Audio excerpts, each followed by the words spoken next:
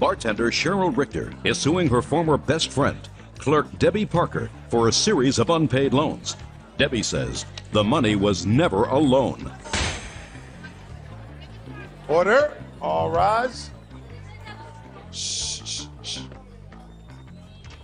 This is case number 296 on the calendar in the matter of Richter versus Parker.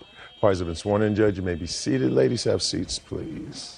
Miss Richter, you and the defendant were best friends, according to the complaint that I've read. You claimed that you made a series of loans to her. She did not pay you back.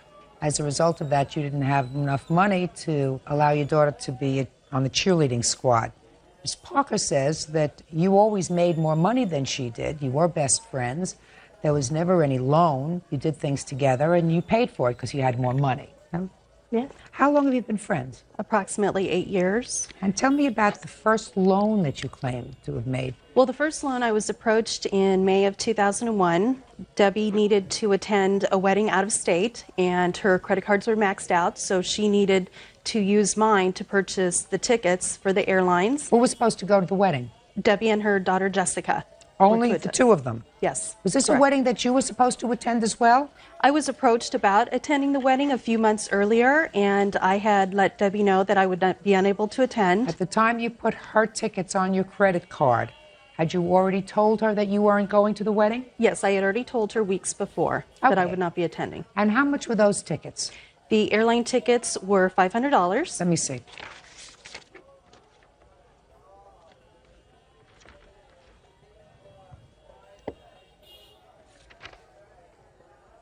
Did you ask her to put your airline tickets on her credit card? I told Cheryl that I wasn't going to be able to go to the wedding because I didn't have enough funds, and she offered to help me, but not with the understanding that I would pay her back. Cheryl has always helped me in the past, and if there was ever agreement to pay her back, I always have. So you tell me your version of how it came about, because now I understand that she actually did pay for the tickets, and I want you to tell me how it came about. How it came Look about, at me. Yes. How it came about was that myself and my daughter, Jessica, we were going to go with Cheryl and Lauren back to my niece's wedding. While we were back east, we were going to also go to New York, hang out, have some fun, and we've gone on vacations many times before. When the time came closer to purchase the tickets, Cheryl did tell me that she could not go. I think she had something going on with her daughter, but it wasn't very early on in the planning. It was fairly close, maybe a month or two before we were going to go. A month or two is not very close. Not the last minute, as you indicate in your answer to me. Say at the last minute she canceled out. She did not cancel out at the last minute. She canceled out at least a month before. It could have been a month before. She didn't cancel out. She said, I'm not going. Go ahead. Right. And you said? I said, okay. And I hung up, went on with my couple of weeks before I was getting ready to go. When I was going to make airline arrangements for myself and my daughter, I found that I did not have the funds at that time. And I called Cheryl and we talked. She offered to put No, talking. Tell me what you did when you called her. But it wasn't unusual for us to call each other. You just told me you called her. Right. I called her. We talked on the phone. What did you say to her and what did she say to you? We probably said, how's Not Lauren probably. doing? But I don't remember the exact conversation word by word, but I did tell her that I didn't think I was going to be able to go because I didn't have the funds. Cheryl offered to put it on her credit card. Okay. And you have to pay her back. This isn't unusual. No good deed is... Shh, be quiet. In the past, if she has I don't ever care lent about, me any listen to money, me. I have always paid her back. Listen to me, my This dear. was not an Listen arranged- to me, my dear. This was your niece's wedding. Yes. Your answer suggested that this was a wedding that you were both supposed to go to, that at the last minute she canceled out. She had put all the tickets on her credit card. She said, I'm not going. But for the fact that you were going together as a group, you wouldn't have gone at all. That's not really what happened. What happened is she gave you plenty of notice. I'm not going to the wedding. I have something else to do. A month or two in advance. You were going to put it on your credit card. You didn't have enough credit on your credit card. You pick up the phone, you call her, because that's what you just started to tell me. Yes. You have to pay her back. What's the next loan for? After she returned from the wedding, approximately a week later, she called me and told me that she needed to borrow some cash to pay bills either towards her rent or utilities or what have you. She needed $500 and wanted to know if I would be able to lend that to her. I said that I would, and outside of the airline tickets, there's the hotel expenses on there as well when she went to the wedding. And I went to her house and I brought her a check, and she still told me that she would be paying me back within about approximately 2 months. Do you have a copy of that check? Yes, I do. May I see it, please?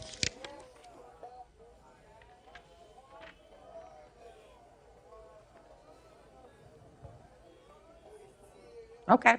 Let's hear about it, Miss Parker. Up until right now, when she just handed you the check, I did not remember that. I did not remember about the $500. I was going to come here and tell you I didn't owe it because I didn't remember. Yeah, I see in your answer that you say that she never gave you any cash. Okay. What else? Then after that, we went to a concert. After in that, when? September, Labor Day weekend, the four of us. I purchased all 4 concert tickets and was to be reimbursed for the concert tickets as well as the charges on the credit card and the $500. How much were the concert tickets?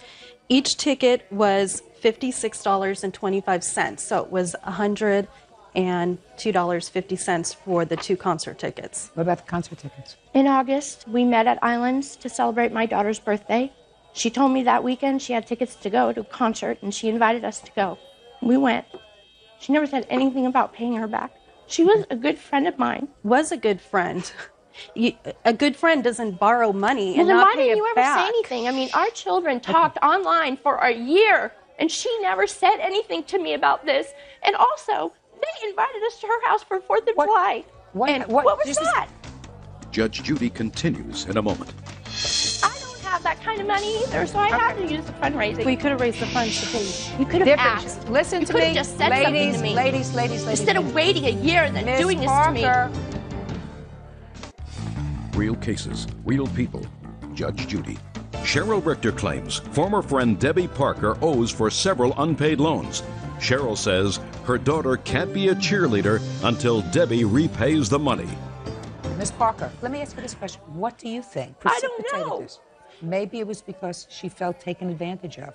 If you didn't If she remember would have just said one word to me like, I need help, can you help me? Well, when was the first time she told you that she wanted you to give her this money back? On July 5th of this year, Yes. I received a letter. I tried to contact her to make some type of arrangements. I was trying to figure out what the heck was going on. She never returned my calls. And you can't think of any reason that happened. I was hoping to find out from her why she's doing this to me, why Okay. she's standing there lying. No, there's no lying. There's no lying. When we You did, went in to- fact, listen to me, Miss Parker. You did, in fact, borrow $500. You said to me, I didn't remember it until I saw the Yes, check. that's Okay. true. So it's $500, and it's well over a year. You never paid her back. But there had to be something, July 4th, something must have triggered it. I read her complaint. She says what triggered it was she didn't have money to sign her daughter up for cheerleading. That's correct. And in fact, when we went to the concert in September, first of all, Debbie did acknowledge that she owed the money. She told me she had forgot her checkbook. And she told me that she was sorry that she hadn't paid me back yet. And she was coming over the next night for dinner. And when she came over that night, she was out of checks. That's not true. And then I ran into her after that in October, I believe, having dinner and drinks with coworkers. My daughter ran into her at the mall shopping at Christmas. And Right. in April of 2002, when my daughter was to try out for an all-star cheer squad, she went to the practices. She was approached by the coach. She was a year too young for the squad, but because her abilities were up to the level of the squad members, they would make an allowance. Well, I wasn't able to allow her to try out because I found out the cost was $2,000 $2,000 to try out for cheerleaders? for the entire year, including travel expenses. They're a top-ranked team in the nation, so they go to Texas and Florida for nationals. It would be for all the training as well as all of the uniforms. Did you have to come up with the $2,000 up front? Within a few weeks, so there was no time for me to fundraise to try to raise that money. So the coach called me the day of tryouts inquiring about whether or not she was going to try out. I just told the coach owner that I didn't know. I was embarrassed to tell her that I couldn't afford it. Okay, so you got irritated. I get irritated. Plus, Debbie's daughter, Jessica, is on a cheer squad, and she was able to find the $1,500 for her to participate last year and is once again on that cheer squad. Yet Gotcha. I'm saying no to my daughter because of I the got you. debt. Gotcha. Can I say something? Sure. I saw Cheryl, yes, out when I was at a restaurant with her girlfriend. Cheryl came in, no problem. Hey, we hugged. I go, my God, you look great. You just got back from Tahiti. She wasn't angry with me. She didn't say a word to me about any of this. Something happened. I have What? a sense that whatever happened. Maybe it was this whole thing about cheerleading, but let me tell you, please, I didn't pay a penny for her to go on cheerleading. So Talk to you me. should get your facts right. Talk to me. Talk to I me. didn't pay a penny. Did she have a scholarship? No, I fundraised. I sold entertainment books to get her on the cheerleading squad at her high Okay. school. Because I don't have that kind of money either, so I had Okay. to use the fundraising. We could have raised the funds to pay. No. You could have Different. asked. Listen you to could me. have just said ladies, something to me. Ladies. Instead of waiting a year and then Miss doing Parker, this to me. Miss Parker, please don't fight with each other. Gone beyond that. Just think about this. She can't fundraise to pay you back. I understand that. You understand that. And it's really unfortunate that a friendship denigrated to where we are. I have a feeling it is about the cheerleading. She's told you that she didn't have the money, that she fundraised. You didn't have time to do that. And I assume that it has to do with your kids, because nothing could make a mother get the tentacles out. I just feel that this debt was not a priority to her. She found May not have had the been. time and the effort It to... may not have been. But she owes me the money, and it doesn't She matter. owes you the money. It doesn't matter if I make more money. It doesn't matter if I make less money. She owes me the money. You are absolutely 100% right. There is no faster way of destroying a friendship than lending money. Period. I'm much older than you ladies are, and I'm telling you, based upon what I've seen, the one who lends the money always ends up as the bad one. They want it back. It's not a good time. They don't need it right now. Why is she doing this, or why is he doing this to me? Can I say something, Your Honor? It's not going to make it any better with her. She wants her money. She's angry. She's entitled to her money. I don't know if you can ever repair. Are you two kids friends? Not really. Say no. She says. Well, she talks to her online. She doesn't talk to her. Not online. anymore. Oh, She well, can speak. that's You sad. haven't? We just talked. She just talked to her, and I told her about my daughter's medical problem, and she said, "What a bummer." I cannot believe that you would sit in here and lie, Lauren. I can't I believe wouldn't that. be accusing anybody of lying. She's gonna lie I don't that want she to hear just about talked it to anymore. You're Jessica. going to 1, 2, 3. Real cases, real people. Judge Judy. Cheryl Richter claims former friend Debbie Parker owes for several unpaid loans. Cheryl says her daughter can't be a cheerleader until Debbie repays the money. Listen, your emotions are hot. It's very sad because the girls aren't friends anymore. You're not friends anymore. That's what happens when you lend money, when you borrow money, unless you have an agreement.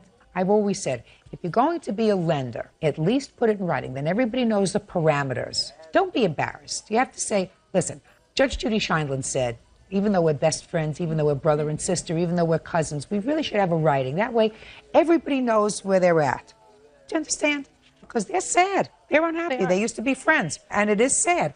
I'm not going to be able to fix it except to say that you're entitled to your money. Judgment for the plaintiff in the amount of $1,600. That's all. Parties are excused. You may step out.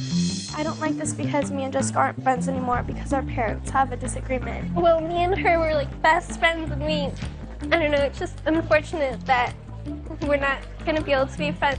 I really want to be friends with Jessica again. Well, I know it won't happen, but I just want to be friends with her again. Real estate student Serena Catway is suing her sister, floral designer Suzanne Tyler, for the return of her car and an assault.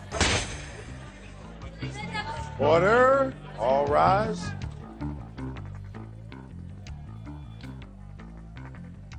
Yeah, this is case number 290 on the calendar in the matter of Cantway versus Tyler. Parties have been sworn in, Judge. You may be seated. Folks, have seats, please.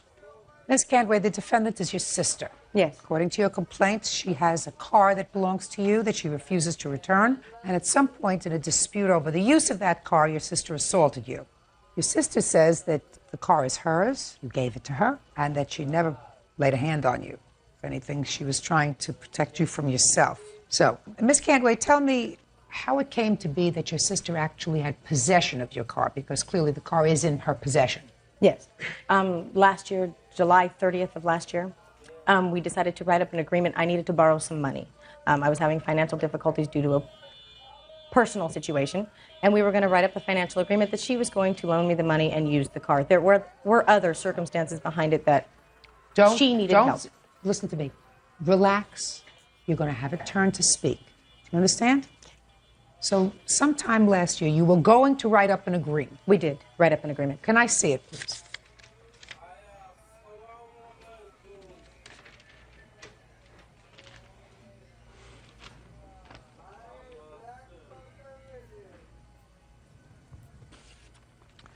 Now, when did you write up this agreement? 7/30/01. And what happened? Signed this agreement that you would let her use your 1991 Toyota Tercel and keep it as collateral for $600 loan. You say the loan never came about? No, the loan never came about. So, what happened next? Well, a couple of months went by. We had talked about it a little bit. The situation was good for her at that point because the car that she had been driving, she sold because it was unsafe. She did help me watch my kids, and it was a safe car for her to be able to drive around in. I did have another vehicle at the time. Where had you gotten this car from? My mother gave me this car. When? Back in 1995. And you had another car? At the time that my sister was using mine, yes. What kind of car did you have? 1996 Camaro. So what happened a year later? Well, we had had a few discussions about the car. She was perfectly aware of the situation, that the car was to be used by her, not owned by her. She knew. Don't tell me what she knew. Okay, well, as far as my understanding, she knew. Just don't tell me what she knew. In February of the following year, I told her that my Camaro is going to have to go. I'm filing bankruptcy. Well, something happened to the Camaro prior to them repoing it on the bankruptcy anyway, but either way, it was going to go. I told her I have to have the vehicle back. We discussed being able to work out terms of sharing the vehicle so that neither one of us would be without a car. Let me ask you this question, Ms. Cantway. There came a time when you signed over the pink slip to the car to your sister. Yeah. When was that? I think that was probably about a month later, maybe. A month later when? A month later in? From the time that we signed the agreement. So at the end of August? Yes. Now, could you explain to me why you signed over the pink slip to your sister? Because at the time, I did not have a driver's license, and in order to insure the vehicle, it was extremely expensive. The insurance What do you mean company, you didn't have a driver's license? You told me that you had a... Yeah, I had a car, but that doesn't mean I drove it. You told me that you had another car that you were driving. I didn't drive it. I had another car. Why weren't you driving it? I didn't have a license. Why not? I made a mistake, something I had to pay for. Has nothing to do with the situation of why I don't have my Tercel now. If it has anything to do with drinking, it has to do with the situation, because your sister says part of the problem was you're drinking, driving at the same time, and that the altercation that you had that resulted in you say you getting assaulted had to do with her trying to protect you and your children. So what I'm asking you is, you said you'd made a mistake that had anything to do with a DUI that you received. Yes, ma'am, it did have to do with a DUI. Okay. So at the time that you gave her the pink slip for the car, that allowed her to put the car in her name. For insurance purposes. No. No. That's prima facie evidence of a gift. You turn over the pink slip, it says that you are now the owner of the car. I thought I was getting a loan. But you didn't get the loan. I didn't get a loan. I gave her time to give me the money. She's supposedly getting a settlement. I needed the money to pay my attorney. She never got a settlement. I never got any money. So I was without my vehicle and without a loan. So are you telling me, but for the fact that this transaction never took place, you would have sold her your car for $600? No, collateral. Well, let us say that she never gave you the money.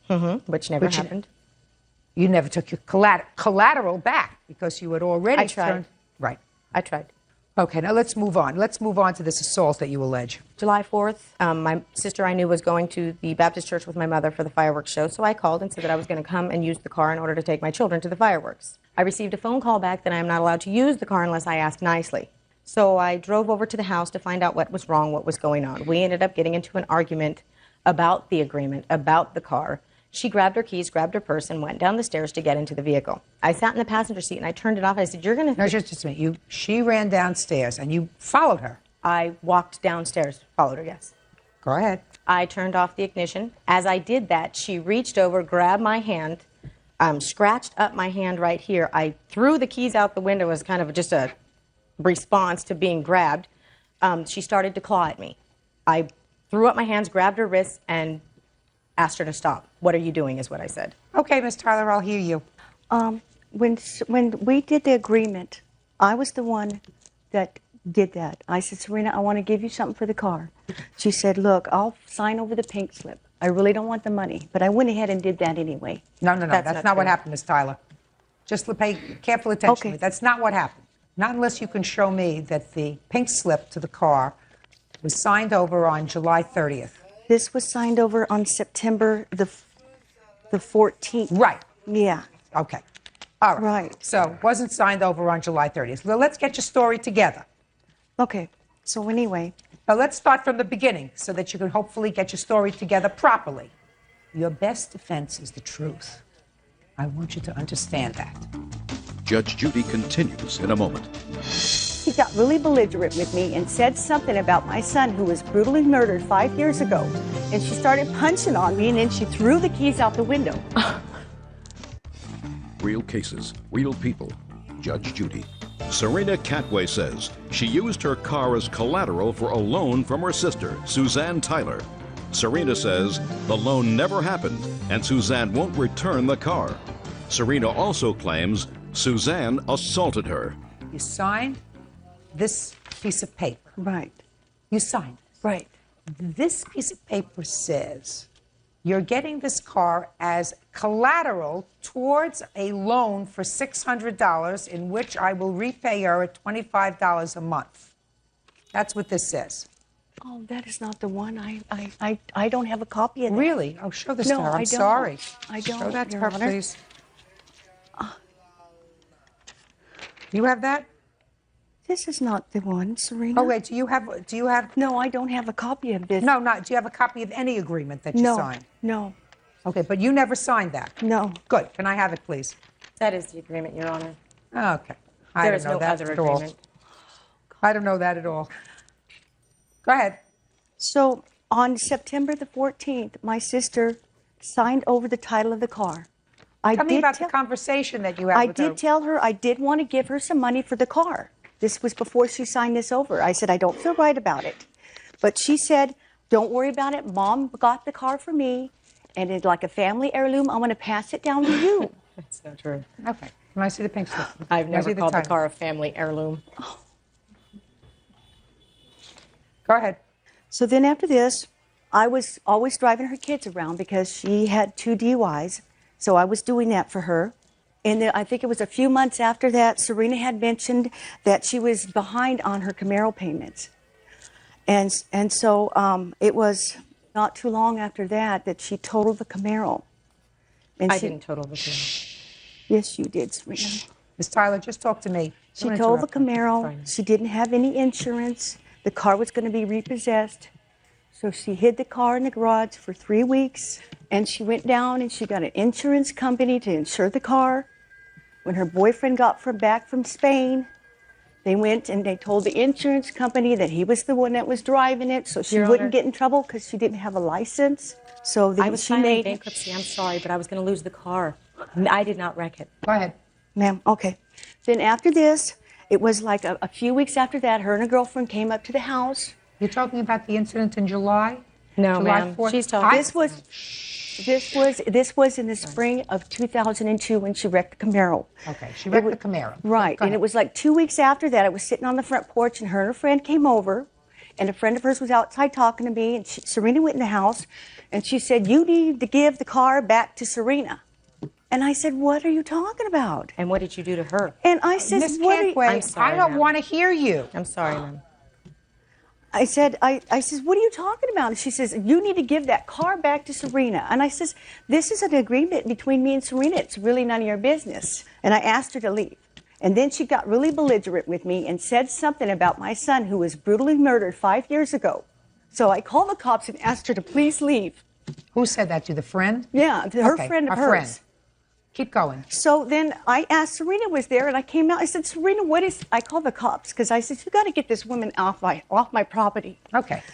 So then I told Serena, I says, "What is the deal with the car?" Don't interrupt her. I'm not She interrupting. didn't I was raising interrupt. my hand. No. She didn't interrupt you while you were testifying. Yes. When she did once, I told her to be quiet, and she waited. That's what I'm telling you. Do you Okay. understand? Yes. I don't have to say it again. It irritates me to be irritated. I'm sorry to irritate you. Good. Real cases, real people. Judge Judy. Serena Catway says she used her car as collateral for a loan from her sister, Suzanne Tyler. Serena says the loan never happened and Suzanne won't return the car. Serena also claims Suzanne assaulted her. Keep going. So then I confronted Serena because she was there, and I said, "What is the deal with the car? What is this about this contract that you're talking about?" And she says, "Well, I was using that against Scott in case he wanted to get his hands on the car." And I'm going, "What are you talking about?" And I want the car back after you get your settlement. And I'm thinking, and I told Serena, I says, "Well, Serena, I don't What know why you..." settlement, Ms. Tyler, is she talking about? Because I have a workman's comp settlement. I broke my neck, and I'm still recovering from Would that. you tell me, please, what happened on the 4th of July of 2002? Yes, Serena wanted to borrow the car, and she had borrowed the car 5 days in a row because I know she was out of vehicle, and I was trying to do the nice thing for her. And you had your driver's license back at that yes, time? she did of get it course. back. Yeah. So, but there in that week, I know this for a fact because she left the house and she drove the car twice drunk. And she let somebody else drive the car. So and during that evening on the 3rd, I was sitting on the porch with family members. They were concerned. They said, you're going to have to not let Serena drive the car. So I said, well, I know this is going to be a problem. So the next day when she asked me to use the car, I said, honey, I got errands to run. I said, I'll try to arrange a ride for you, and we'll try to see what we can work out. Well, then she came over shortly after our conversation on the phone, extremely upset with me, yelling and screaming. I said, Serena, quit yelling at me. And then she brought up the contract, the $600. She kept it up, and I said, I've got to get away from here. So I grabbed my keys, and I began to go down the stairs. She followed me. She got in the car. She grabbed the keys. We were like this, and she started punching on me, and then she threw the keys out the window. And then when I waited, I had a second set of keys. When she went back upstairs, I got in the car, rolled the windows, and I took off, and I went to my cousin's house. And I left town. I left town the following week because I got tired of the abuse, and I moved to Napa. Miss Cantway, I'm certainly hearing two diverse stories. I see that, yeah. My job is made very easy by the fact that neither of you dispute the fact that you signed over the pink slip to this car, not conditionally, not as a lien holder, but for all purposes to your sister. If you had signed it over to her and been a lien holder for $600, because that was the condition of giving it to her, that she would pay you $600 or give you $600, there would have been a lien on the car for $600. Yeah. But you did not. You signed it over so that she is now the owner of that car. Yep. So your lawsuit with regard to the return of the car is dismissed. With regard to the assault, since I find that this was her car and you had absolutely no right to get into her car, to pull the keys out of the ignition, to stop the car. Your Honor. I'm speaking. She says it's because you had either let someone else drive the car or nobody else family drove the I'm car. speaking, or people told her that you were driving the car while you were intoxicated. And if it's her car in her name, she is liable for anything that happens to the car. In any event, you had no right to get into the car, pull the ignition keys out, toss them out, and if she scratched your hand at the time that you were struggling over the car keys, she has a right to do that. Yes. Because it's her car. I had driven the car drunk, Your Honor. No, it doesn't make any I difference. took the dog to the vet to be put down, and I picked his daughter up from school. Let's say you weren't driving the car drunk. You still have absolutely no right to get into her car and touch her property, and she has the right to use whatever force is necessary to get your hands off the ignition keys. And if she scratched your hand while she was doing it, she scratched your hand. That's it. I mean, it's certainly very sad that... She neglected to mention to you what she did to the other girl who was supposedly so belligerent at her house. The other girl mentioned, why don't you give the vehicle back to Serena? It is her car. Do you know what she did to that girl? She grabbed her by the bottom of her neck and scratched her all the way up to her ears. Now, if this person that you brought to the house said something to her about her child who was murdered in No, the course they of the, said in the nothing course, about that. you were they would inside. not You do were that. inside. You were not outside. I when was that outside. No, I don't, Miss Cantway.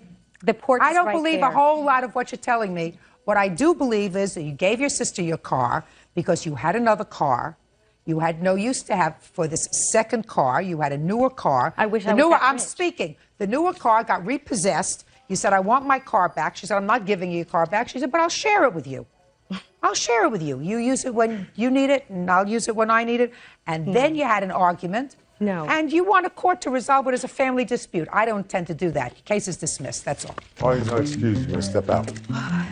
He's got a lot of animosity to me, and it really hurts my feelings, and I wish it didn't have to come to this. I just found out the blood's not thicker than water. She was demanding and wanted it back, and it wasn't just going to work out that way for her this time. According to her, I'm the spoiled one that gets her way all the time. Well, obviously not, huh? Maybe somewhere down the road we can settle it. Telecommunications manager Ken Thomas is suing his neighbors, Beverly and Roy DiBiaso. Ken says the couple's son, 15-year-old Christopher, kicked a dent into the side of his car. Christopher says Ken ran him over, breaking his foot. The DiBiasos are countersuing for damages incurred. Order. All rise.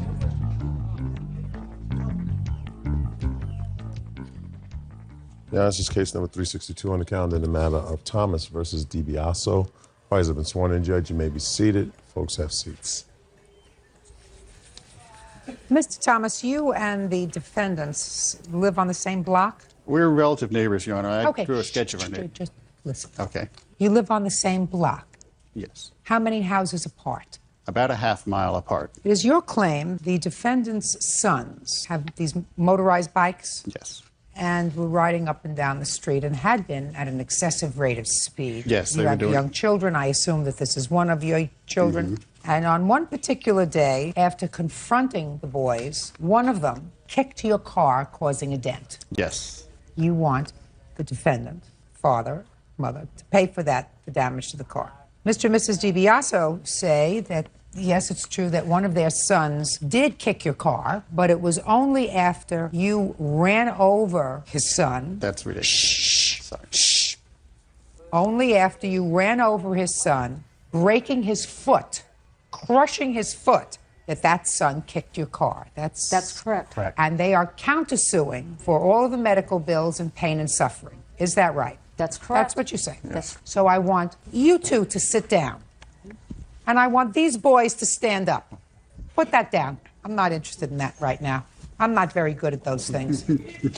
I'm good at finding out the truth. Who kicked the car? It was me, Your Honor. Perfect. Your name? Chris. What kind of a motorized bike were you riding that day? 1999 Yamaha 125. And when did you get it? I got it 2 days prior to when this took place. Had you had a bike before that? Several years before that. Now, you knew Mr. Thomas from before, is that right? I've never actually met him. I've seen him. But you've seen him? Yes. You knew he was a neighbor? Yes. What day did you get the bike? I think it was the 2nd of, I believe, August. And what day did you break your foot? 2 days after, so it would be the 4th. And when for the first time did Mr. Thomas ask you to drive slower when going up and down the street? He had never asked me to drive slower. Is that correct? Prior to this day, I had not. And this day was August 1st when all this happened. So you had to have gotten the bike before that, sir. Okay, I'm not July completely... 30th. July It was 30th. July 30th. Okay. Now, let's go to August 1st. You and your brother are both riding your bikes? Yeah, me and him had rode down... Is that right? Yes. When did Mr. Thomas, for the first time that day, tell you to slow down? He had not told us to slow down at all. Ever? Ever. Okay. So I get to Mr. Thomas. You want to tell me your version of what happened on the 1st of August? Yes, it was about 8 o'clock at night. These boys had been riding up and down the street. It seemed like a few hours. And like I said, there had been prior history where my kids couldn't go out and ride their bikes on the street. So No. Slowly. Mr. Thomas, don't lose me. You said there'd been a prior what? the prior times when they'd been riding their bikes up and down in front of our house. You mean the day before that, Right. perhaps? Okay, go ahead. Okay. So that evening, I'd had enough of it. So I drove my car out onto the street. We have a large 1-acre yacht. So I drove my car out onto the street to stop them, to get their attention, to tell them they need to slow down. If they need to, they have to go past our house to get to where the dirt roads are. So I wanted them to slow down and talk to them. They didn't stop. They split. They went around my car and they stopped about 100 feet farther down, which is where my driveway was. So I drove down to them and I started to get out of the car. Chris's motorcycle was right next to my door and he was on it. And I said, you guys have got to stop this. I've got small kids. You can't go by here that fast. He used some expletives. Tell me what he said. I've heard everything. He said, this is our street. We can do whatever we want. No. We can. Listen, I want you to be quiet. You weren't there. Do you understand? Yes, Your Honor. Good. That sounds about right. He said, Go ahead. we can do whatever we want, and you can't stop us. I was very angry, and I said, you've got to stop this. I've got small kids. I don't want you doing this. I'm going to go down and tell your parents. And I got back in my car. He drove his motorcycle around behind me. I went to back up, and I was just going to say, all right, enough. They took off, and I went about a foot, and I saw that he hadn't come around behind me, so I stopped the car. Okay, I looked out the back, and he was standing up and lifting his motorcycle up. So he was behind you and you knocked his motorcycle down. Well, after talking to my wife, no, he had laid his motorcycle down behind me. There was a small scratch from his tire on the bumper of my car, and I have photographs of that, which shows that there was very minor damage to my car, so there could not have been significant damage to him. I don't know or whether there his was motorcycle. significant damage or not, Right. but I did clearly bump him your with my car car. came in contact Yes. with his motorcycle. Yes. Now, my question is, was it the back of your car that came in Yes. contact with his motorcycle or Yes, the it front was. of your The car? back bumper. Is that right? That is correct, Your Honor. Now, stop there. You want to tell me how the back of his car came into contact with your bike?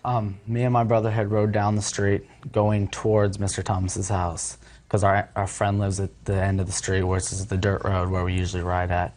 We found out he wasn't home, and on the way back, we were going down the shoulder of the road, and he comes blaring out of his driveway in a manner of what I suspected to try to knock me off my motorcycle. I had swerved to miss him, and I ended up in the middle of the street. He had drove around me. I got up, started my bike again. As I started to take off, he backed his car over me, looked at me and said, "That's what you get." Just a minute. Are you telling me that he never said to you, you got to slow down? Your Honor, he never said one word to us. Is that right? That is correct. When his car hit your bike, you say it knocked it over? It knocked it over and it put my foot underneath his tire. It's not physically possible. No, that didn't happen. Something. Now, listen to me. Listen to me. You almost had me. You almost had me, Christopher.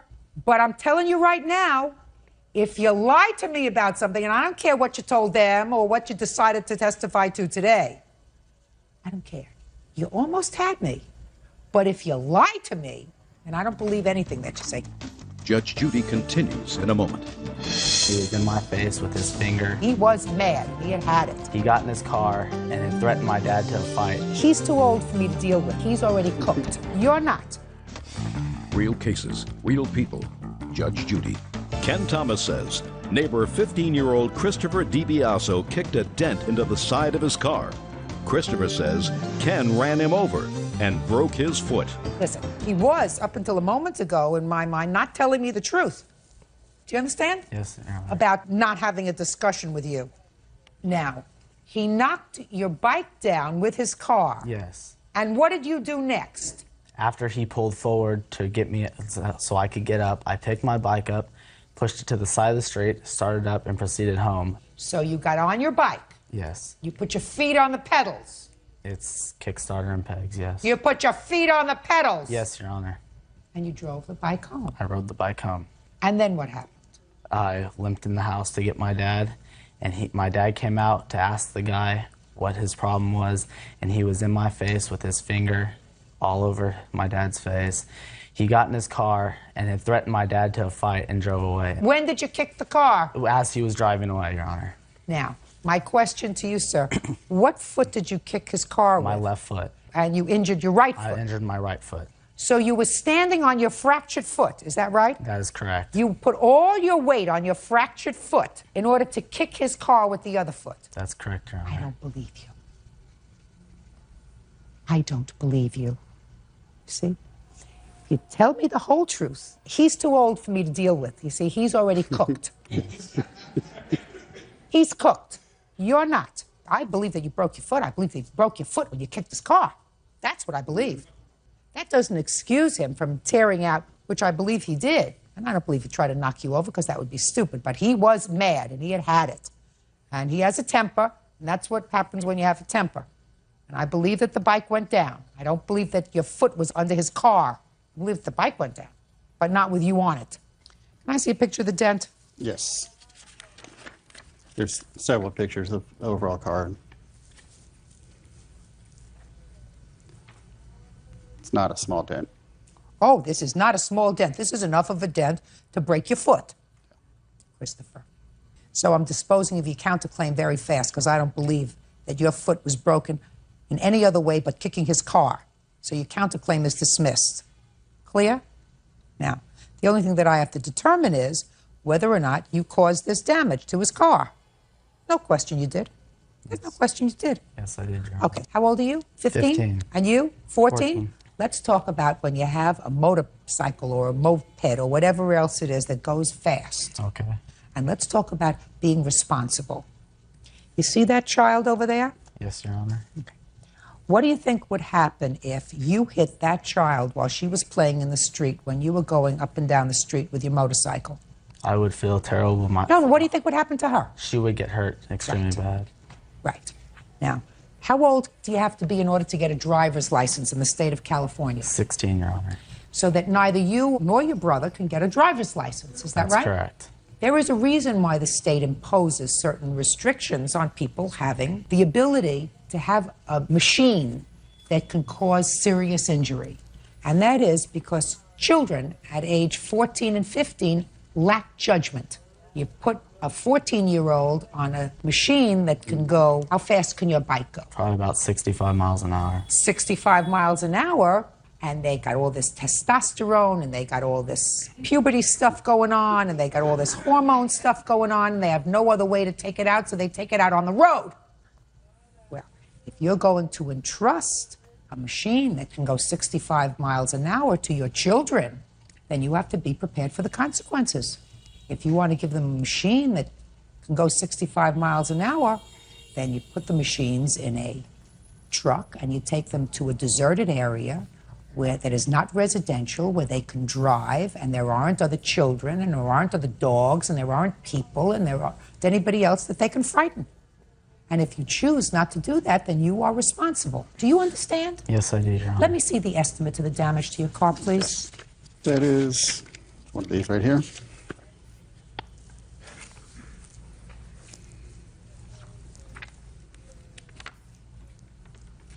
You have a $500 deductible? I do, Your Honor. Okay. Consider yourself lucky. Consider yourself lucky. You broke your foot because you got mad. And you said to me you got angry because he was threatening my father. Right? Isn't that what you said? Not only that, the fact that he had hit me with his car without even an attempt to try and ask me to stop, to do anything. He just figured he'd take it out with his car on me. You think that he hit you with his car on purpose? I believe he did. That would be pretty stupid. That would be pretty stupid. You think that if you hit his daughter, that would have been an accident? Yes, that would have been an accident. Yes. Tragedy. Okay. Now, how fast were you going that day? Probably about 30 miles an hour. Was there any time during the day that you were going faster than 30 miles an hour? Your Honor, I held Answer it my was question. not, Your Honor. No, only 30 miles an hour. Only 30 Well, miles an 30 hour. miles an hour is pretty fast. It's faster than you can go on a bicycle if you're that age. Your parents have to feel that you're responsible enough. The state of California doesn't believe you're responsible enough to drive a vehicle that can go 65 miles an hour. I wouldn't give a bike like that to one of my kids who was 15. If you choose to do that, you pay. Judgment for the plaintiff in the amount of $700 as requested. That's all. Parties are excused. You may step out. Unfair, completely unfair. I think Judge Judy saw straight through the truth. I hope the next boy he runs over is as lucky as my son to be able to walk away. There's no way that he got his foot broken and then kicked my car. There's other kids in our neighborhood that ride their dirt bikes, and if he stopped my son like that, he's going to stop the next kid like that. There are some other boys that ride the bikes, and they do it slow, reasonable, responsible speeds. His wife works at the school district. She's been to both of my son's school, making harassing comments regarding my boys. Their son has been threatening my son at school. We were perfectly at speeds in order to correct ourselves. I have little kids, and there had been too many times. It was late at night, it was 8 o'clock at night, and I'd had enough. If his daughter would have ran in front, we could have stopped instantly. This father I can see where the kid gets his attitude from. Well, hopefully they'll just leave my kids alone. Parents need to be responsible for their kids' actions. 22-year-old student Erin Samuels is suing her boyfriend's ex-girlfriend, 20-year-old student Barbara Jordan, for vandalizing her car. Barbara is countersuing for harassment. Order. All rise. Your Honor, case number 284 on the calendar in the matter of Samuels versus Jordan. Thanks, Bert. You're welcome, Judge. Parties have been sworn in, Your Honor. You may be seated. Gentlemen, have seats, please. Miss Samuels, is this your current boyfriend? Yes. And Ms. Jordan, this is your current boyfriend? Yes. According to your complaint, the defendant used to date your boyfriend. That is correct. And because she was angry with you, or whatever, for dating this gentleman, she vandalized your car. Yeah. She says she didn't do it, and she is counterclaiming because she says that you harass her. Right? Could you step up for a moment? I just want to see what everybody's fighting over. Could you pick your pants up? What's your name? Louis Castillo. How old are you, Louis? 20. You live at home? Yeah. Yes, sir. Yes, ma'am. Knew you were going to get it right, Louis, eventually. How long did you date Miss Jordan?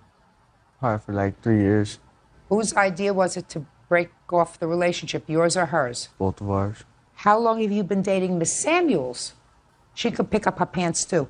I don't have to look at her belly. Probably for like 6 months. Have you had any contact with Miss Jordan? No. Do you know of any reason why she didn't like Miss Samuels? I wouldn't know. Don't know? Have no clue. A man of few words. Have a seat. All right, so tell me about this vandalism, Miss Samuels. When did it happen? 6/25/02. And where did it occur? Driscoll and Paseo Padre. Who lives there? My friend Lisa. So tell me what happened. I was over at Lisa's visiting her, and she received a phone call from Barbara. She was going to come over. Well, Lisa told her no, and Barbara couldn't figure out exactly why she didn't want her to come over. So Barbara being across the street at the payphone at the gas station. How do you know that? It says on Lisa's caller ID, payphone, and Lisa knows the payphone across the street. Okay, go ahead. Well, she noticed my car being across the street. How do you know she noticed your car? Because she knows my car. How? I don't know. Okay, just tell me, don't tell me what she noticed, what she, just you tell me what you saw and what you heard. Okay, so she called Lisa's house. Is that right? Yeah. And Lisa told you not to come over. Yeah, that time. I mean, I'm reading your answer because your answer seems to verify that. And you went over anyway. She called me earlier in the day and told me to come over. I said, I got to finish getting ready. And then I called her from the payphone and said I was there. She said, don't come over. And I said, okay. And then he got on the phone. Louis? Yes. And he said, I'm going to meet you across the street. I said, why do I need to meet you for? And then they hung up on me. So I went to her apartment and I knocked on the door. You went to Lisa's apartment? Yes, and I knocked on the door. So you knew at that point that Louis was there? Mm-hmm. Did you hear Miss Samuels No. there? What happened when she came over? She was banging on the door saying for me to come out. She said, come out here, someone kick your ass. Why don't you come out here? So then, according to you, she knew you were there? Yeah. Okay. And you did not come out? No. I see it again. Thank you. What happened next? I received a phone call after Louis had left to get her out of there. Louis went outside? Yeah. Louis, did you see her when you went outside? Louis? Yes, ma'am.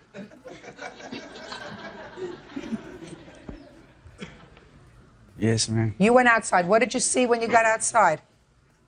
Just look at me. Don't make up any stories because you know what'll happen to you. I'll wipe up the floor with you. I know. Just tell me what you saw and what you heard when you got outside, if anything.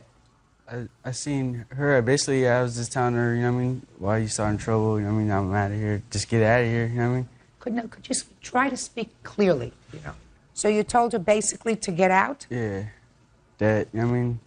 It's over with. Louis, I know that you're a nice guy. So the answer is yes. Yes. And what did she respond to you? Did she say anything? Talking a bunch of garbage or whatever. Louis, do you curse in front of your mother? No. Would you curse in front of the priest? No, man. So you would have to search in your vocabulary and find other words to use, right? Yes, ma'am. So I want you to tell me what she said to you when you told her to leave. She was really like crying, tell you the truth. She was like crying and like tripping because she seen me. She like, was crying. Because she seen her car out there and she knew I was with her, basically.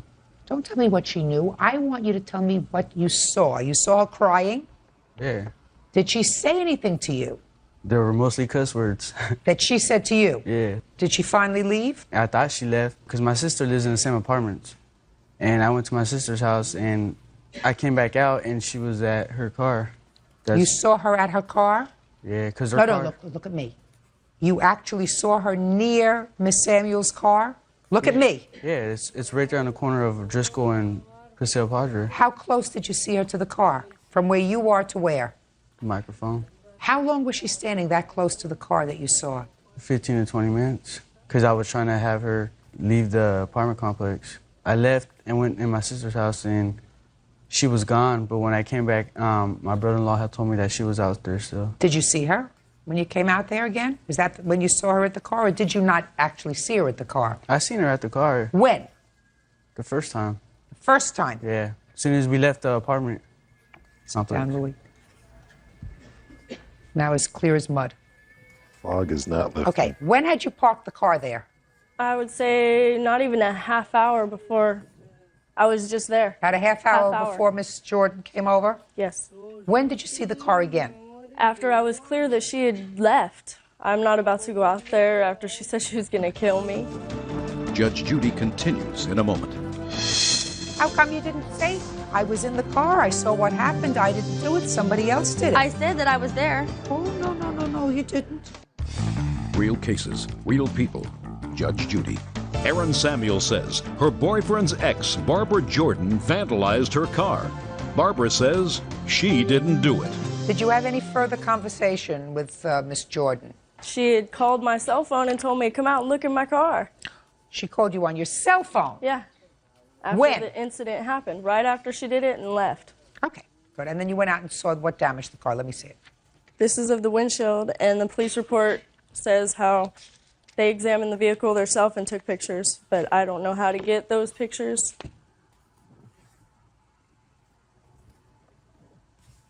What kind of car do you have? I don't have one. What kind of car do you drive in? I don't. Who's Kim? My mom. But your mother has a car. Yeah. He does Look at too, that. Look at that. Your mother has a but car. she's in jail though. Your mother has a car. Yes. That a witness says matched the license plate of the car that was responsible for the damage to her car. That's true. Ooh, I how was there, interesting. but I did not do it. How interesting. The girl I was with did do it. Really? Yes. I didn't even know her car. I did not know nothing about her, but this girl The had girl known who her. was driving the car did it. No, not the driver. You were the driver. No, neither one of us were the driver. There was a third girl involved. So you were in the car. Yes. Good. How come you didn't mention that in your answer? What? How come you didn't say, I was in the car, I saw what happened, I didn't do it, somebody else did it? I said that I was there. Oh, no, you didn't. I said that I was there, and I called from across the street on the payphone. No, you didn't say that you were there. Listen, Barbara, you didn't say in your answer anything about being present when the vandalism occurred to her car. I didn't get that far. You got that far in your answer to me. In my police report, it says You that got too. that far in your answer to me. My police report says that I admit that I was there, but I did not do it. You did it as far as I'm concerned, honey. Unless you can give me a good reason why anybody else would vandalize her car. Because the other girl knows her, and she said that she was saying things about me, and she said, how are you going to let it ride? How are you going to just let her? I'm like, I don't really care, because I broke up with him. He was in jail. I broke up with him, and I was staying with him. I don't care that they're together. I don't care about none of that. And I am not jealous of anything. Why would I care? Tell me how you got to be in a car with somebody who vandalized her car and what this other girl had against her. I do not know what she had against her. I don't know either. All I know is the I car don't have belonged. nothing against her. All I know is the car belonged to your mother, who you tell me is where? In jail. In jail. It has nothing to do with none of this. All right. Tell me no more. Give me the estimates on the car, please. The estimates on the car are on the police report. It's the windshield. This is the restraining order. I asked you for one thing. I said, give me the estimate on the car. The complete and total cost is at the very last. What year car is this? 2000. Was the car repaired? No. Why not? Don't have the money to repair it. I didn't. Plan There's no on- insurance on the car? No. Who owns the car free and clear? Me now. It was just paid off recently. When was it just paid off? Not even a month ago on my Well, birthday. if it was just paid off a month ago, that means that when this happened in June, you had to keep insurance on the car because there was a money lender involved, so you had to keep insurance on the car. But I didn't want to pay a $500 deductible that I didn't have to get the car repaired. Just a second. I'm going to love this. You had a $500 deductible in June, is that right? Yeah. Of course. We're now 6 months later, and I'm asking you why you didn't have the car fixed when you had insurance instead of having a bill here for $5,000. That doesn't sound right. Where'd you expect her to get $5,000 from, madam? You're not going to get $5,000. That's what you had your insurance for. You think that I believe this whole cock and bull story that you just told me? The key That you marks? didn't have, no, about the repairs to the car. I didn't have the $500 for the insurance. Let them fix as much as they can. Oh, yeah. Now I want you to tell me about your counterclaim, Miss Jordan. Let's hear it.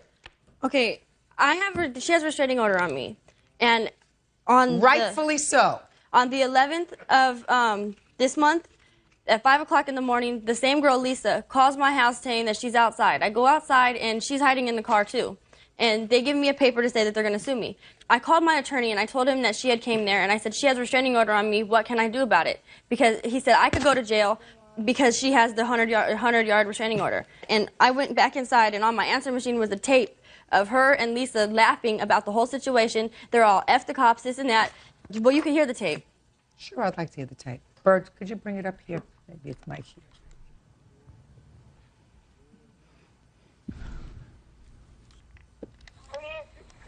Okay, I'm gonna hit this. Put it in my phone. I have my phone. Talk about a fast getaway, huh?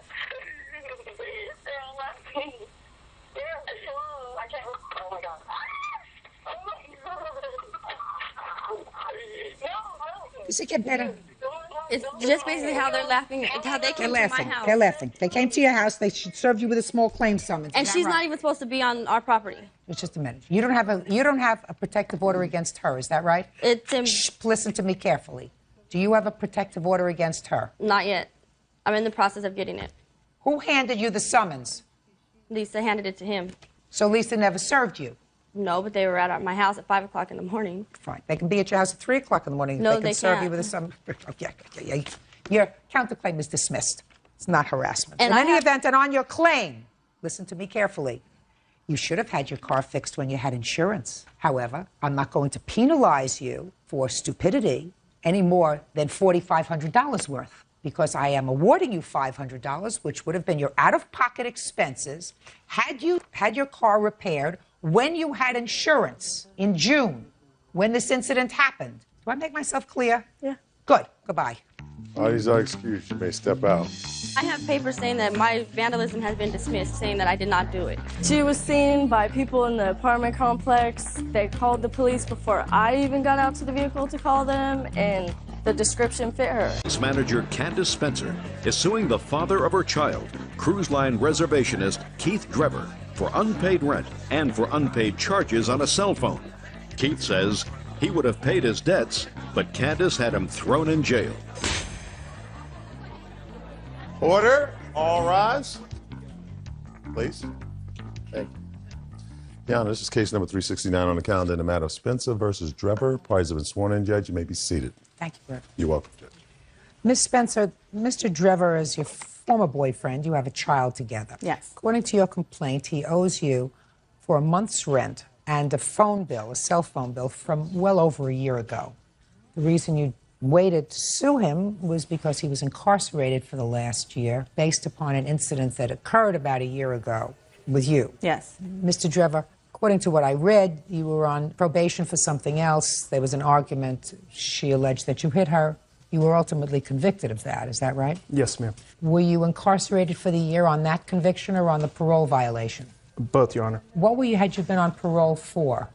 Aggravated assault, ma'am. On her? It was another man. Have you learned to control your temper a little better? Yes, ma'am. That's a good thing. Now, tell me about first the phone bill. Back in approximately June of 2001, Keith had recently gotten out of a correctional facility after getting out of jail. It was a drug rehab program, and right around the time he got out, he started developing a relationship with our son again. How old is your son? He's 4. So because of his credit history, he couldn't get a home phone, so he tried to get a cell phone. He asked me, since I had a phone already in my name, would I be willing to get a secondary phone so that we could be in contact with each other in case of emergencies or what have you, since there were going to be times when our son would be with him. He agreed he'd pay the $14.99 a month plus any charges he incurred for going over the minutes. He never paid me on any of it. Okay, so how much was his portion of the bill? His portion total is $678.20. Okay, let's deal with the phone first. Yes, sir. With the cell phone, I disagree as far as the reason why I got the phone. We had discussed with her particular job, she goes on call, and she would need someone to watch my son, who was 3 at the time. And then what wound up happening is the phone turned into more like an electronic leash. So I gather you saying that she wanted to keep tabs on you. Yes, ma'am. Well, that's one thing. But did you use the phone and go over the minutes calling other people? Yes, ma'am, I did. Okay, well, so who should pay for that? I should. Good. Huh. That's easy. Can I see the bill, please? Yes, ma'am. Your Honor, Yeah. I would have paid the cell phone. I would have paid the rent. But because of the fact that I went to jail for a domestic, I did. This is your fault. Shh. Sorry. I did 13 and a half months sentence in prison because You lost your temper. I didn't strike her, Your Honor. I did not touch her. She got mad at me. She called the police, and I went to prison. Now, I got out. Miss Spencer. Yes, ma'am. Is that true? Did he, in fact, put his hands on you? Yes, ma'am. How did he put his hands on you? He Look was at me. Yes, ma'am. He was attempting to come into the apartment. As you can see, he's slightly larger than me. He was trying to get in the apartment. I'm very stubborn. I'm not going to deny it. I was standing in the doorway trying to prevent him from coming in. You weren't living together at the time? Yes, we were, but we only been living together for a month. It was me, him, and his roommate. So you'd been living together, and he was trying to get into the apartment? To get a 12-pack of beer out of the refrigerator. And you're blocking the door? Yes, ma'am. And then what happened? I got elbowed in the eye, in which I sustained a black eye. How did that happen? As he's trying to push his way in. Yeah. His elbow got me in the eye. So it was an accident? I don't So know it was an accident? Is what you're telling me, Miss Spencer, is that it was an accident? No, ma'am. He didn't hit you with his fist, did he? No. You were blocking the door in a place where he was a tenant. Is that Yes. right? This is his second incident against a female for domestic violence. He's also got a charge against his wife. Then I want to tell you something. You shouldn't have put yourself in that position. I agree. Right? However, what he's telling me has a ring of truth to it. You were blocking his entrance from getting into his home. He pushed you out of the way. He didn't hit you. But as he pushed you out of the way, his elbow hit you in the eye. His elbow. You Well, know, that's he what didn't, he thinks. didn't We're go. not sure He didn't exactly go how. like this and hit you in No, the eye. no, ma'am. His elbow hit you as he was coming in, and he's saying for that he was incarcerated for 13 months. No. That's a long time. Right. If you were to ask our son, who was present during this, what happened, he said he would tell people his daddy was in jail for punching mommy in the face. But he didn't punch you in the face, Miss Right. Spencer. I agree. But he didn't punch you in the face. Right. I also have a letter from Mr. Drever that I'd like to submit, if I may, I'd like please. to see it. He received this soon after being served for a previous.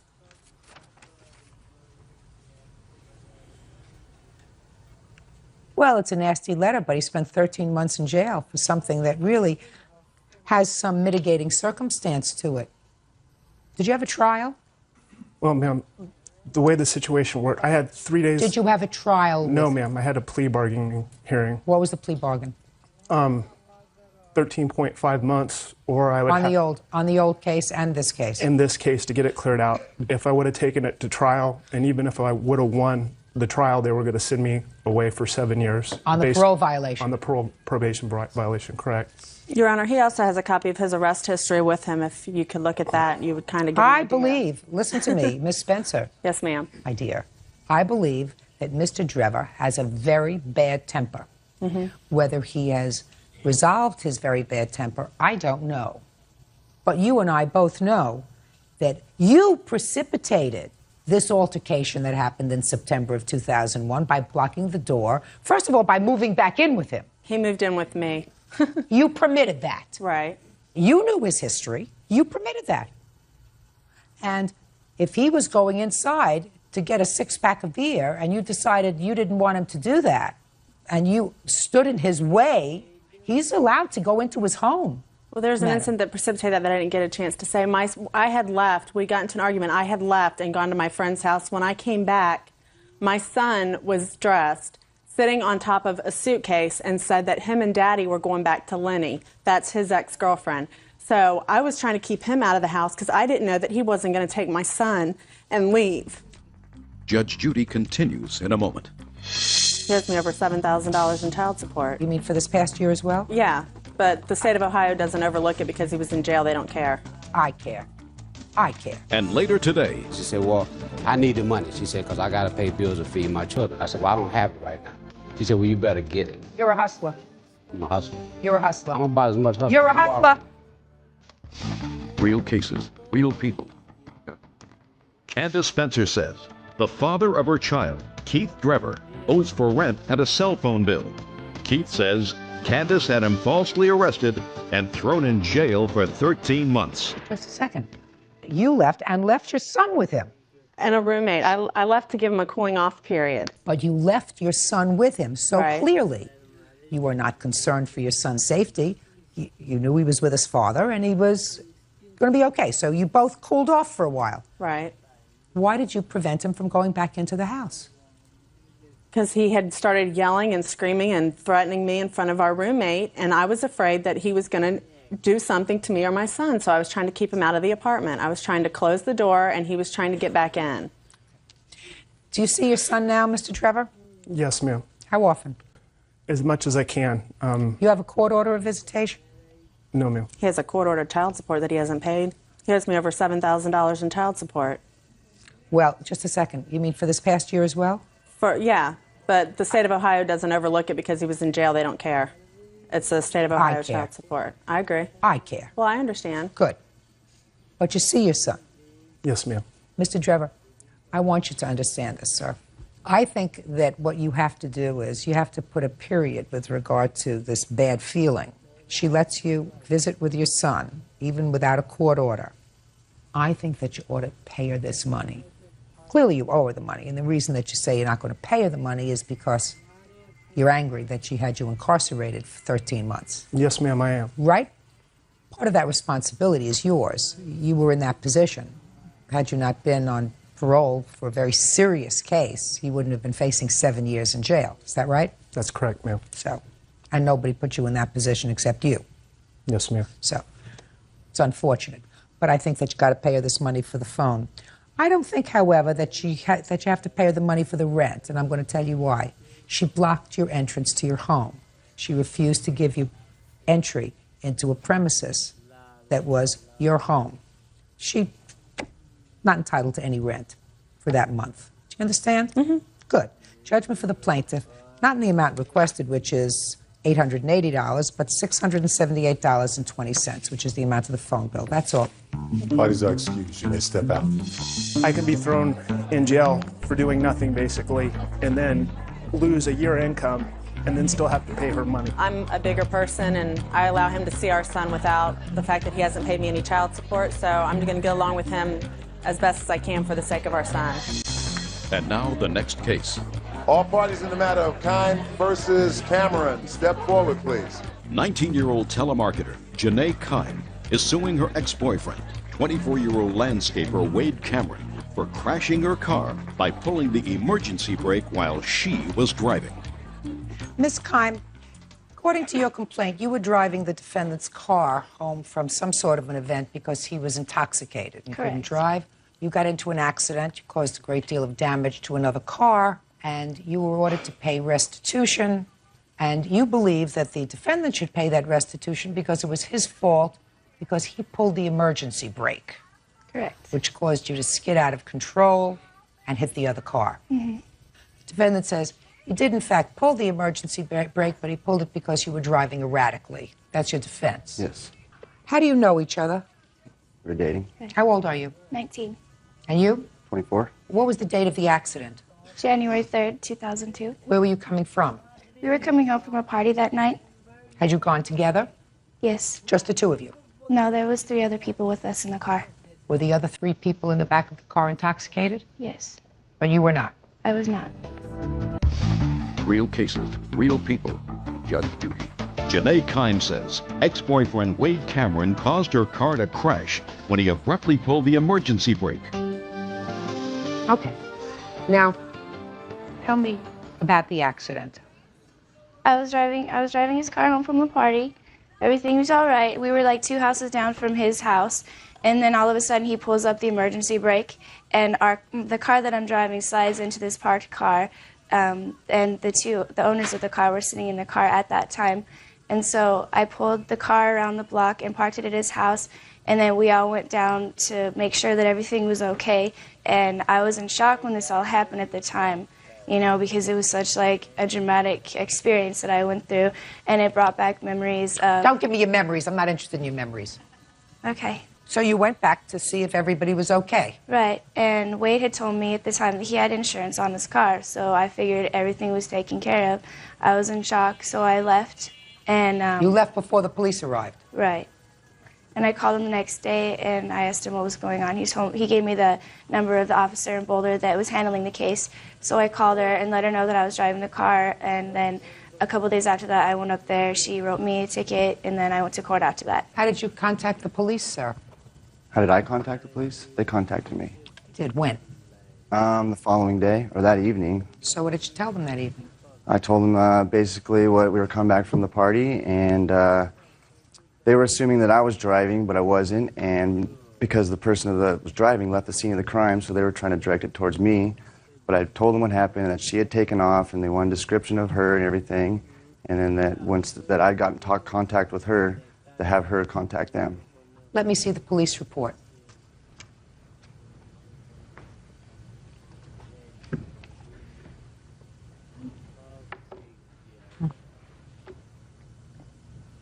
Did you first tell the police that somebody else was driving the car, sir? They were asking who it was, and I was describing who it was, and I didn't exactly say what she'd look like. Who's Tamara?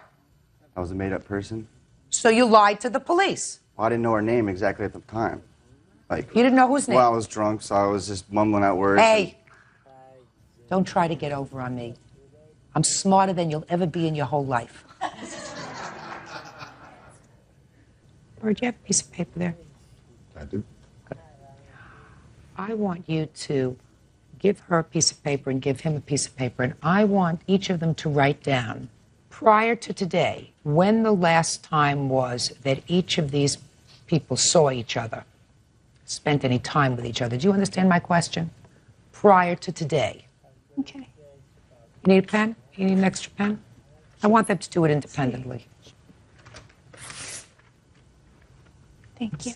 Mm-hmm. Look over here, sir. Eyes front.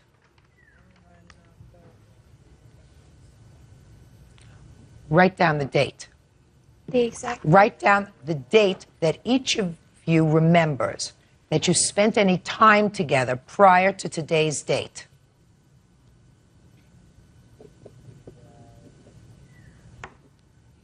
I'll take them.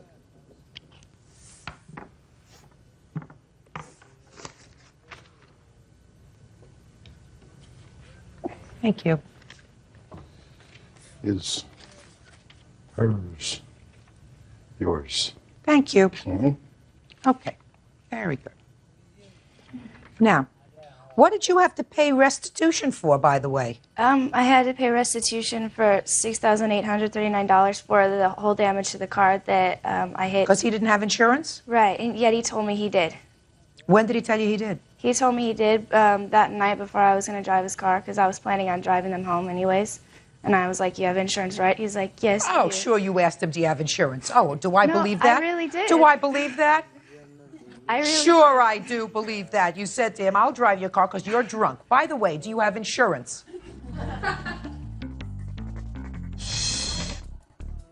I want to tell you something. I think that all of you people got together and made up a very good story. That's what I think. It's not going to wash with me. I don't believe he pulled the emergency brake. I believe the car spun out of control. Did you have a driver's license? Yes, ma'am, I do. Good. After this whole thing happened, did he accept full responsibility?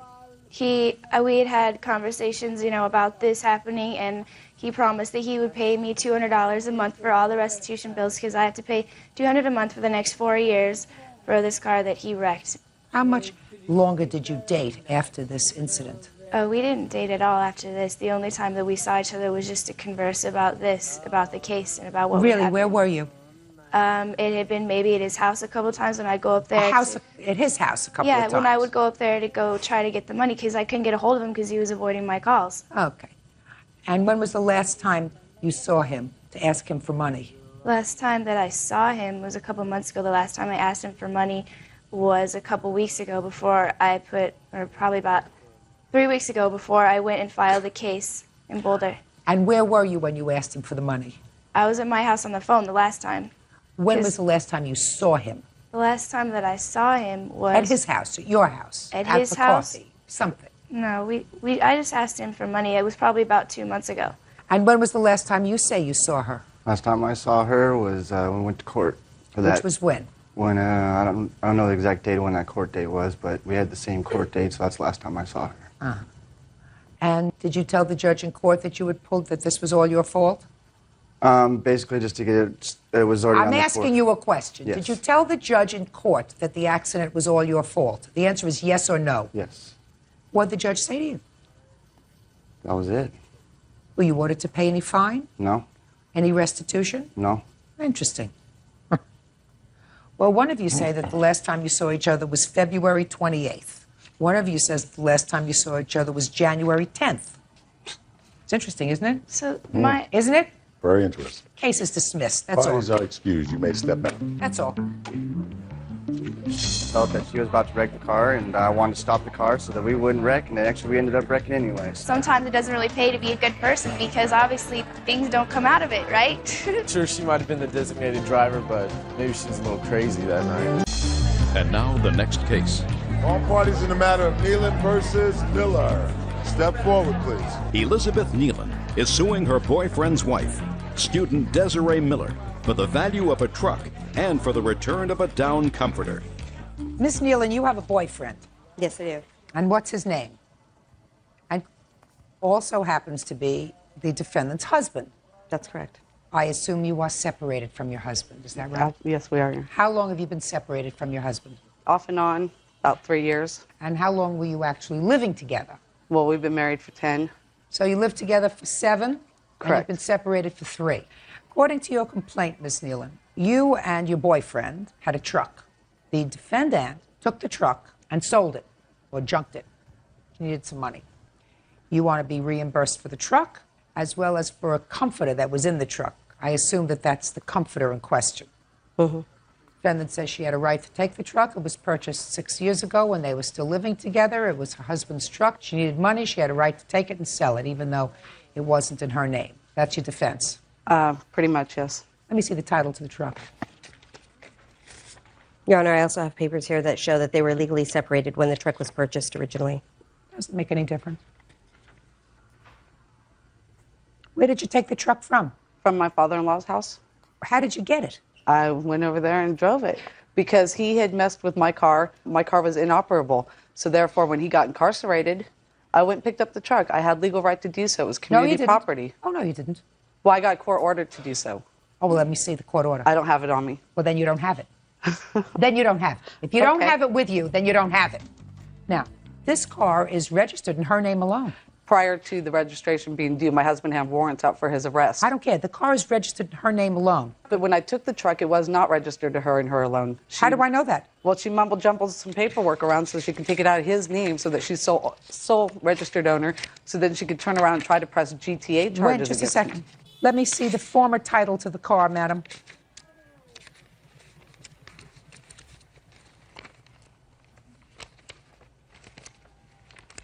And I would like to add to Your Honor that she didn't drive the truck. She has her own vehicle. Doesn't make any difference. It doesn't make a difference. That's No, correct. not at all. But it was community property between my husband and I. He stole my vehicle, and I was told there was nothing I could do about it. It was community property. I couldn't make no report, do nothing about it. We're legally married. Listen to me.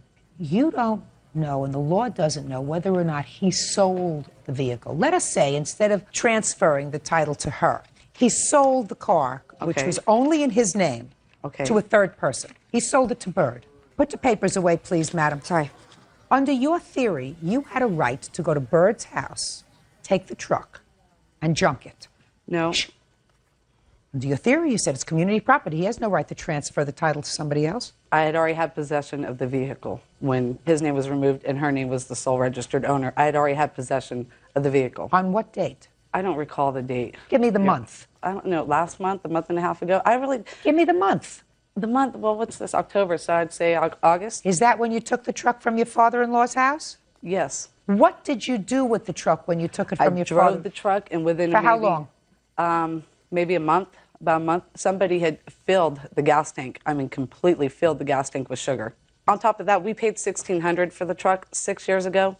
Not a dime has been invested into that truck since then, but what my passed away mother put into it, which was clutch and brakes. You drove the truck for a month. Correct.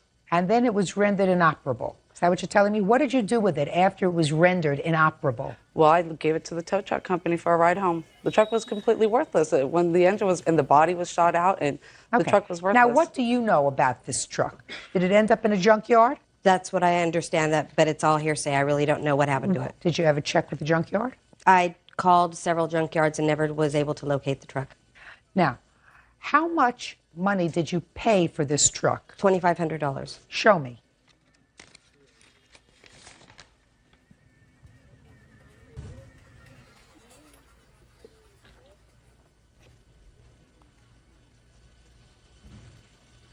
This says that you are loaning him $2,500, dated August 20th. In lieu of the loan in return, he will put in my name the title of his truck until the loan is paid in full. If he fails to pay off the loan, he agrees the truck will be turned over to me for payment in full. He will begin making payments of $250 a month to commence upon his employment. If the loan agrees, he should be employed no later than the middle of August and should have made at least one full payment by the end of August. Show me where you took out the $2,500. I didn't bring my bank statements with me. That's too bad. That is too bad. I brought everything else. I thought that was going to be sufficient. It's not. And Your Honor, I have to believe you that you gave him $2,500. I don't believe that. I don't believe that. Now, what was he incarcerated for? She made false allegations of him stalking her. False, they're on. Is he still incarcerated? Yes, ma'am, he is. Was he convicted or is he waiting trial? He's awaiting trial. When was the last time you saw him? Last weekend. Do you go every weekend to see him? Yes, I do. What kind of work do you do? Right now I'm unemployed. She had me fired from my What job. kind of work do you do? You're In unemployed. sales. And when was the last time you were employed on a full-time basis? Was August 17th. What kind of work were you doing? Selling satellite television. Where do you live now? I live in Anaheim with my mother, who I take care of. She has Alzheimer's disease. How long did you have that job that you lost in August? Approximately 2.5 years. Okay, Ms. Nealon, let me tell you this. I'm dismissing your claim with leave for you to come back and refile within 1 week. Okay. If you can establish to my satisfaction that you actually gave him $2,500 from a withdrawal from the bank, therefore that you actually paid in due course something for this truck, I will entertain your action again. Okay. Do you understand that? Not a problem. Other than that, you get nothing. Because other than that, what happened was the truck was turned over to you to keep it out of her hands. She took it, and she says it was community property. I don't know if I believe it was community property. She also has the right to bring me this order that she says it was in existence, which she also conveniently doesn't have, that allowed her to take the truck. But more importantly, from your perspective, I want to see that you gave, what's his name? $2,500 for anything. Do you understand? Sure. Goodbye. Thank you. What is our excuse? You may step Oh, out. by the way, she can take back her down couple. She's just disgusting. I have a restraining order against her. She's a porno queen. She's been malicious in many more ways than one. I found pornos of her and my husband in the back of the truck. Be careful of who you deal with. He had warrants out for his arrest. He's low life as well. There's vindictive women out there. They deserve each other, and I hope they will be happy. And now the next case. All parties in the matter of Craiglow versus Donahue. Step forward, please. Water equipment operator John Craiglow and his son, 12-year-old Josh, are suing Josh's schoolmate, 13-year-old Chris Donahue, and his stepmother, juvenile detention officer Tammy Donahue. Josh claims Chris pushed his face into a drinking fountain and broke his tooth. Parents may be seated. This incident happened at a school playground or a park? It was in the hallway while I was getting a drink. Hallway where? School? Yes. All right, Chris. He's getting a drink in school. Yeah. And for whatever reason that I assume you're going to tell me, you took his head and you pushed it down, causing his mouth to hit the spigot, causing his tooth to break. Correct? Yes. And why did you do that? We were messing around in the hall. What do you mean you were messing around in the hall? What does that mean? We were messing around in the hall. And I don't know what messing around means. Messing around could be making a mess. Messing around could be fooling around. And if it's fooling around, I want you to tell me exactly what that means. We're fooling around in the halls. Tell me how you were fooling around. We're bumping each other. And, How are you bumping each other? With your hands? yeah, we're just pushing each other around a little. And then we went to go get a drink. Then you both went to get a drink. Who got a drink first? Me. Did you get your drink? Yes. And then you stepped aside. Yes. And then he stepped up to the fountain? Yes. And is that when you pushed his head down? He was getting a drink first, and then I hit his head. You should listen carefully as to what you just told me. First, you're messing around, pushing each other around, fooling around. Is that right? Yes. Then you were thirsty. Yeah. And he was thirsty. Yes. So you got a drink. Yes. When you were finished getting a drink, you moved aside. Yes. And the very next thing that happened was he went to get a drink, and while his head was down was when you hit his head. Yes. Is that the story that your son gave you, or was it some other story that you wrote in your answer? Judge Judy will continue in a moment. Stand up. Now you can stand up. You'll answer my question. Is the scenario that your son gave to you when you asked him what happened the same one that he just gave to me, or was it slightly different? Slightly different. Well, I want you to rely on the fact that the one he just told me was the truth. Now, once we come to terms with the fact that the one he told me just now is the truth, you understand that he is responsible, and therefore you are responsible for paying his dental bills. Do you understand that? Yes. Good. Very, very foolish. Pushing, shoving, fooling around, messing around. Cause usually any injury. Do you understand that, Chris? Yes. You're supposed to be smart enough. How old are you? 13. Supposed to be smart enough at 13 that if you take somebody's head and you shove it down into a metal object, they could break a tooth. Right? Yes. You weren't angry when you did it. No. You're just being stupid. Judgment for the plaintiff in the amount of $313. That's all. Parties are excused. You may step out. Judge Judy will continue in a moment. They agreed to pay the dental bills, At first, I had called the dentist office and made arrangements. but then when the work was finished, I don't understand why their dental insurance didn't cover it. they didn't come up with their promise of paying the dental bills. It was 50-50. I wasn't going to be responsible for the whole bill. Fooling around, horsing around. If it goes too far, other people can get hurt. So you got to be careful. We had a long talk with Christopher on horsing around in school, and that's not the place for that to happen. And now the next case. All parties in the matter of Frank versus Willoughby. Step forward, please. Homemaker Diane Frank is suing her sister, real estate agent Bonnie Willoughby, for car payments, attorney fees, and for the cost to have a car shipped from Hawaii to California. Miss Frank, the defendant is your sister, is that right?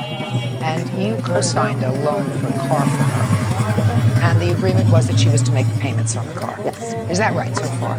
Yes. And then there came a time when your sister left wherever you were. Where had you been living? Riverside. In California. Yes. And she went to Hawaii. Yes. You didn't know where she went, but she went to Hawaii with the car. Yes. And it is your claim that she was not making payments on this car. And you want her to pay for payments that you had to catch up on, as well as the cost of bringing the car back from Hawaii to California, which in excess of $5,000, which is the maximum here. Your sister says that you had no reason to come and take the car back because she was in fact making payments, correct? Yes. That's what you say. So let me tell you what the rules are. If you were making all the payments, then I'm going to dismiss your sister's case, because if you were making all the payments, that was your agreement. And she had no right to go and pick up the car. And if she went and picked up the car, then all the expense she will bear herself. So then the burden falls upon you to show me proof that you made all the car payments from 11/11/99 until what date did you pick up the car? I picked up the car on February 23rd, I believe. Of this year. Yes. Miss Willoughby, let me see it. Let me see the proof that you made all the payments. Show me. Go ahead. Your Honor. That's me. My records are not available to me. I am going through a separation, and I don't have access to the records because my husband has all of them in a storage where I do not have access to. Miss Willoughby, banks keep records. So if you wrote a check each month for this car, all you have to do is call the bank and say, I don't have my records, I need copies of the last 12 months. So the truth of the matter is that you weren't making all these payments. Isn't that right? Miss Willoughby, did you make all the payments? I made all of the payments up until I started to fall slightly behind. So then the answer is you didn't make all the payments. You have letters to show me from the bank indicating that the payments were delinquent? Yes. Can I see them, please? These are the statements that start coming when, and I don't have all of this. Let me take a look. Some of this shows that they were starting to be late. I started receiving phone calls. Just a second. Well, here's one, 12/11/01. Were you in Hawaii at that time? No. Well, at that time, the past due amount was $1,446.86. When did you go to Hawaii? 2001.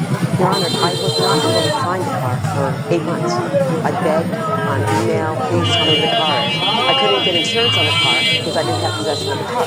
She didn't have insurance on it, so they tacked on insurance on those payments too. So I got that extra lovely bill. When did you finally pick up the car, 22302? Yes. And you've been making the payments on the car ever since? Yes. How much did you ultimately pay for the car, on the car, when you picked it up in February? How much did you have to pay to catch up with what was? November, I made a payment of $1,548.41. That way they said that they were dropping all the suits against me. Okay, but you didn't have the car at that time. How much did it cost you to bring the car back?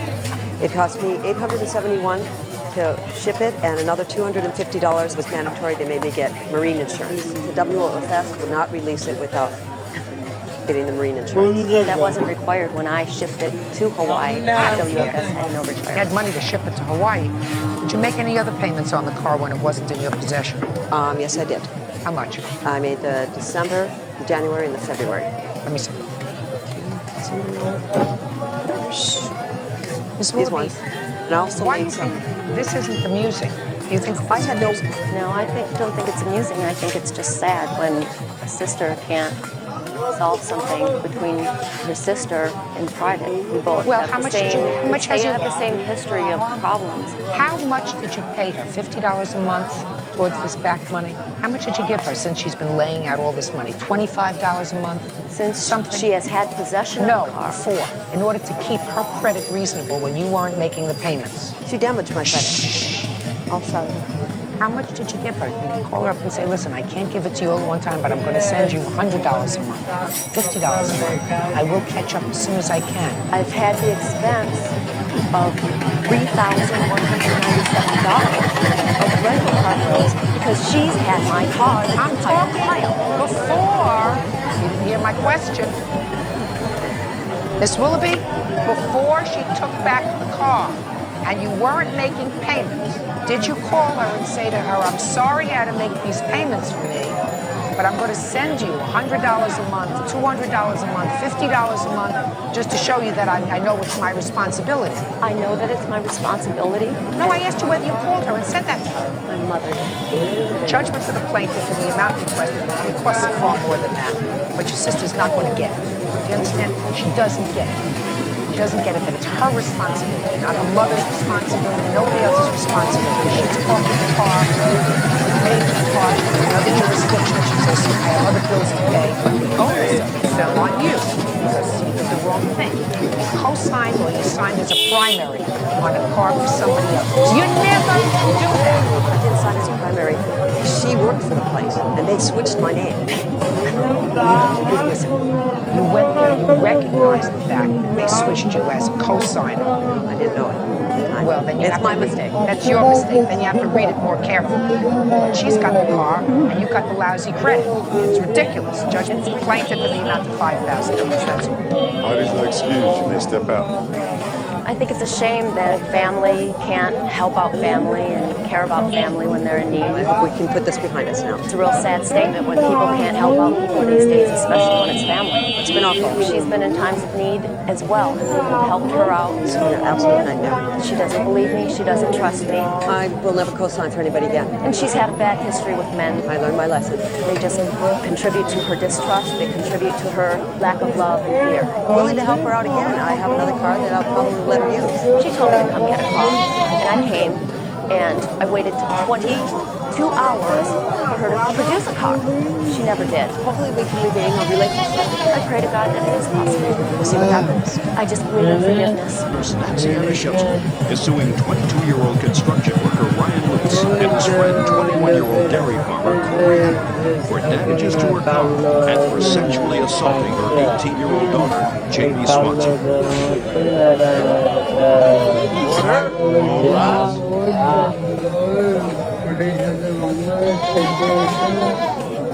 Now, this is case number 449 on count in the matter of Manchester versus Lutz Henry. Parties have been sworn in, judge. You may be seated. Folks have seats, please. Mr. Zanishevsky, you own a car, but your daughter was driving the car? My daughter owned the car. Your daughter is how old? 16. She worked for 2 years to purchase the car. Who was the titled owner of the car? Both of us. Because she's a minor, she can't own the property. That's why. According to your complaint, these two young men took your daughter's car, really almost without her permission, or with her coercive permission, according to you. She was in the car. They drove the car recklessly. They blew the engine of the car, and they also sexually abused her and assaulted her while she was in the car. That's what you say. Yes. That's what your daughter told you. Yes. These two guys say, listen, we were at a party. She let us drive the car. We drove the car with her in it, around the block a couple of times. Nothing else happened. The car died. They had nothing to do with it. Is that right, gentlemen? That's correct. Okay. So since you weren't there and you really don't know what happened, is that a fair statement? That's fair. I just have a few questions for you, then you can sit down. When did this incident happen with your daughter? July 26th. And when had she gone out that day? She'd been at a family reunion until roughly 10-ish. Don't look at her, look at me. Roughly 10 when she was... 10 p.m.? Correct. So she was at a family reunion with you all day? No, with her father. Okay. We're divorced. So you really don't know anything that happened that day? It's just from her. Just for my purposes, I'm going to get what she told you. She told you she got a call. She was at a reunion with her father until 10 o'clock.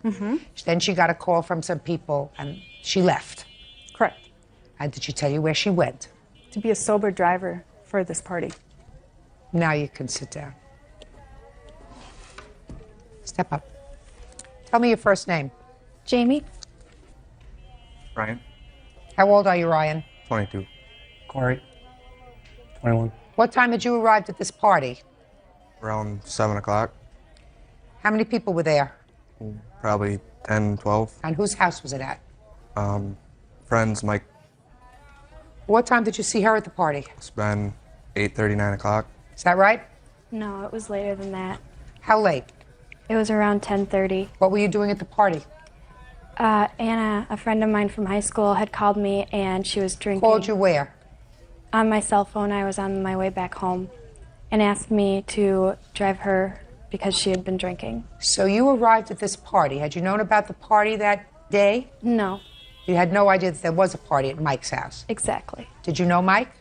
From school, yes. So you knew him? Yes. Had you ever been to his house before? No. So you got there at 10:30, and what did you do? I drove some people home. I drove some people to Quick Trip. You drove some people home? Yes. Who did you drive home? Anna and Sarah. About how far was it to drive them home from Mike's house? It was probably a 10-minute drive. And what did you do after you dropped them off?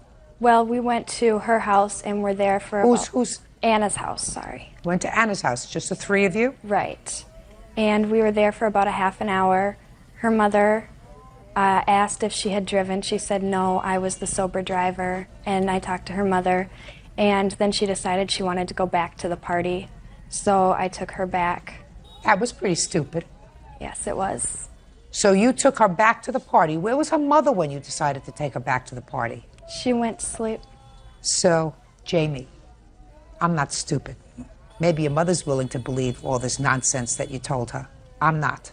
Because if you went to pick up your friend because you wanted to be a good Samaritan and your friend had been drinking and you took her home, then you say, so your mother is saying, you're a very responsible young lady. But a very responsible young lady doesn't say, okay, then I'm going to take you back to the party so we could all party. I had no intention of letting that happen. Then you go home. You don't drive back another 10 minutes to take her to a party.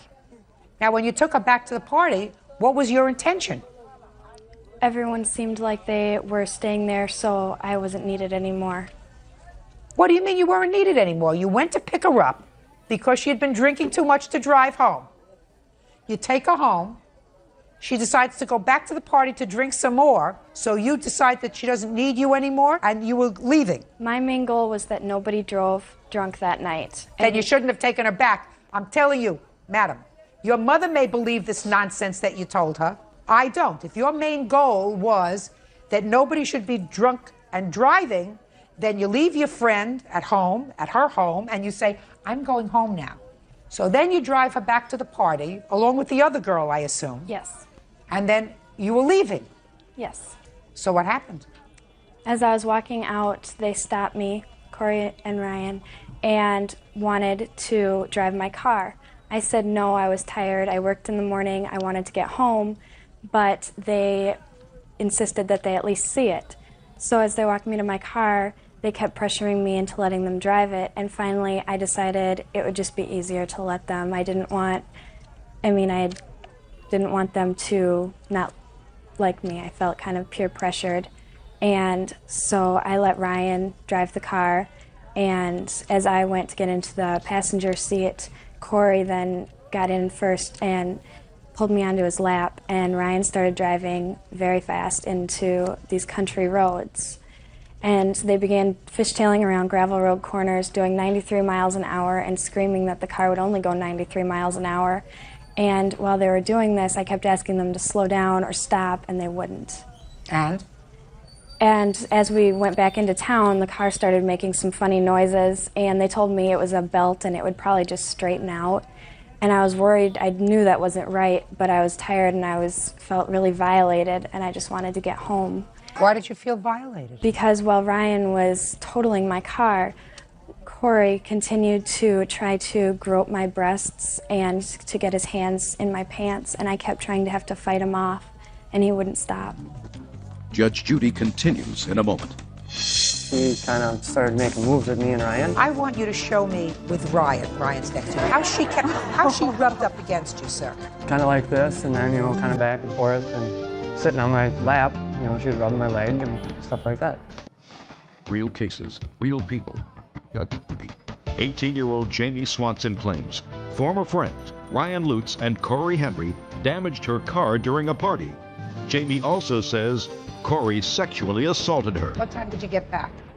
It was about 12:31. Well, let me figure this timeline out. 10:30 you arrived at the party. You picked up your friend and her friend. You drove her home. 10 minutes. Let's say that's 11:15. According to you, you stayed at Anna's house for a half hour. That's 11:15. Then she wanted to go back to the party. You got her back to the party. That's 11:30. Now it's 12:30 or 1 o'clock. I'm missing an hour and a half. What happened in that hour and a half? There were people there that wanted things from the Quick Trip in the gas station in Iota. So I took a list of what everyone wanted and went down and got it for them. I just made sure nobody drove. That was... Oh, Jamie, that's such a crock. You made excuses to your mother because the car got totaled. I don't believe that you went there and then you took lists of things of people that wanted, and you went grocery shopping for everybody. I mean, I don't understand that. I had a friend who was killed by a drunk driver, and ever since then, I don't want anyone driving.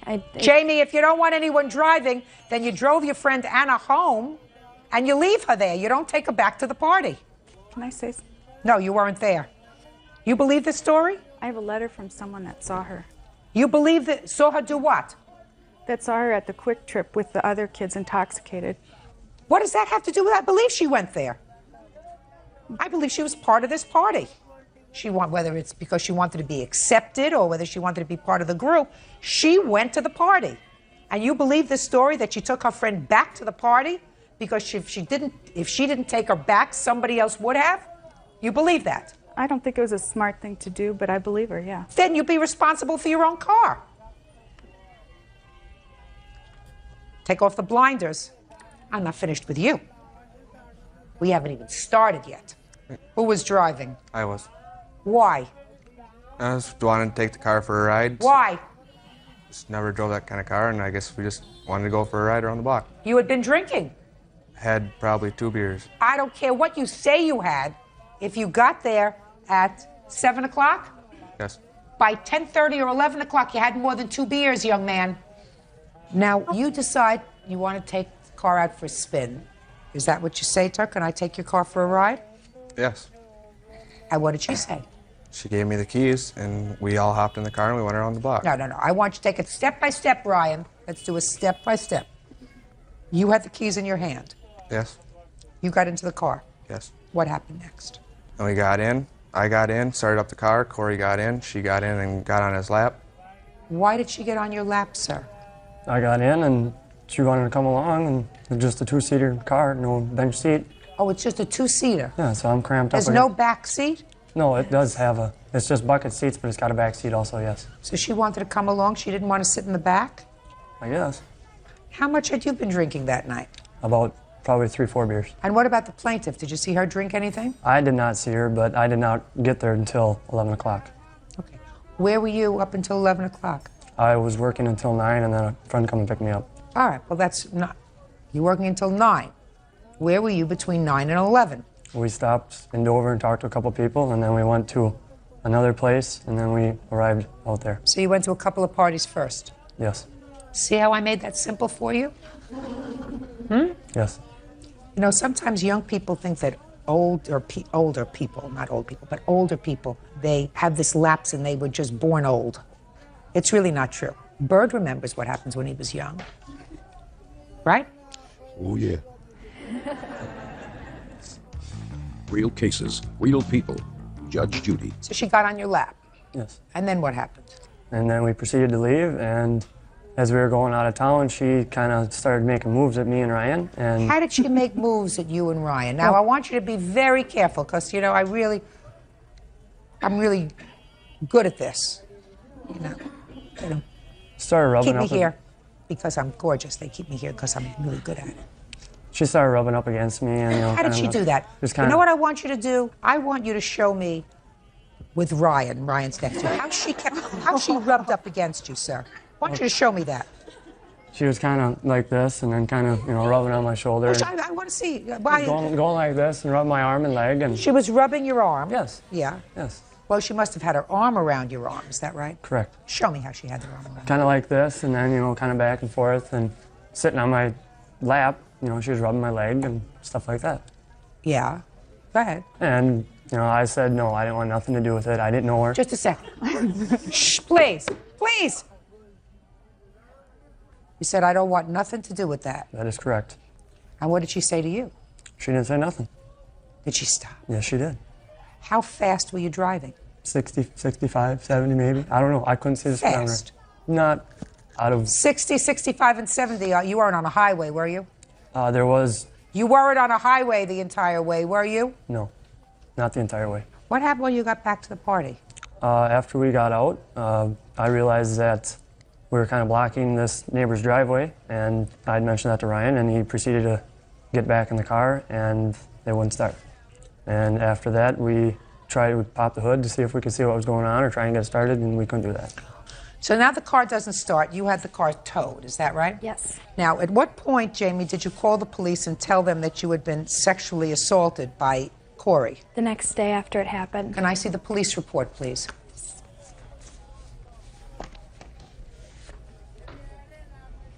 What time did you get home that night, Jamie? It was about 1:30, 2 a.m. Who took you home? Anna. So, Anna, your drunken friend took you home, is that right? Right. Who was home? Nobody was. My neighbor was staying with me. So nobody's home. Where was your mother? She went to her husband's house. He had to live in Sioux City, Iowa because of his visa. He's from Poland. So instead of staying with your father where you had some supervision, you decided to stay in your own house where you had no supervision. Is that right? My neighbor was staying with me. Your neighbor wasn't supervising you, madam. You were out until 1:30 in the morning, 2 o'clock. What kind of supervision is that? Not very good. You were having a party. Now, at what point did you find out that your car wouldn't start, that the engine had blown on your car? The day after I had it towed, the mechanic looked at it. You had it towed? Yes. The next day? Yes. What time? It was probably about 3 or 4-ish. When did you find out that the car wouldn't start that day, on the 27th of July? Did you go back there in the morning? I went back there, yes. What time in the morning? 9. And at that time, it wouldn't start? Right. Right? Okay. And did you call the mechanic? Yes. And told the mechanic, please come and tow the car? Or he said to you he would come and tow the car? It was a different towing service. It was AAA. So they towed the car. The mechanic. What time? 3 or 4 in the afternoon. And you waited at the house all that time? I waited at the car. At the car? Yes. Well, the car was at the house. Yes. You waited in the car or at the house? I waited in the car. I was in the house for a brief moment. So you were in the house too? Yes. Who was in the house? Ryan and Aaron were there, and Jared was there, and Mike. What time did you go to the police station? 7-ish. In the evening? Yes. See what I mean? Always get yourself tripped up, honey. I'm sorry. You're sorry? I'm going to tell you, you're sorry. It's very easy.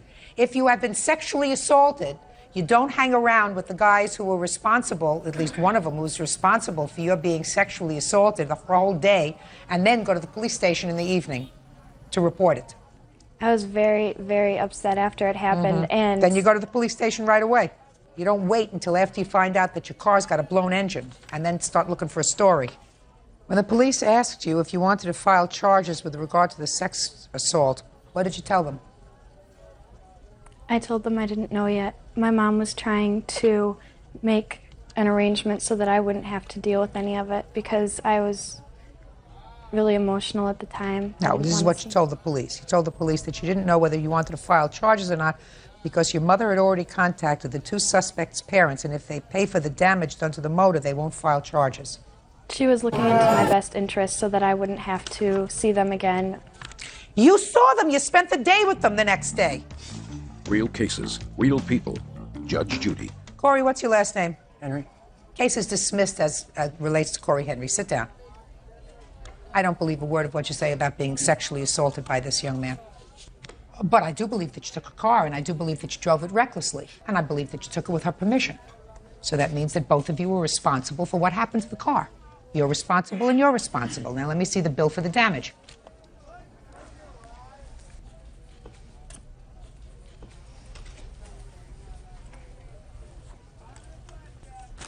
When you leave a 17-year-old alone, unsupervised, they get into trouble. You understand that?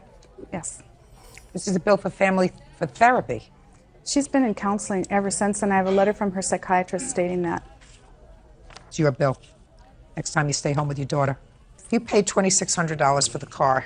A year and a half ago, I've taken off $600 for the year that she drove the car, year and some months that she drove the car, leaving the value of the car $2,000. I consider both of you responsible. You responsible and you responsible for what happened to the car. Do you understand? Yes. So, she's going to pay some and you're going to pay some. Is that reasonable? Yes. Good. Judgment for the plaintiff in the amount of $1,000. That's all. Parties are excused. You may step out. He violated me, and I don't, I paid so much for that car, and I worked really hard for it, and he didn't even have to pay for it. I feel like she just wanted money. He was groping her in the car. She wanted to hide it. We worked with Rape Line, and Rape Line was the one that sent us to the police department. I was getting calls from her mother stating that if we didn't pay for the car, she's going to charge us with 5th-degree sexual assault. Hopefully that they won't do this to anyone else because nobody deserves this. She ended up letting the drunk driver drive her home. What's that say? Grocery clerk Mary Beth Rodriguez is suing her cousin, iron worker Stacy Buttram, for unpaid rent, utility bills, and the return of videotapes. Stacy is countersuing, claiming Mary Beth assaulted her 12-year-old daughter, Amanda Bishop. Order. All rise. Now, this is case number 387 on the calendar in the matter of Rodriguez versus Buttram. Parties have been sworn in, Judge. You may be seated. Ladies, have seats, please. I don't want anybody to make me shout today because I have a sore throat. Okay? Yes. Miss Rodriguez, the defendant is your cousin. Yes, ma'am, she is. According to your complaint, there was a time she moved into your apartment, took over a lease of a roommate of yours. She moved out in rather unpleasant circumstances because there was some altercation involving a daughter of hers Yes. and you. Yes. You claim that when she moved out, she owed you for rent. She owes you utilities, according to you? Yes, ma'am, she does. For 2 months? She owes June's rent, which was a bad check. She owes September's rent that she did never paid. How much was the rent? The rent was $1,000. She paid $500. I paid $500. Is that right? Yes, ma'am. Tell me about this bounce check in June, because up until June you had paid the rent. I bounced a check with the landlord in June, and he never got back to me until after I'd moved out that it had bounced. I knew it had bounced, but I was waiting for him to make what he wanted to be done with it. So that you owe her the money for June? Yes. Right? Right. Good. See, you make things easy. I'm so happy that you're not aggravating me. $500 you owe. Now, what about September's rent? When did you move out in September? I moved out the first week in September. Is that right? She moved out August 29th at approximately 12 o'clock at night. And you want her to pay September's rent? Yes. Why? Because on the lease that she has signed, it says that she was there until October the 1st of 2002. Well, that's an interesting issue because there was an incident involving her daughter. Right. But she has a counterclaim for assaulting her daughter. Right. So I want you to tell me what happened, your version of what happened at the end of August. At the end of August, her daughter was very out of control. She was not taking responsibilities in the house. I was picking up after I was telling her that she had to flush the toilet, pick up her clothes, pick up after herself. Her daughter was smoking in the house at 12 years old. I told her mom and I told her daughter, I do not allow this and I will not allow this.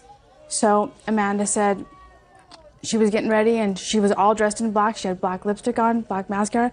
I said, you look like a devil's child. So I grabbed her by the back of the neck. Come here, Chantal. I grabbed Amanda by the back of the neck just like this. I said, you will not be in this house unless there's an adult in here. I pushed her out and I went to work. I shut the door behind me and that's what I had done. And that's when you left, Miss Rodriguez. You cannot expect the defendant to stay in your home when you've thrown her daughter out of your home. Do you understand? Her daughter's 12 years old. I didn't throw her out. I told her that she was not allowed in there because she was smoking in the house because my house would have burnt down. Is there anything in your lease that says that she can't smoke? Yes, it does. Let me see.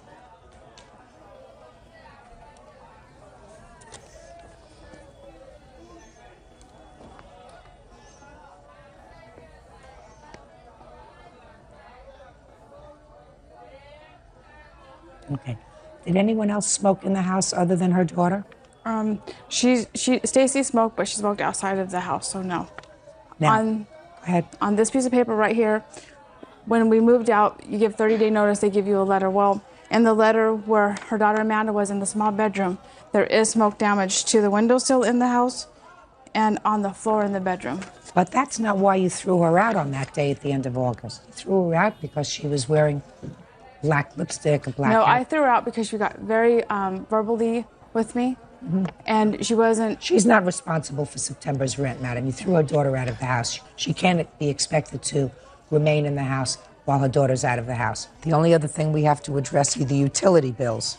What was your arrangement with her with regard to The utilities? utilities were to pay half of everything. Okay, what about the utility bills? I had paid utilities up until, I think it was May, when we both bought cars.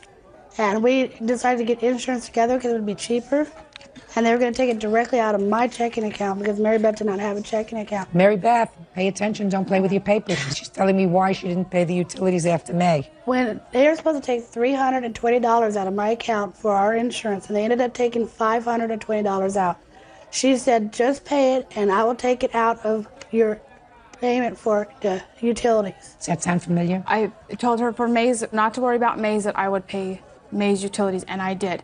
Stacy only paid me $200. She owes me $718. This is the cable bill, the public service bill, the phone bill, and Does the that water include bill. September? Yes. Well, take September off. Okay. Take May off. Okay. Right?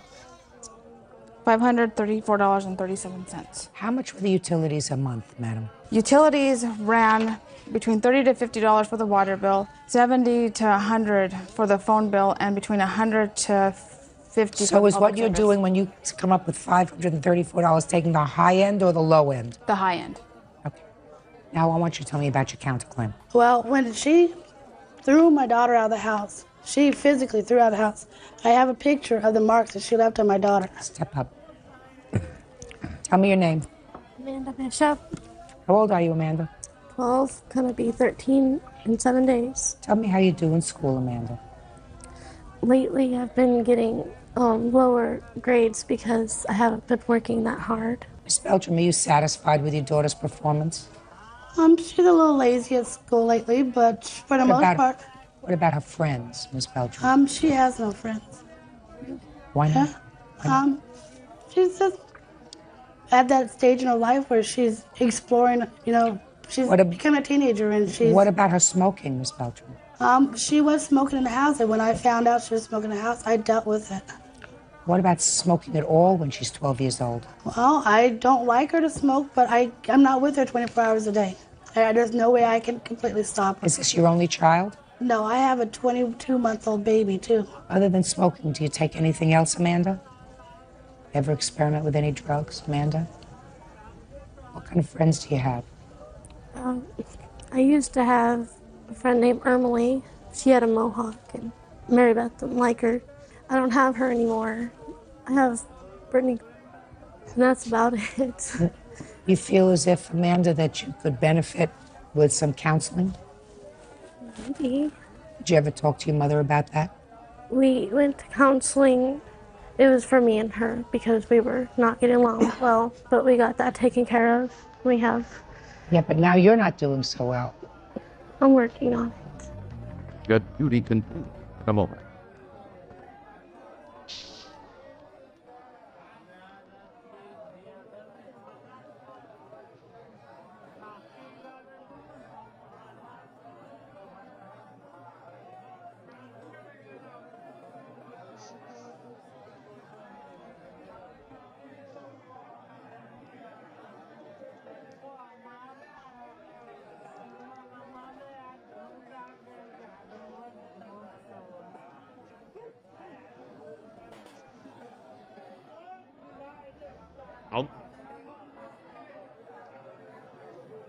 Be bothering you.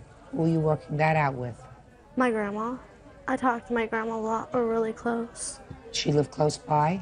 In walking distance. So you go over there and talk to her? Almost every day. Good. That's a good anchor. You help your mom take care of the baby? Change diapers, baby baths, that kind of stuff. Your mom says no. Sometimes, not 24/7. Your mom approve of the way you dress? I don't dress. It's only clothes. She's a teenager. She's going to go through this stage. No, she's not a teenager. Well, she'll be She's not a teenager. She's 12. 12 is not a teenager. She'll be a teenager in 7 days. But 6 months ago, she was 12. Yeah, well, she's just going through a stage. I want to tell you something, Miss Beltram. It's easy to be a friend to your kids and much harder to be a parent. Oh, I try to be both. If you have to make a choice, choose parent, because she can have a lot of friends, but somebody has to give her the right direction. Somebody has to say, these are the rules. While you live under my roof, I own the air that you breathe. That's exactly You what I will tell her do the too. following. This is what you will do. When you get old enough and you can live on your own, you can go and do that, and then you will own your space. Up until that time, I own the air that you breathe. I work, I bring in the food, I bring in the electricity, I pay the rent, I do whatever else is necessary, and you have certain responsibilities. But also, if your daughter is having some difficulty, then what you're supposed to do is explore the whys. I'm glad she has her grandmother that she can talk to. If that's good enough, that's fine. If it's not, I suggest that you get somebody else that she can talk She's a to. really good school counselor, too. She talks to a lot. Okay. Did your cousin hurt you when she put you out the door? She dug her nails into my arm, and she squeezed really hard on the back of my neck. Yeah, well, she has no right to put her hands on you. Understand that? Yes. Okay. So you have no right to put your hands on her, and there has to be, yes. What happened was she came into the house and she was just going to grab something and then go back. And I was on the phone with my mom, and she looked at me and she said that I looked like a demon child, and she asked me if I looked in the mirror that I was ugly, and I told her, I said, "You're ugly, bleach blonde," and she said, "That's it," and that's when she threw me out of the house. She has no right to put her hands on you, and she did. You understand that? The judgment would be for you for $900. That is $400 for the utilities and $500 for June's rent. But I'm going to award you something on your counterclaim because it is unacceptable for somebody to put their hands on another person's child. Except for, when we lived together, she literally, her daughter had ran away. When her daughter came back, Stacy literally had taken her daughter and literally threw this little girl on the floor. She's allowed to do that. Well, she's not allowed to do that. That's not the right thing to do. But she's her mother. You're not. A stranger cannot put their hands on somebody else's child. Because when you walked out of the house and slammed the door, because you were going out and her mother wasn't home, you made no provisions for her. But her mother knew at the time, her mother knew that me and Amanda weren't getting along, so she was taking her daughter to her mom's house. Because she said that to not have us as a conflict, she'd rather have Amanda not there with us. You have no right to put your hands on somebody else's child. Period. So on your counterclaim, I'm awarding you $350, which means that you still owe her $550. Do you understand? Yes, ma'am. Good, that's all. Parties are excused. You may step out. She physically tried to have her dog attack me. I don't want her near my child. My child's terrified of her. We're done. I don't even associate with her, and I will never associate with her. 6-year-old student Charles Hale is suing Terry Knight and his fiancée, Deborah Head, for assaulting him at a Cher concert. Order. All rise. Quiet in the courtroom, please. Now, this is case number 470 on the calendar in the matter of Hale versus Knight Head. Thank you, bud. You're welcome, Judge. Parties have been sworn in. You may be seated. Sir, have a seat, please.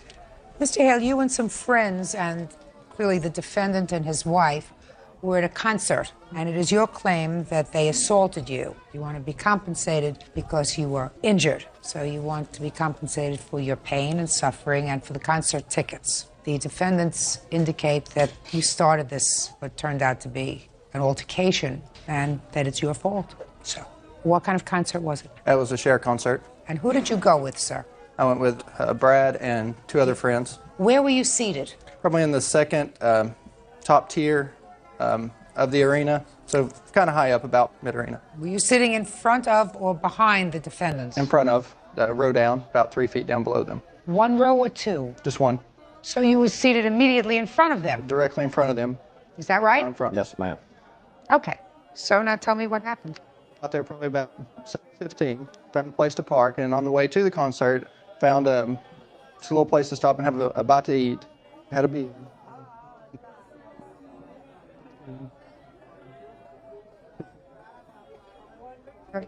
Started. Yeah. Go ahead. We watched the first act, which was Cyndi Lauper. Of course, went to concession. Had No, you couldn't have watched the whole first act because you got there an hour later. watched the rest of the first act, and made a trip or two to the concession. In the meantime, For what? for a beer or nachos or So you had several beers by that just a couple. Yes, ma'am. You had several beers before you actually Yes, ma'am, a started to couple. watch Cher. Uh-huh. Now, did you or any member of your group get up to go for refreshments during the act? Maybe once. So let me understand this, Mr. Hale. You make the trip in to go to a concert. You decide to arrive late. Mm-hmm. You disturbed a whole bunch of people, you and your friends, getting into your seats. I wouldn't say disturbed. Sure you ma'am, did. but Well, you wouldn't say it because you're a young, foolish man. So after having arrived late and disturbing all the people around you, either you or one of your idiot friends or all of you get up to go again, once or maybe twice, to a concession stand for another beer or nachos. So you disturb everybody again. Well, we were right on an end row that we could just Oh, go no, right you down the weren't. steps. There were people behind you, sir. And it wouldn't have made any difference to you whether there were people you had to disturb anyway. That's not true, Your Honor. Well, you were disturbing people, sir. You kept getting up and getting back in your seats, right? Well, it was kind of consensus. Everybody, that's kind of how it was going. I don't understand what hear you're you. talking about, sir. Well, it's kind of a consensus. What does that mean? There were other people around us that were up and down, and there were small intermissions between the actual intermission. So, I mean, I didn't feel that we were up, you know, going up and down, disturbing the people behind us. Well, you were. Okay. When people come to a theater late, they're usually rude. They usually just care about themselves and don't give a hoot about anybody else, but sometimes it's unavoidable. So aside from getting up and down during the performance and arriving late, one or both of these people asked you during the course of the performance to sit down. That's correct. And they asked you to sit down because they couldn't see. Is that right? Yes, ma'am. Now, how many of you and your friends were standing? There were 4 of us. Were you all standing? Yes, ma'am. If I may explain why we were standing, I would like to. There was a whole row of girls in front of us that had tiaras and feather boas, and just everybody was dancing. And we explained to the defendants, as when these people stood, we had to stand as well to see the concert. And we tried to explain to the defendants that, you know, they asked us to sit down. We said, well, if we sit down, you're still not going to be able to see because every row in front of us is standing up. So if we sit down, we can't see, nor will you be able to. You know, so I'm sorry. Is that what you carefully explained to them? Yes, ma'am, the first time. Yes, ma'am. Go ahead. And the defendant, he kindly started getting a little rude. And so I returned the favor, and I was just like, sir, we cannot sit down. At that point, they started to get quite belligerent. And next thing I know, Mr. Knight leaned down to the back of my head and said, you will sit down, in a very, very threatening manner. And so we just decided that was it. Just ignore him, just continue standing, because we couldn't see if we sat down either, and just finish out the concert and just ignore them. Cher was into about our 4th or 5th song, and all of a sudden I felt just a pull at my collar, kind of collar I'm wearing now, and then just a fist. I got hit here, pump knots all around my head. I mean, he just went like just continuously. My witness saw what was going on. Don't tell me what he saw. Okay. Step up. So Mr. Knight punched Mr. Hale. Yes. Several times. Several times. And then what did you see? I was facing like this, and all of a sudden I heard this commotion and looked over, and he had him by the collar with one hand, beating the other. He was punching him. Right. But what was Miss Head doing? As I was trying to get him off of him, I was kicked or something about this area of me as I turned like that to assist him. And at that point is when we finally got broke away. Okay. Your Honor? Yes. I'm sorry. They took the lady out in handcuffs. It says in my police report that when the police got up there, that Mrs. Head was striking down at my friend. So, as far as you know, she didn't touch you? I don't believe that she touched me. I didn't know, so like I said. Why is she a defendant? Why did you sue her? Because she was to my back, and I mean, I just was getting hit from back and forth. I mean, I didn't know what was going on. Okay. I had no idea what was going on behind me. Now, Mr. Knight, Yes, ma'am. now I'll hear you. Well, as you said, we went to the You went to the concert, they were seated in front of you, and they were standing up. That's correct. Go ahead. Anybody else standing up? No, ma'am. Nobody? No, ma'am. No, Mr. Knight.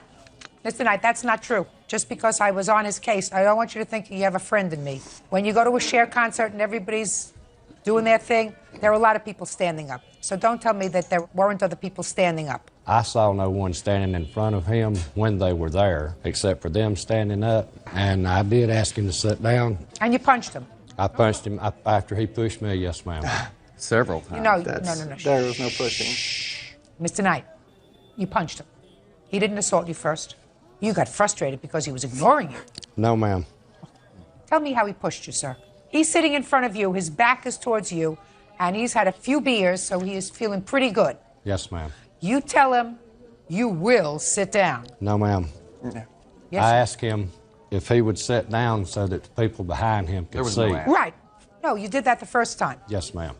And And he probably told the me at that point that he bought his effing ticket and he would do what he wanted to. Probably close.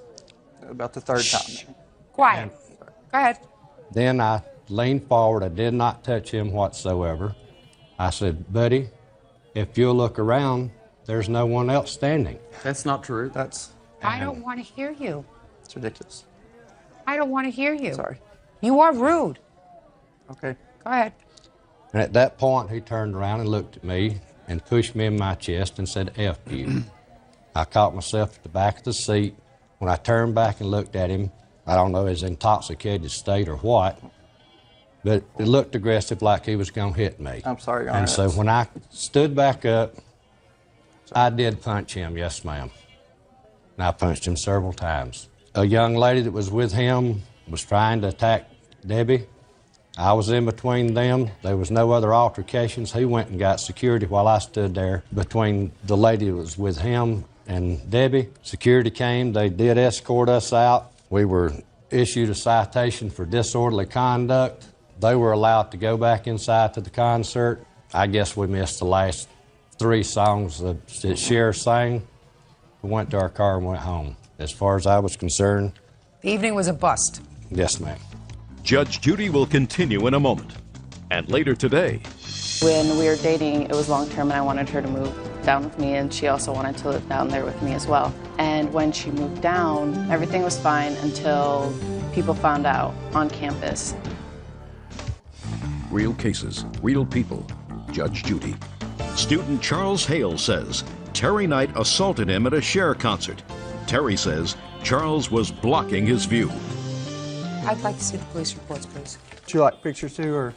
Yeah, sure. I want to see them. Thank you. And of course, it didn't get the pump knots on my head because they were not able to be pictured, but as you know, he did hit me 3 or 4 times. I'm reading the police report here. The victim, that's you, Yes, ma'am. was somewhat intoxicated. Which I told you I'd had a few, yes. Shouldn't have gone drunk to a concert. We weren't drunk, ma'am. Sure you were. No, we weren't. Listen, police officer is used to filing things that are very specific, says you're intoxicated. Intoxicated means drunk. Just a nice way. It's longer. But intoxicated is drunk. I beg to differ. I'm sorry. You can differ all you like, sir. Give me the definition of intoxicated. She probably smelled alcohol in the breath, and I was No. visibly upset. And No. But I wasn't stumbling or mumbling or. How do you know? I was pretty well on my wits after being Really? beat. Okay. It's not what the office said. The office says intoxicated. I don't feel that deserved a. Absolutely not. You are absolutely right. Just because you're intoxicated and acting stupid does not give him license to put his hands on you. You're absolutely right. He put his hands on me first. I don't believe that. That's okay. No. Mr. Knight, I don't believe that. I believe that you were real frustrated with his behavior. And I believe he opened up a big fresh mouth to you. I do believe all of those things. But I do not believe that you had any cause to put your hands on him. Now, you were not injured. You had your neck scratched, and he had no right to do that. I want you to tell me what you believe is fair compensation for that. It's even. I want just to give me a figure. I want you to tell me what you believe is fair compensation for that. I believe $1,500 for, because with the scratch on the neck and the bruise on the neck, which are evident there were pump knots on my head. I missed the whole rest of that week of school because of headaches from just, and the whole last of the concert, the whole last of Cher, who we had gone to see, was spent down in the bottom half of the arena giving Well, you missed the statements. first half of the concert. You missed the first part of the concert. You missed the second part of the concert, sir. First part you did on your own volition. Second part you did because you were acting like a fool. I think $1,500 is excessive. Judgment for the plaintiff in the amount of $500. That's all. Thank you. Parties are excused. You may step out. I didn't see anybody with pom-poms and all that stand up. He evidently needs his glasses fixed because everybody around us was standing up dancing. It was a concert. But, you know, I hadn't been drinking. And it wasn't Metallica. It did not merit his beating. And now the next case. All parties in the matter of Olshansky versus Longo. Step forward, please. Administrative Assistant Elaine Olshansky is suing former friend, 23-year-old interior decorator Jason Longo, for a refund of his fee and for damage to her home. Jason is countersuing for the unpaid portion of his fee. Ms. Olshansky, you hired the defendant to do some painting in your house. Correct. And paid him some $2,200. It's your claim that he did a lousy job. You want your money back, and not only do you want your money back, you want him to pay you to have some of the work that he did treated by somebody else. So you're suing him for even more than what you paid him for. Mr. Longo said that he did a fine job, that you're angry about something else, and he was a friend of one of your children's. Is that right? That's how you knew him? Correct. Had he had experience in the painting and decorating business? I was told he did. How much work was he supposed to do? He was supposed to do my dining room, and then we agreed verbally that he would do some extra painting. Tell me what he was supposed to do, Miss Olshansky. Not just your dining room for $2,200. Come on. What he did is he painted the dining room, and he painted the trim in the living room, and he had my son help him with. What other rooms did he paint? The living room and the hallway. And upstairs in our bathroom, he painted the bathroom vanity. What work did you do in her house? Our original agreement was to work on the dining room, which is where I started. As I was working on the dining room. What were you supposed to do in the dining room? The dining room, we were trying to remake the whole thing. She had gorgeous furniture to begin with. We were just removing the wallpaper that was existing. Okay, so let's start that. You were removing wallpaper. Yes. What's next? We decided on a color scheme for the dining room and a finish that we wanted to do in the lower half. Basically planned out the lighting fixture that we wanted and the colors that were going to be in the room, especially the lower half. We decided to do a faux finish and put a chair rail in the center. Just a second. Now, then you did living room trim. Yes, I did, at no charge. And hall. I did the crown molding in the hall. And what about the vanity upstairs? The vanity was part of our original agreement to do with the dining room. When she approached me about the dining room, she also said she was remodeling both bathrooms upstairs, and she had asked me what we could do with the vanity, and it was a wood, but because of the heat steam damage, it was kind of tarnished, so we decided to paint it, and we used a metallic paint to mimic the border tile that was upstairs. Your Honor, it wasn't damaged. My upstairs vanity was not damaged. It was in perfect finish because he didn't prime that either. He just painted right over it very nicely. Right. And your original agreement was $2,200, is that right? Yes. The work also included, though, the solarium room in the back of the house, which what happened was we started doing work in the dining room, and then as I was working in the dining room, Mrs. Olshansky purchased furniture for, I believe it was the living room, but decided that it wasn't going to work out, so we decided to redo their solarium area in the back. That was also included in the price that she paid me, and that was mainly interior decorating. There was no painting done out there. It was just making it into kind of like a cluttered area, into like a nice sitting room with new furniture, accessories, and So what such. did you do in that area? No painting was done, just accessorizing, purchasing accessories. That's what you did? That's correct. Okay.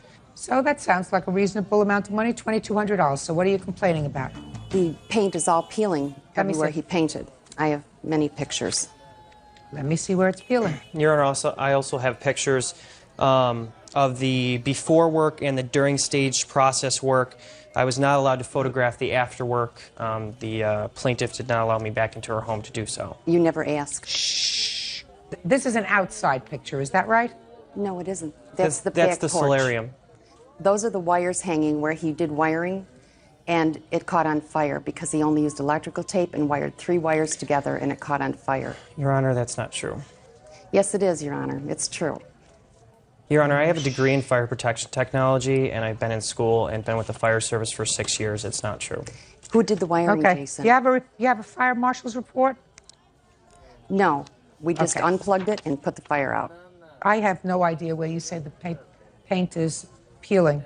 You show me in those at the blow-ups. Your Honor, This would is you like here. to see my pictures? Yeah. I find it very hard to look at these blow-ups, so don't show me. Don't you have regular pictures? I use a digital camera, so I have to print them out. First set of pictures starts with the dining room before. Your Honor, her son also helped me paint. I'd like to see the pictures to make sure that's my work. Absolutely. Whether it's your work or her son's work, it doesn't make any difference. You were the contractor. Your Honor, I also have estimates. For what? To repair the damage that was done. I'm not going to give you any amount of money to repair damage. I've seen the photographs. If you're not satisfied with the job that he did, I suggest you not give him any recommendation. The pictures show peeling paint. It's latex painted over oil base, which peels like rubber. Ma'am, this is the letter from the company that I use. Put it down. Where was the paint peeling? In what room? Every room, at every spot, it peels off because it's latex over oil. I have. What do you mean every room and every spot? All I've of seen. them. Look, listen to me. All the trim I work. saw just the these- trim. Just the trim is painted latex over oil. And I asked him, I questioned him. I said, I don't believe that you can put latex over oil. And he said, you can as long as you prepare properly. Your Honor, that was her initial concern, and I did acknowledge that that was an issue that we had to take into account. However, I knew that you could paint latex over oil paint. The dining room was sanded down. The other rooms I cannot account for because I came in midway through the whole Which situation. other rooms?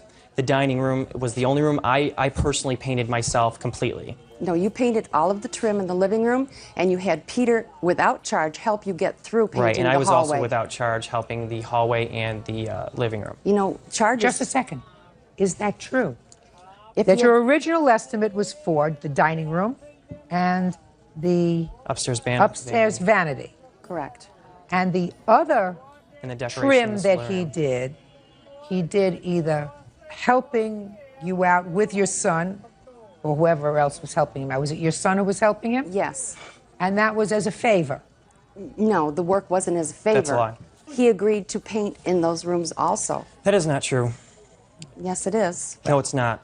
If you're not satisfied, don't give him a recommendation, Miss Olshansky. Your Honor, That's all. what happened was... That's what? Listen to me. You're not losing. I understand. You had some sort of a falling out that involves a social issue, which you seem to suggest here, involving her son, that has absolutely nothing to do with me, that has nothing to do with this case. Ms. Olshansky is complaining about a subjective look at work. She says is below par. And I'm saying, based on what I see, the rooms as painted look just fine to me. It's just the trim, not the wall. Well, then get somebody to fix the trim. And what are you suing him for $3,000 for, which is more than even you paid him? That's what the estimates are. Get your son to do it. Strip down the trim if you're not happy with it and repaint it in either latex or flat or whatever color you like. Your Honor, may I say something You had else? practically your whole house done. Don't say anything. You're not losing. What's your problem? I just want to let her know she had complained about the amount that I had charged her, and she was saying that I basically owed her to do the rest of the rooms and that I owed her to do the repairs based off the amount that that I charged her for. And I have I have documents that show that she has discounts in excess of $2,500 that I had given her because she was a friend of mine. So if she's saying that I overcharged her, it's completely untrue. Excuse me, just a second. She's not complaining you overcharged her, She's sir. complaining. She's not complaining that you overcharged her. She knows that for the amount of work she had done in her house, she was getting a bargain. She knows that. Her problem is the bargain turned out to be not such a bargain because she wasn't happy with some of the trim work that was done. For that, you don't sue. Goodbye.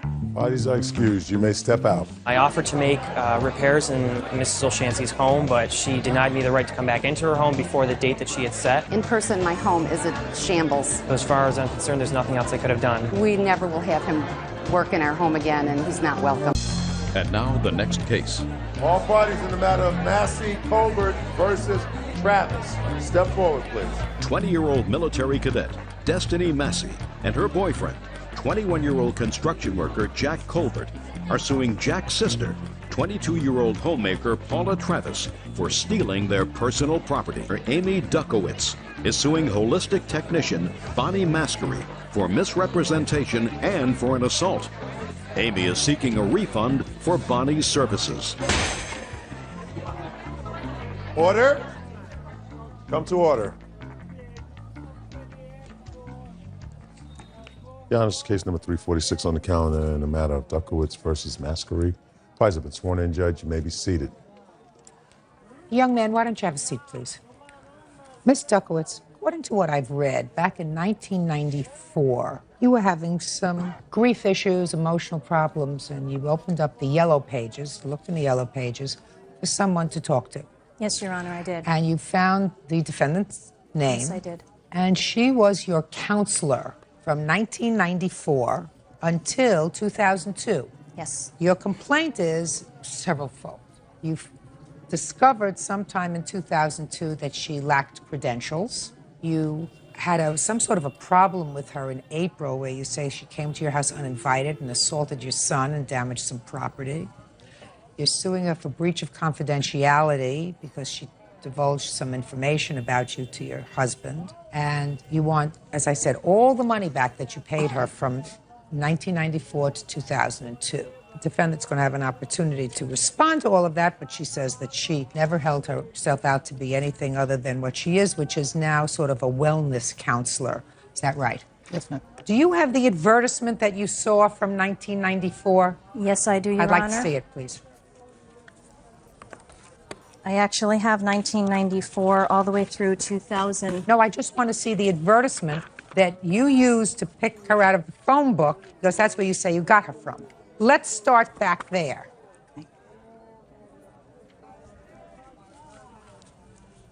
This says Rainbow in a Tear Workshops. Is that what you're talking about? Yes. And where does this say that they're social workers or psychologists or anywhere else? In that particular ad, it did not say that. That's all I'm interested in. This is the one you have.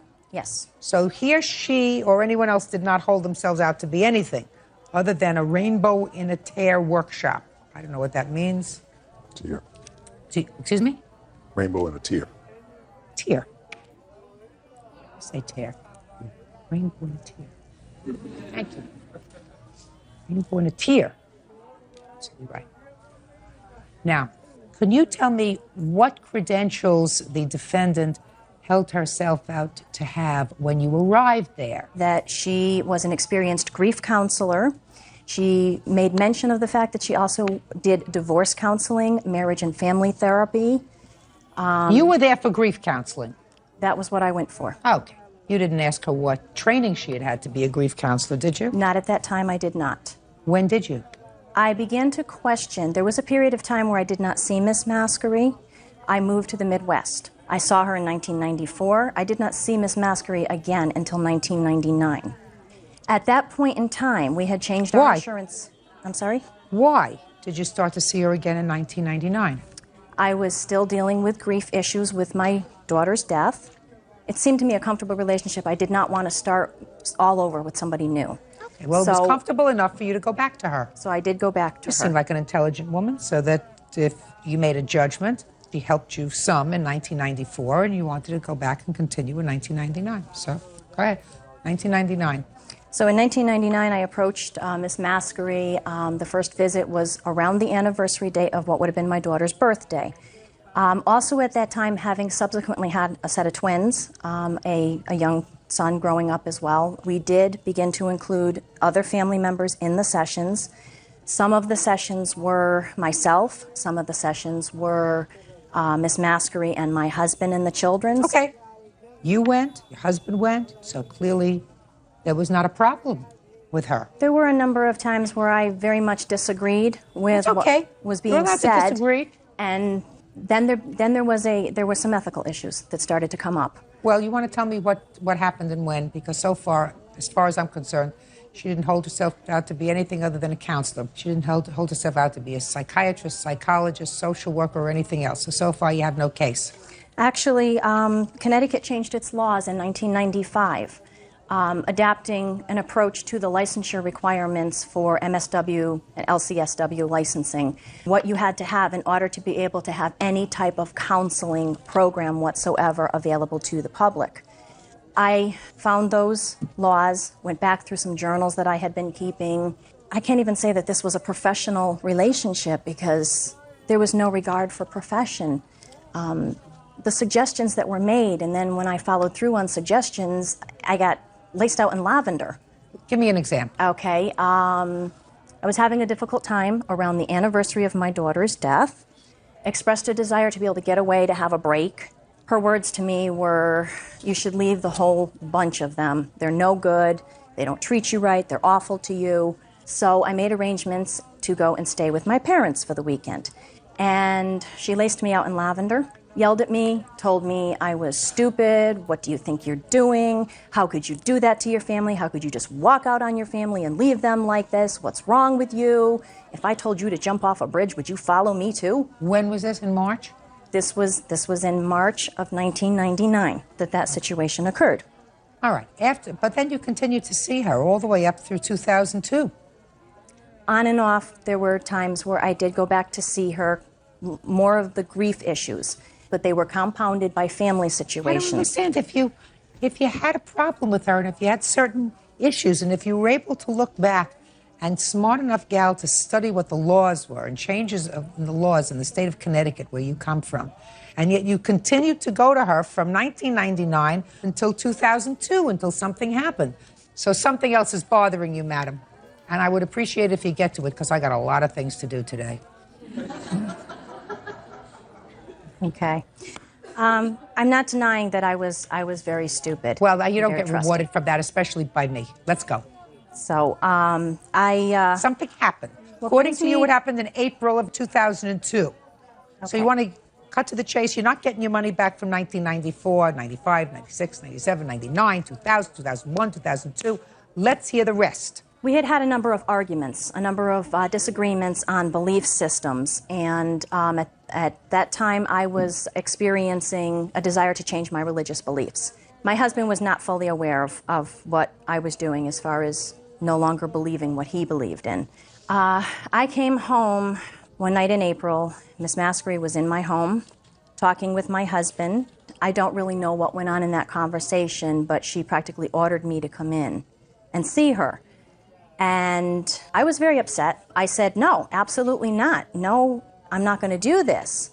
And I told her that she had to leave, and I walked her out of the house. She got in her car and left. I came back into the house. That's when my husband revealed to me that she had told him that I am a practicing Wiccan and that I had been practicing this behind his back. Subsequently, later in the week... Practicing? Wiccan. What is that? Witchcraft. Judge Judy continues in a moment. They were scuffling with the door, a lot of banging around going on. She was pushing, trying to get through the doorway. You've known her for 8 years. Instead of running away, which sounds a little loony to me, right? You turn around and you say, Bonnie, what do you want? I don't want you in the house. Well, I kind of figured she was up to something. I didn't know what it was. Well, why don't you find out? Amy Duckowitz says her former grief counselor, Bonnie Maskery, misrepresented her credentials. Amy also claims Bonnie came to her home uninvited and assaulted her son. Right. Subsequently, later in the week, Miss Maskery went to my mother-in-law and my sister-in-law and made an attempt to reach my parents to corroborate whatever information she had. I felt that this was total breach of confidentiality. Stop right there. Miss Maskery, I'm going to get to this part of her complaint in a moment. First, I want to ask you, what's your educational background? Educational background, I have a Bachelor of Education in Science. I have a Master's in Science from Central Connecticut State University. What year? 1992. Part-time What kind of basis. science? Counseling. In counseling? Counseling education, yes ma'am. Was there a time when you had a conversation with the plaintiff's husband about her practicing Wiccan? Mr. Duckowitz had contacted me and asked me to come to the house, and he wanted to know what was going on in his home. Amy seems to be doing a lot of things behind my back. I don't understand what she's doing. She's rejected my religion. And at that point in time, I asked him if he had ever heard of anyone.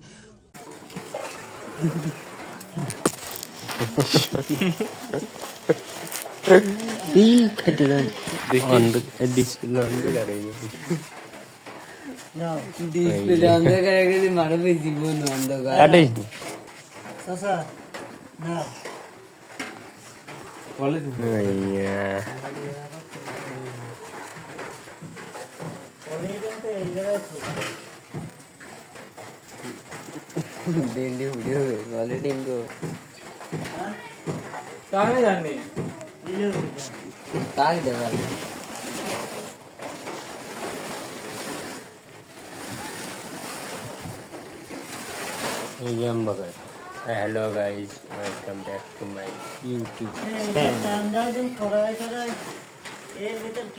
মারে ঘুম বাড়ি দিয়ে দে করার ভিতরে কিটা গুছা দিয়ে দে তাহলে কি কাজ হবে ভালো কাম করে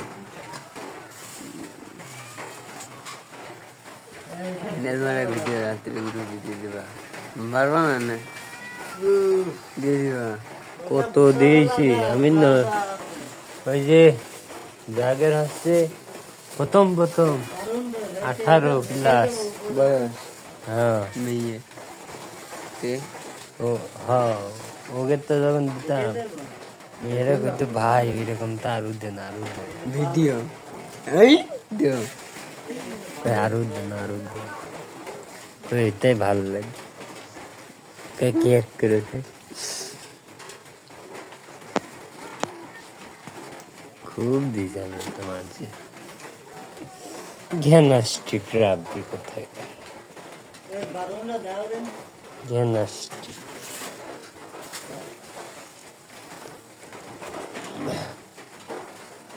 বাজে কথা জ্ঞানাস্টিক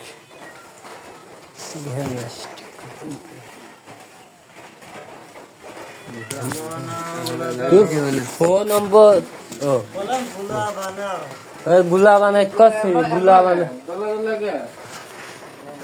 তলাটা তো হবে না বললাম ভালো সিগারেট নিয়ে এসে দেয় ওই তো ঢালিয়ে দিয়েছে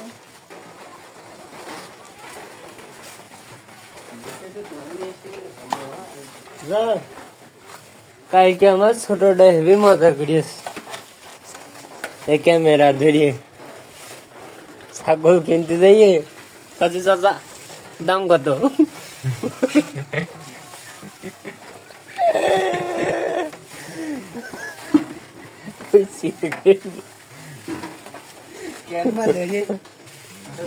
এই যে এম্বাদারি কত চাচা কত কত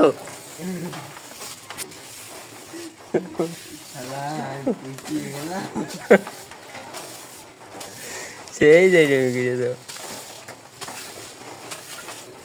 আর আমার ক্যামেরা ধরতেই লজ্জা করতে ধরবো আর ও ফিসে হুকা নিয়ে বেড়াচ্ছে হাটের মই ছাগলের হাট ও একাই ঘাইটি বেলা দেখছে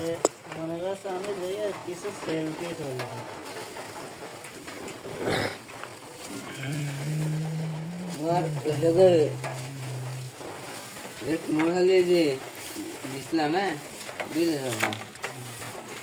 বুঝলাম যে 20,000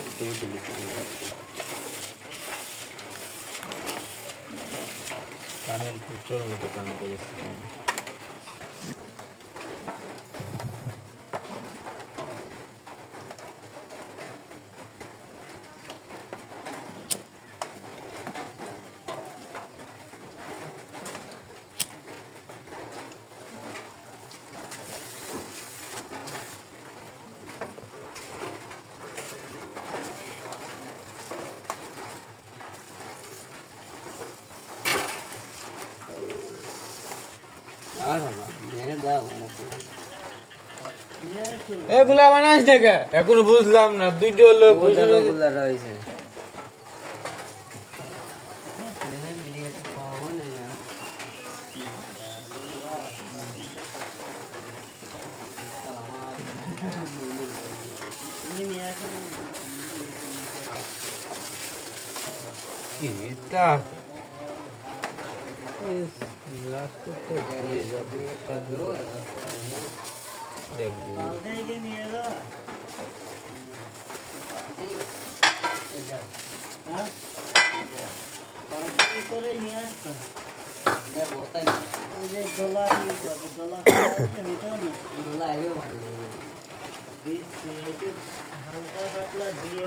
ক্যামেরায় যে খাই দেবে খুব যাচ্ছে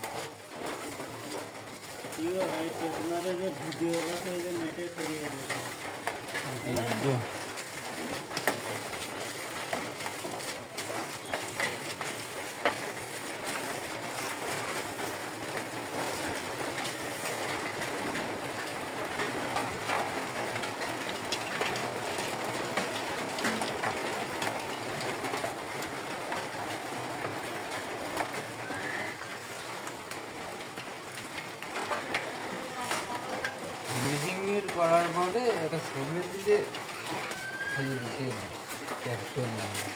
শাড়ি নেই তো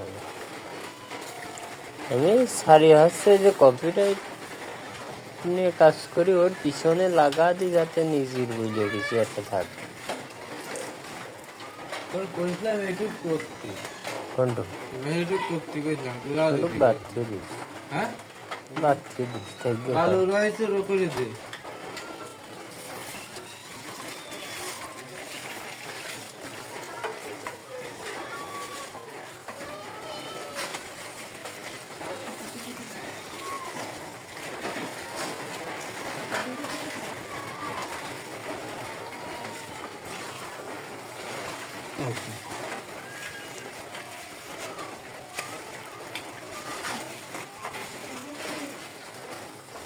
Mm. জ্ঞান আসছে সুইটে পরে বেড নেই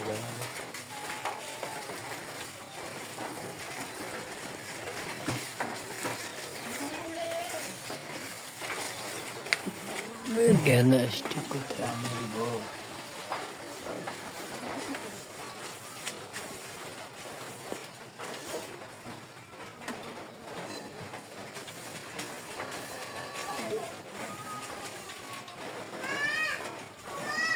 Oh no. One doing that there.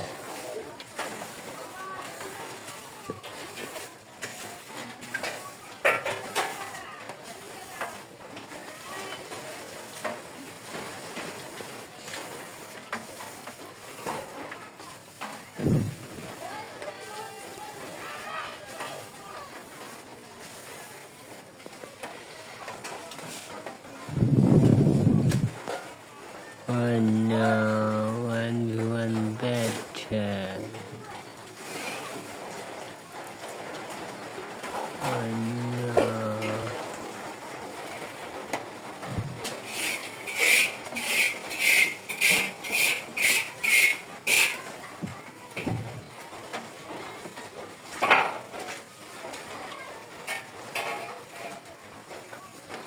Wow, very beautiful.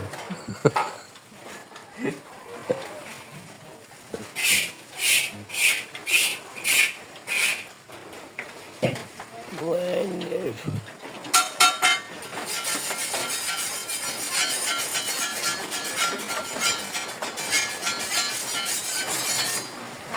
Wow, very dangerous.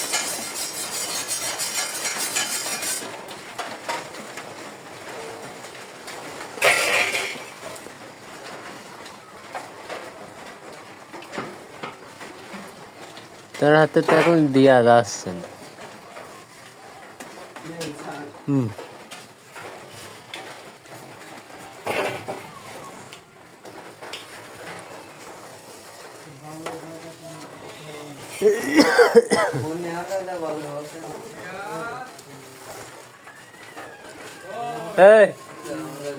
এইটুকুই মা ওই দাদা আজিয়াত খুঁটির ওই পাশে ওইটুক মা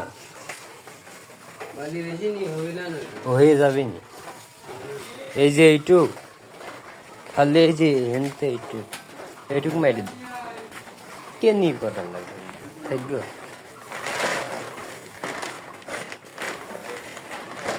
কেনি করা লাগবে বলে এটা করতে বসছে ও দে মা কেনি করা লাগবে না কেনি মিহিং দিলে যখন আবার দেওয়ার পরে ফিনিশিং করে দেওয়া যায় তাই ঠিক আমার ভুল হয়েছে ক্ষমা করে দিন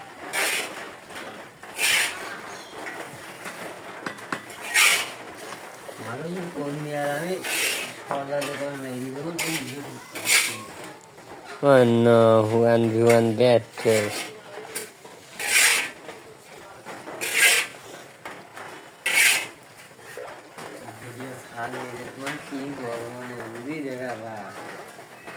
দেখা যাবে না তো দেখাই আমার লাভ আছে কি করবেন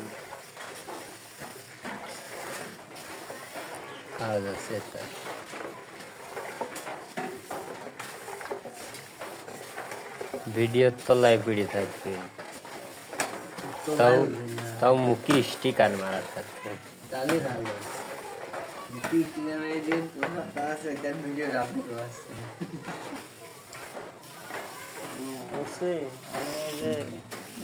আর ভিডিও শিখিয়ে দেবা সব কিছুই পাঠাবো মুখের ঘরে ভিডিও দেখি পাঠাবো বুঝেছো মুখের ঘর দিয়ে পাঠাবো ভিডিও বানাবো আমাকে ভালো শিখিয়ে দেবে ধূপ পিঠে বানানি একটা শিখে দাও তুমি তো বাজারে আসো না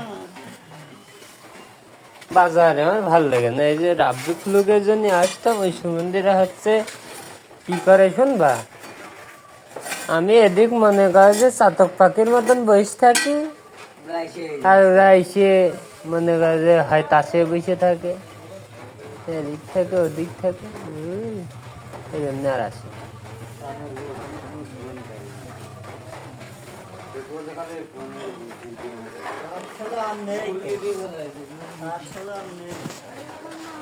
खुल्लू संबंधी सुद्धा आहे, सुद्धा आहे खुल्लू सुद्धा आहे ना खुल्लूर का तार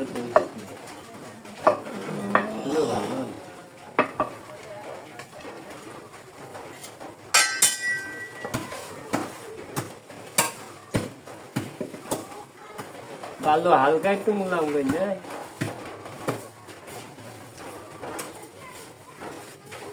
হালকা বেশি না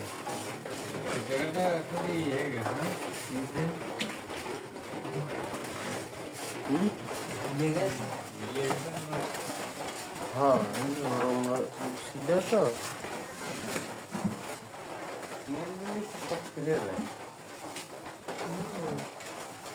বেশি নরম থাকলে হয় না। এই ফোনটা তো মনে করেন যে কাটলে এই যে ফ্লোরের নিচে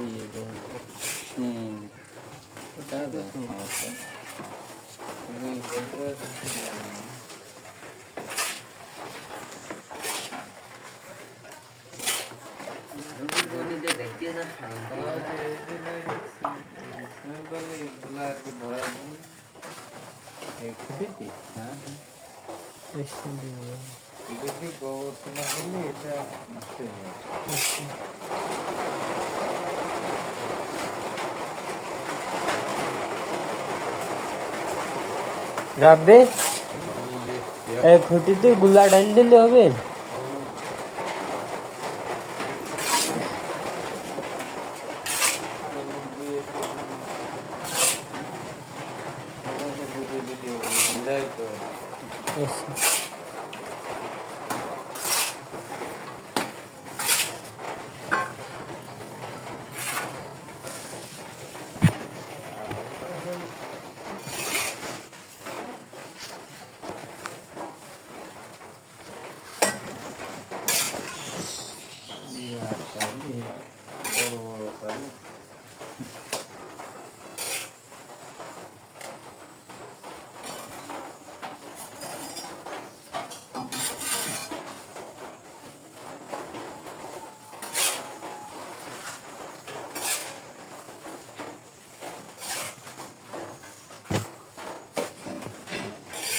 হ্যাঁ জসিমের দেখাবো যা।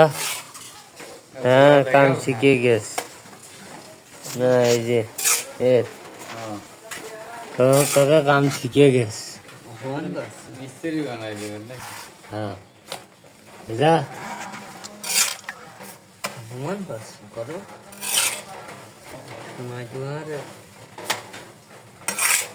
ক্যামেরার অবস্থা হয়ে গেছে খারাপ। কত সুন্দর ক্যামেরা ছিল।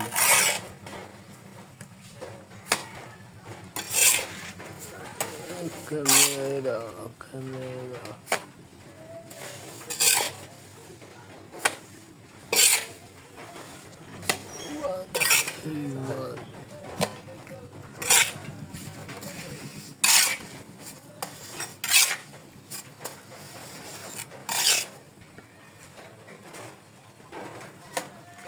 আস্তে উপরে হাত মারতে হয় না।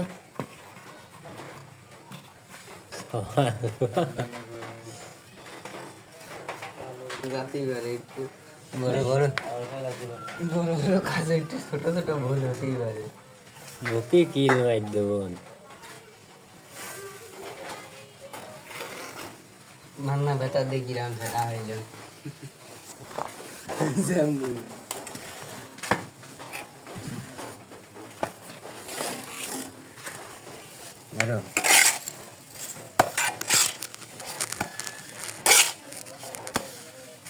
সব করবা কেনে দিদার কেনে মারবে।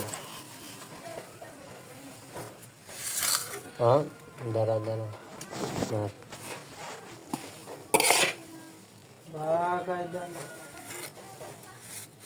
কত চাপ দিতে হয়।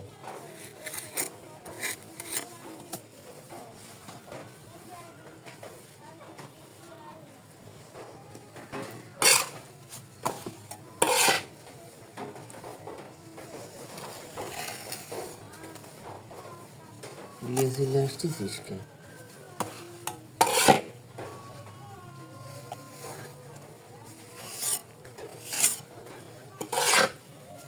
দাদা ও ছাপা বালু ছাপা অন্য ছাপা ছাপাই তুমি তো খালি ডলা মারবে তাই হয়ে যাবে ছাপা অল্প করে হ্যাঁ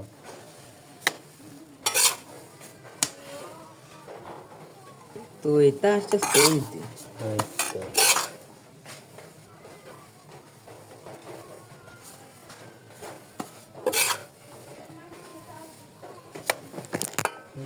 বাবা বাবা পয়সা গেল অল্প করে নিয়ে আসতে পারবে দিতে টিপা লাগে না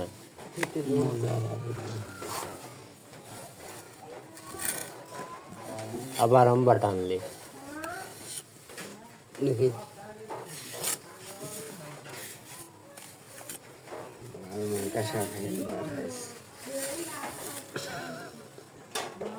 ভালো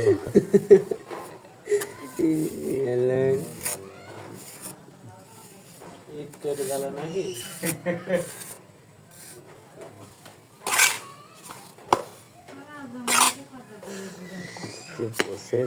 করতে আমার ভয় কাছে ডর হচ্ছে আর উষো নিয়ে যাও ছেড়ে দাও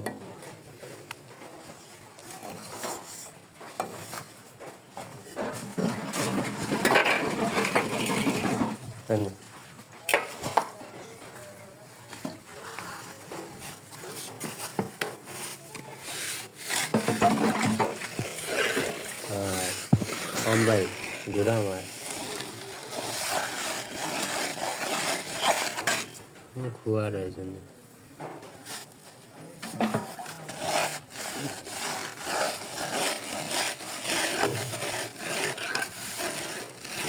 না এটা তো হলো না দেখছি ঢপ করে মারা দেখি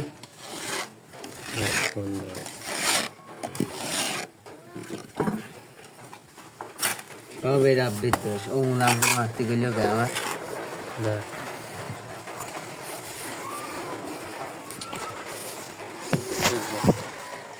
স্যার ভান্ডা গেছি স্যার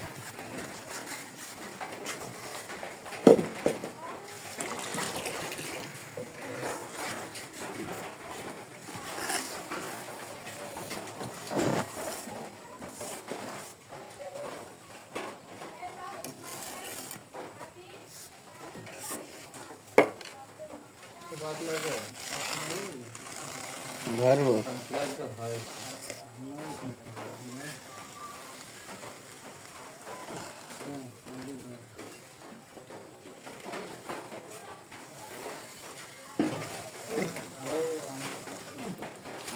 সকালে মিলে যাচ্ছে সকালে সেই লোকে গলিয়ে গেছিল আর একটু করে ভ্যানের সাকার তলে হয়ে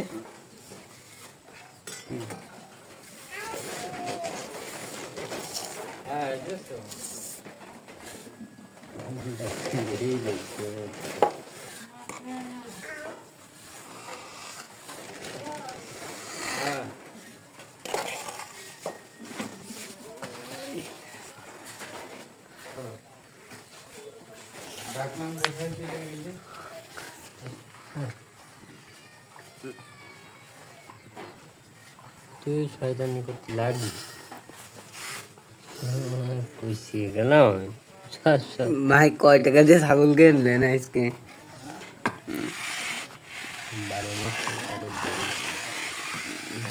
এই কি বকাবকি করছি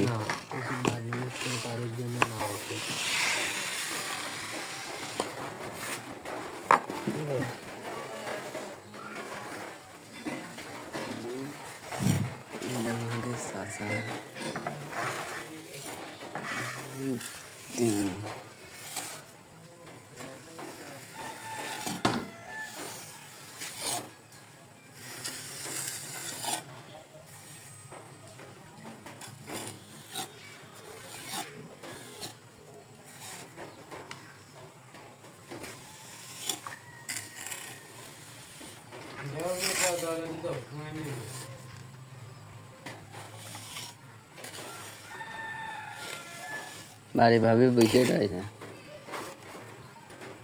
আমি কিছু করিনি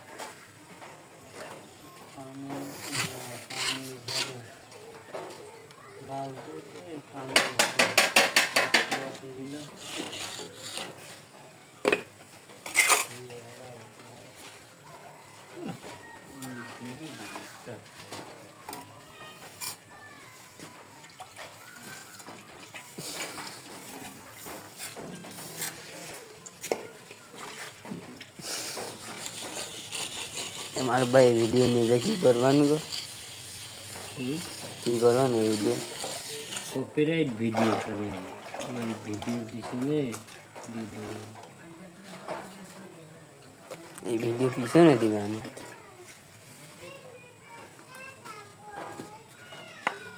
তারপর জসিমের দোকানে দেখে মাঝে মধ্যে ভিডিও বানায় হচ্ছে তামিল বাংলা মুভি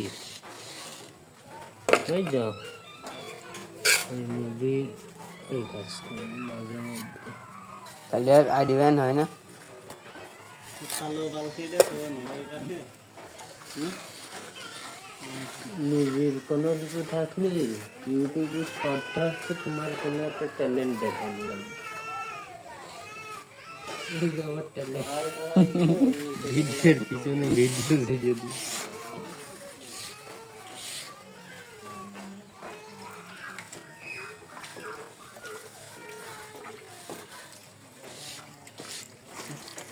কুনাড়া ভাঙিয়ে দাও নাই ঘর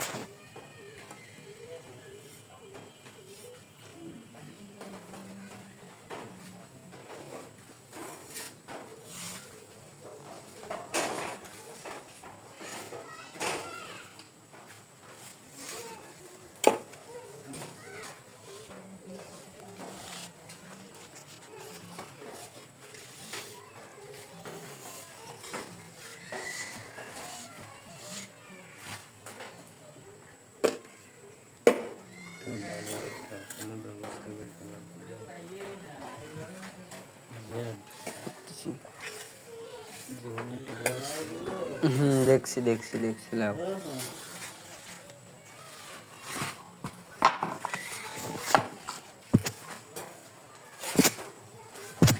ব্রাইটনেস ফুল দিয়েছি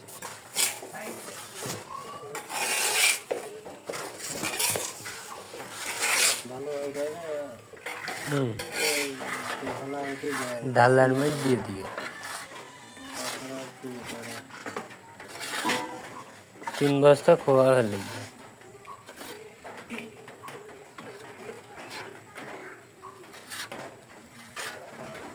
হবে না 3 বস্তা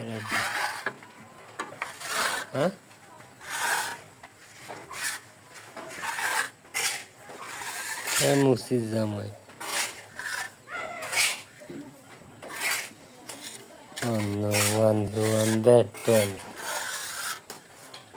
ज्यादा तो 1v1 बैटल करते पानी दिली घर में ढक दी भी ढाला नहीं की करे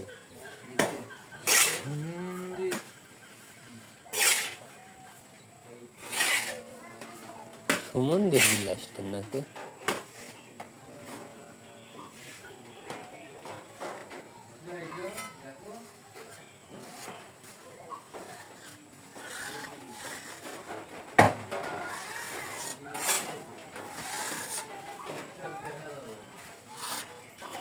ছুটির ভিতর ঢুকাবি তো নরম করলি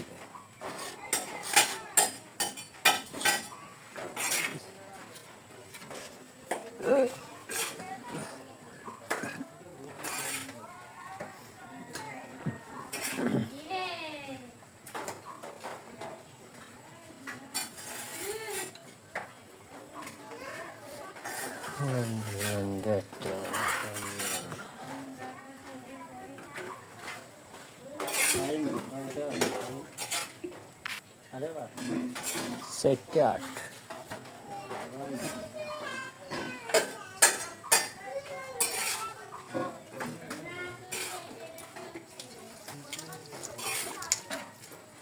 मुख्य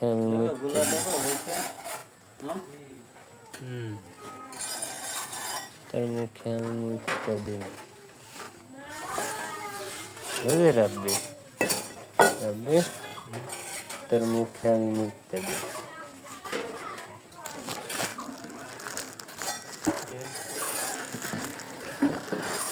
ছোটবেলা চাইছে মনে আছে দেখছি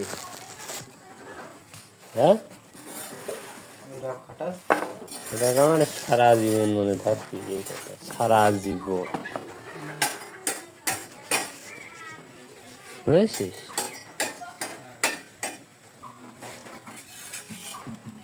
সারা জীবন ধরে আমি করবো আল্লাহ তোমার কাছে বিচার দিলাম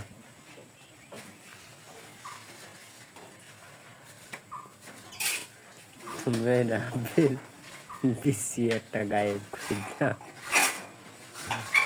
আর একটা যাতে ওই যে মুরগির খাঁচার মতো ঝুলিয়ে থাকে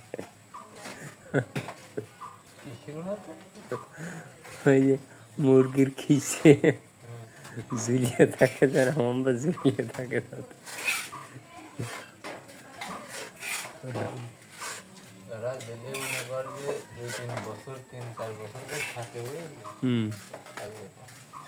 কি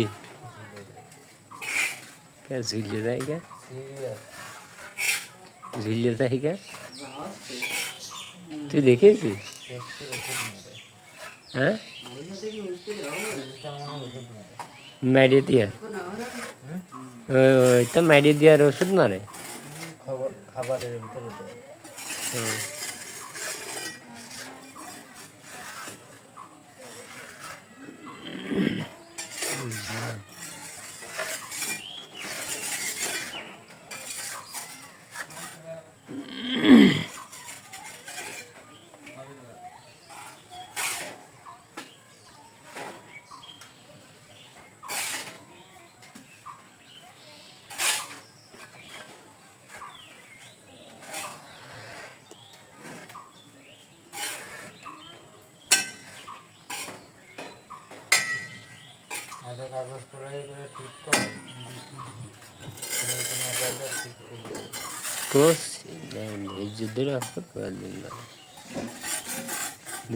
বসলাম 3 মিনিটের মতো ফোনে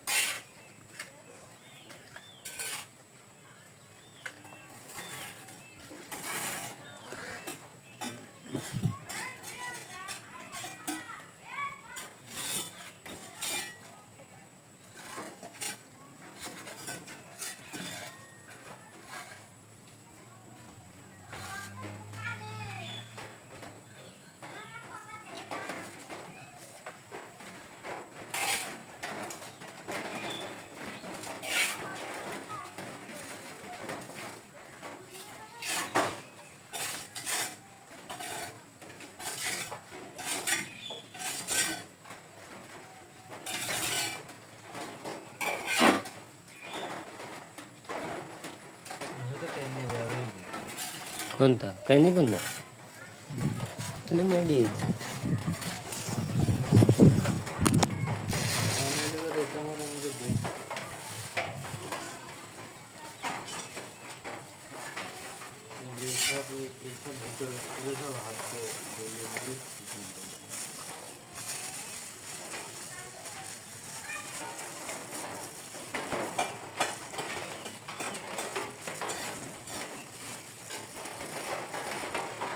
তার সাথে করলে ভালো হয় না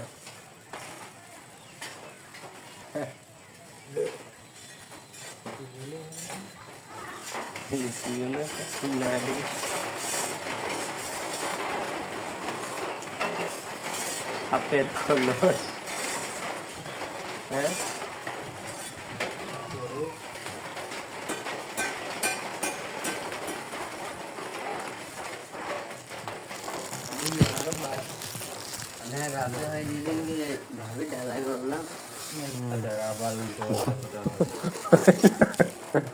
দেখিও তো তোমার ভাইস্তের তো ভাই কথা আসছে না গো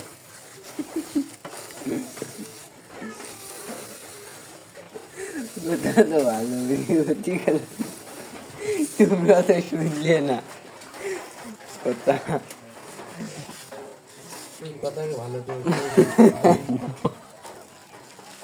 সত্যি কথা মুখ দিয়ে বেড়া দেবে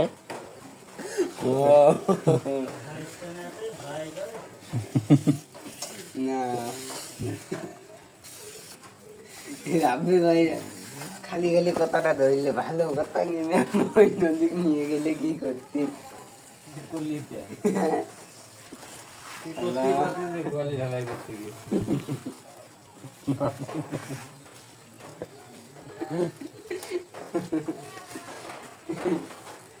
বুঝতে পারলাম আমি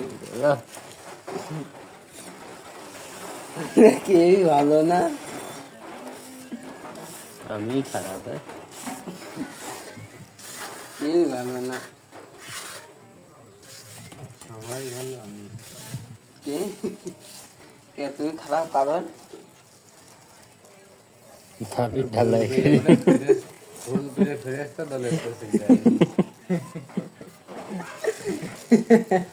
স্যার আরে সবার ওইটা গাই দিচ্ছে দেখি এখানে কানের ভিডিও মহিলা হয়েছে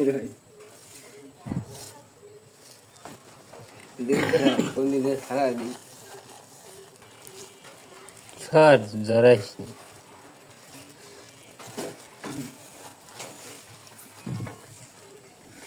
যে কথাটা করতে আসলাম সেটা তো তোমরা শুনলে না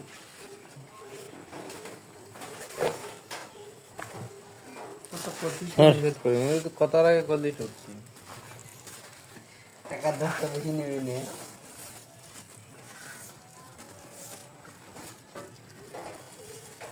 প্রথমে মনে হবে না তুমি ছোট মানুষ আমার কাছে সেই ভাষণ দেখছি তাহলে কদিন কেমন লাগে তার জন্য একদিন আসতে পারছি রাজ্যের সাথে বেশি কথা কদিন আমার নাকি আমরা দুর্নীতি করি দুর্নীতি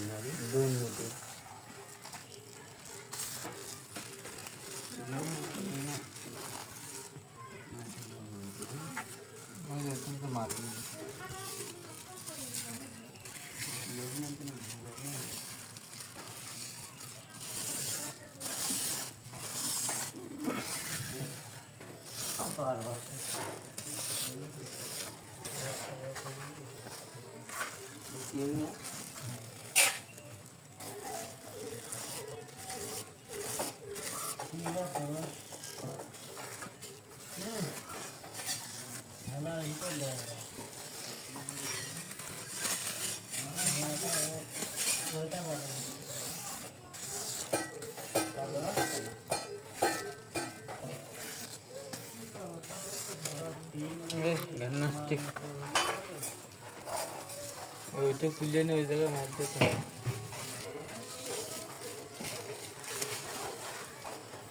नहीं ना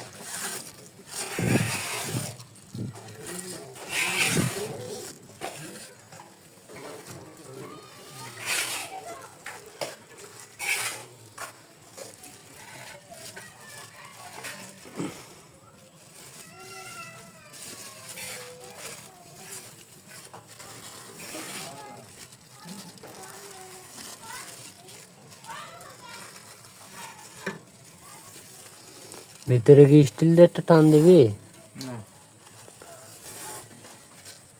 হাত মারবো?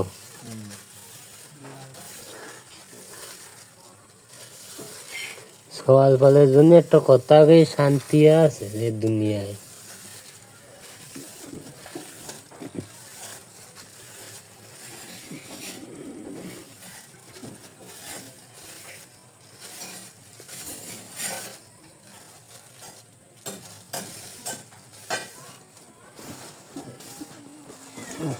খোয়া দিতে লাগবে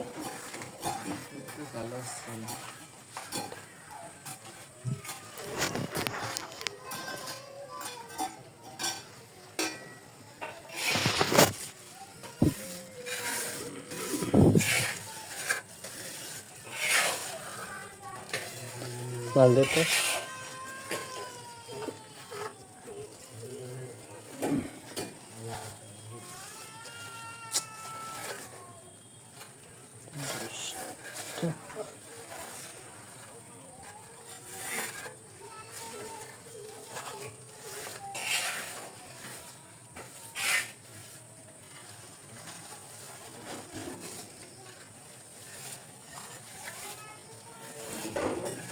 জিহাদ আচ্ছা মারে তো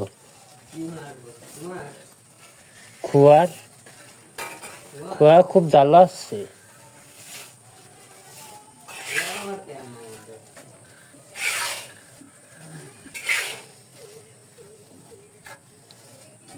মান্নার কাছে শিখিয়ে আয় ডিপ করে না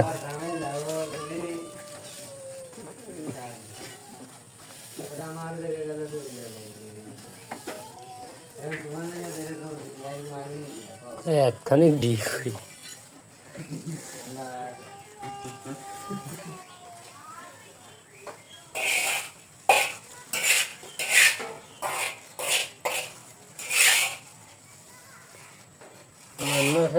পাগল পাই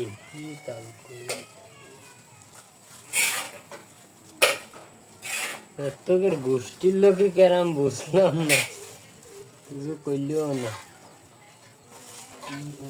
সব উড়া উড়ায়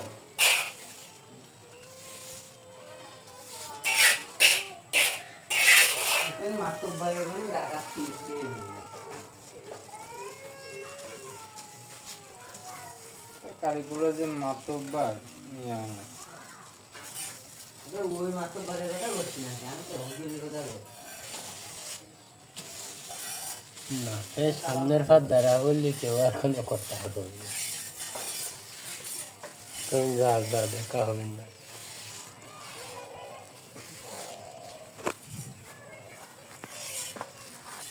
কথাগুলোই তো সবাই নীরব মাতব্বার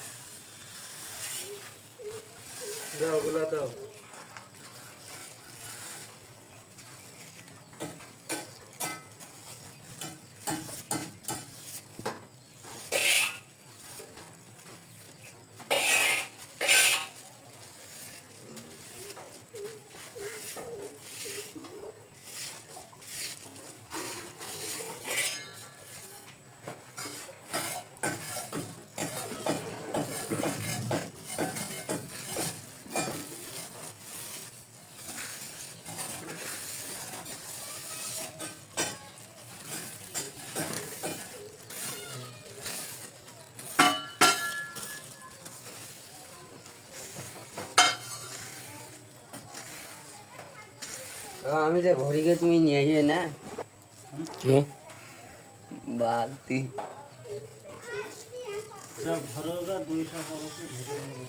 দুইটা ফোন अभी माल दे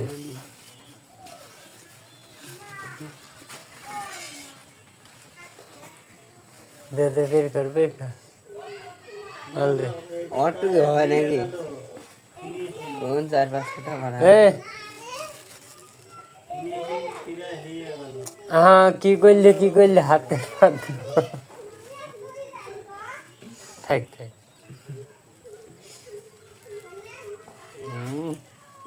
थोड़ा जाओ तुम बात यार अभ्यास करा इनते আমার আমি তো কি বললাম কও আমার এমনি ভাই নেশার ভালো না দেখি সরো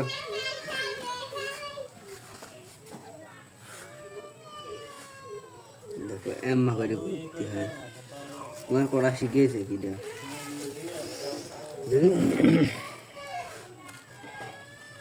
স্যার নেস্টিক করে ফেলা দিন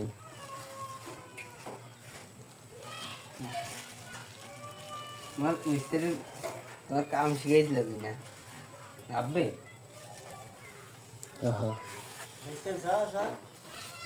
এবার আব্বে হয় কি কাম শিখাইছে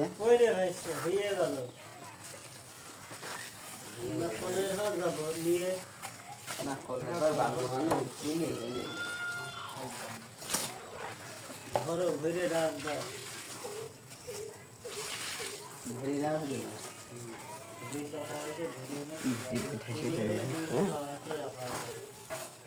Just 8 minutes.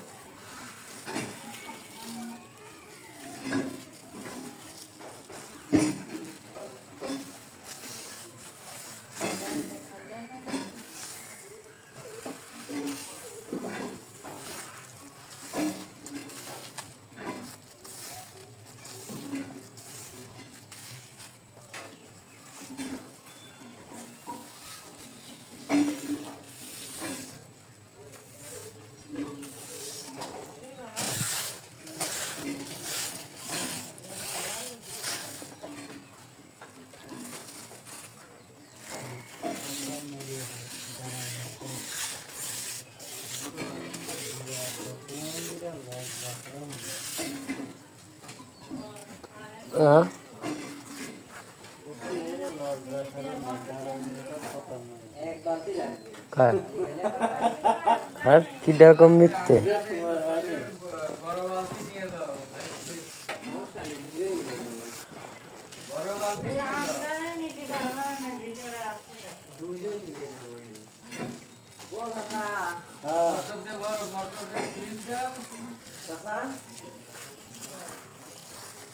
একেবারে ফুল লোড দিয়ে না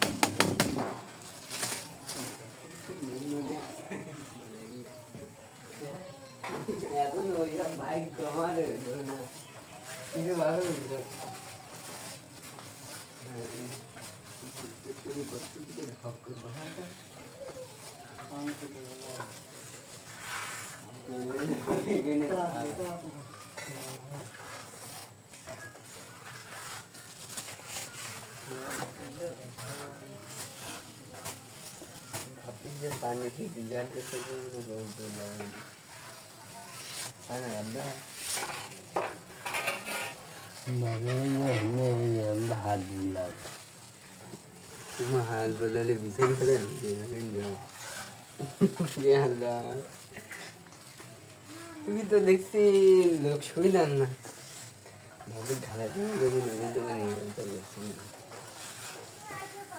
আবার উঠে কি কথা হয় লাল ভিডিও দেখলাম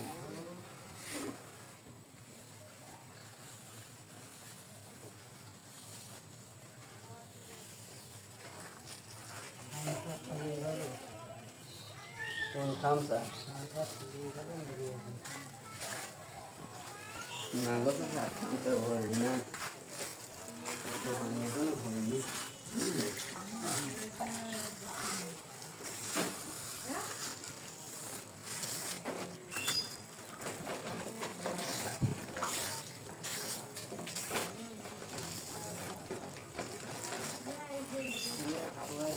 ये जो ते कुछ बना है नहीं जोटे बना है नहीं काका मुझे तो बना है तो नहीं क्या करता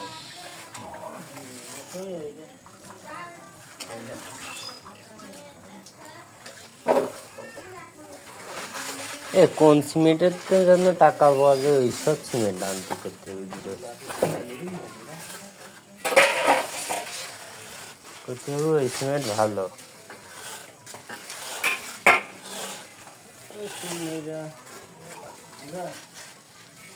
হলো অটোমেটিক এরিয়া যা হাত দিয়ে চাপও দিচ্ছি না জুত মতন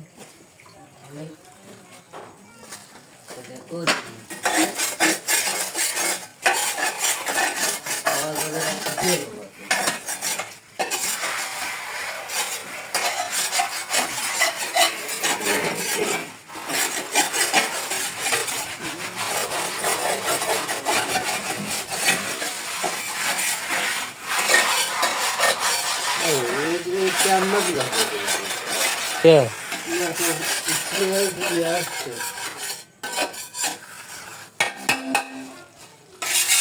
लास्ट कर दे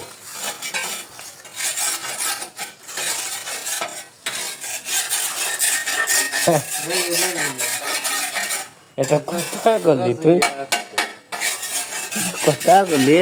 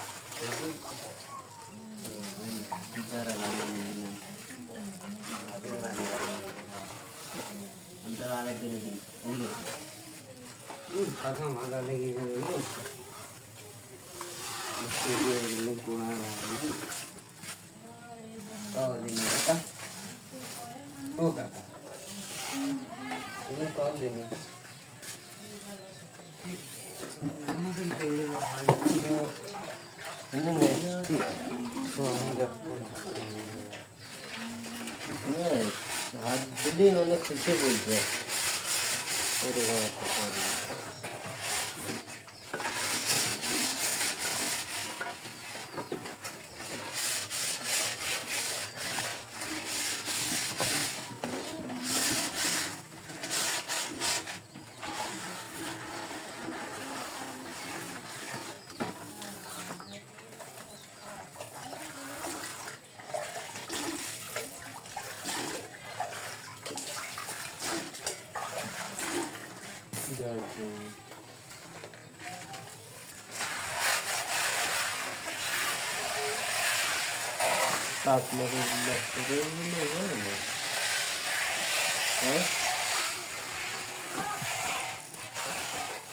खूप पासला काय नाही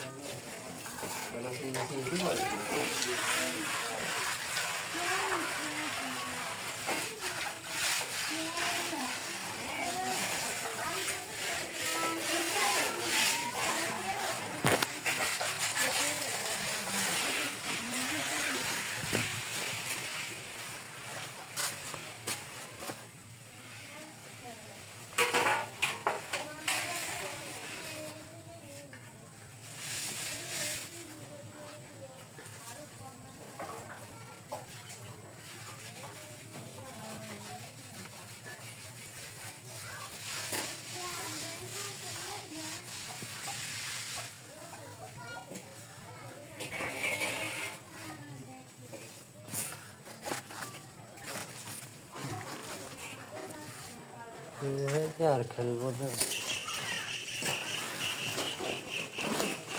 लाइटली हल्ला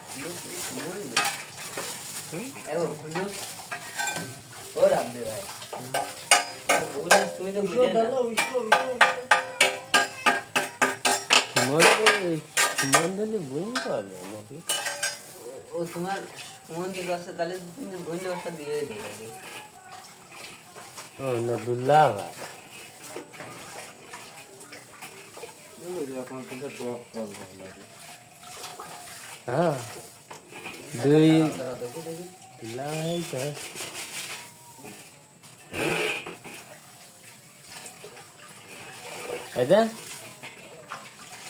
दुल्ला भाई को लो तो भूला से ताओ ही हंस हाँ एक तो दुल्ला भाई हंस ठीक हला तो बुझ और हंसे हला तो बुझ तुम मिलिया सास तो बुझ तुम्हार हवाले दिले मनने मानिक হ্যাঁ मेरे बाप भी टाइम दे रहा है ना এসব কথা দিয়ে মনে হচ্ছে কি ও যা এই জন্যই ছেলে চলে নিয়ে এসছে আমার আর একটা মেয়ে তাহলে এটা আরো ঘাটতি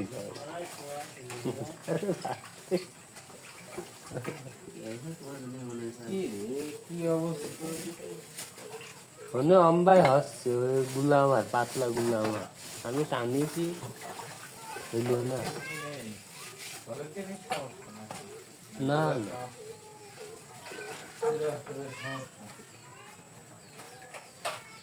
তাই নিয়ে গিয়েছিল টানি করলাম তাও ওই অবস্থা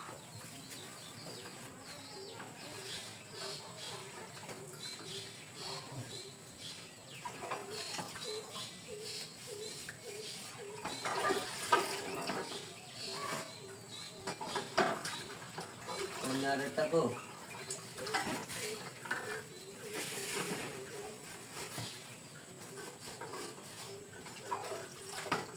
আমার আসতে পারতে আমার রেখে দিস হ্যাঁ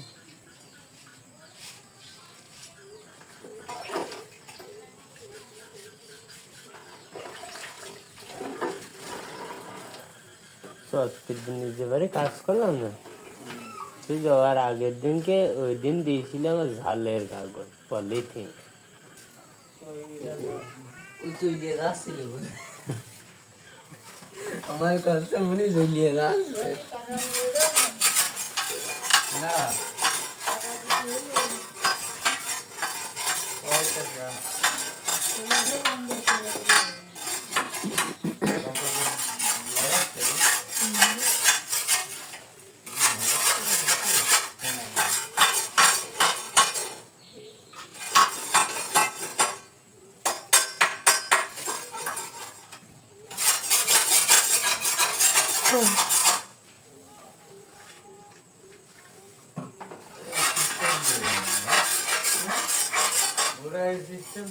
এই যে ভালো হইলো সিস্টেম ঘাট তুলে খাতে পারে না সিস্টেম না করলে গরুর নিচের ঘাস কি করে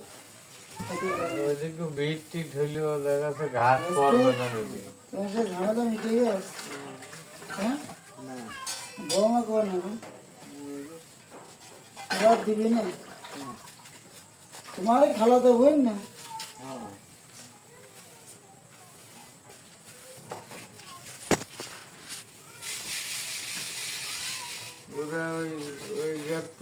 আরো বড় করে আসছিল তাদের জন্য তখন গ্যাপ না দিয়ে উপায় নেই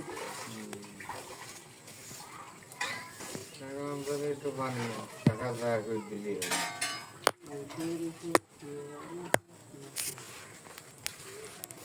কি করে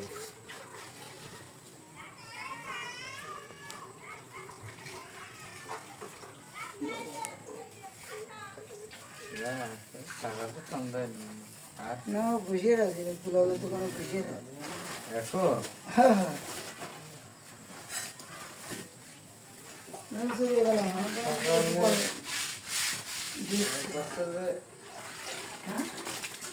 দিলাম 2 প্যাকেট তার একজন আজকে একজন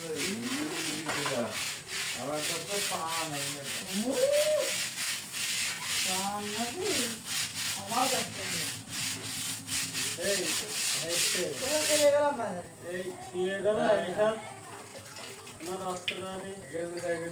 কোন ওই নিচের দাও ওই জায়গায় দাও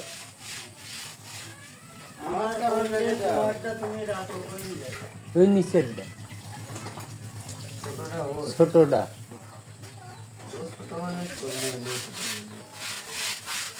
হ্যাঁ কথা বুঝতে লাগে ভেঙে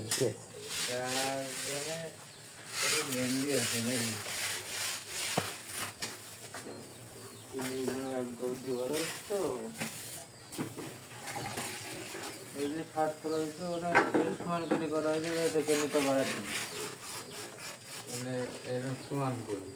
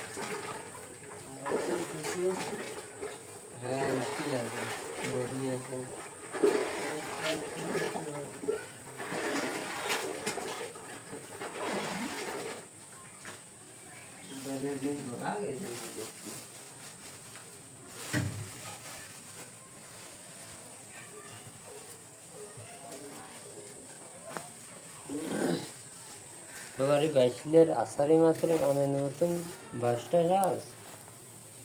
Nanti. Bachelor asari kame nutun.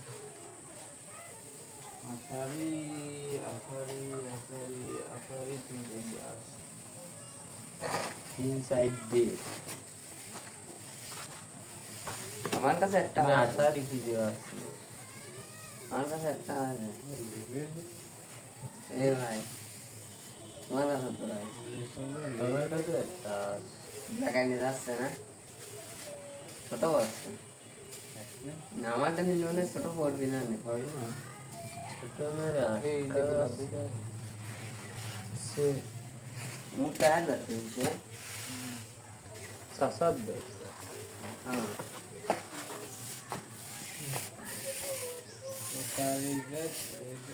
এইভাবে কালার দিলি ভালো হয়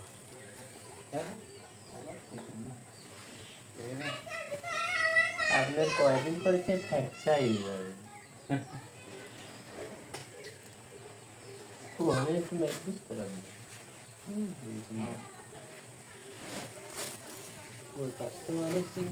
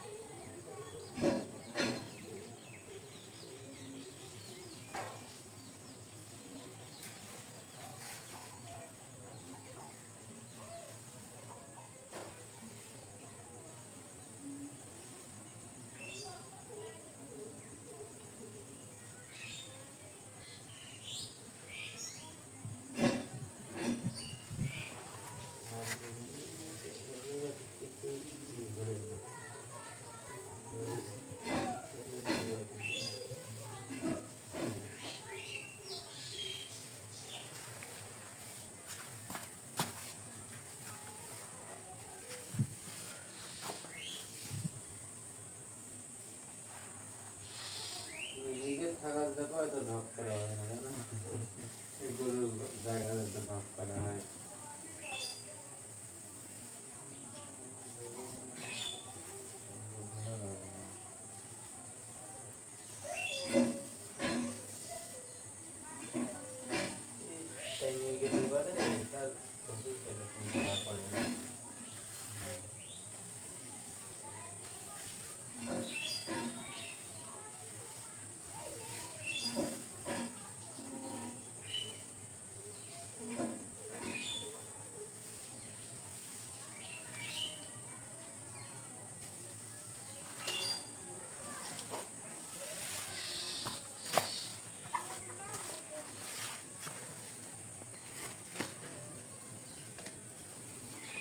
সাইকেল আনলে কিস্তি না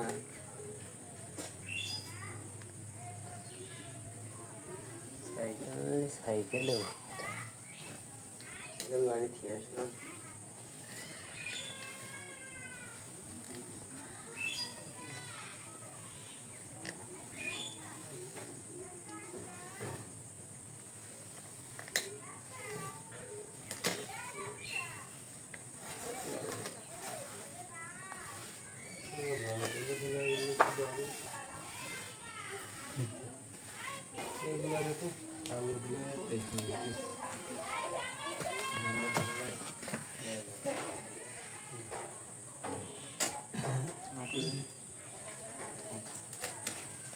पानी मुझे तो लागू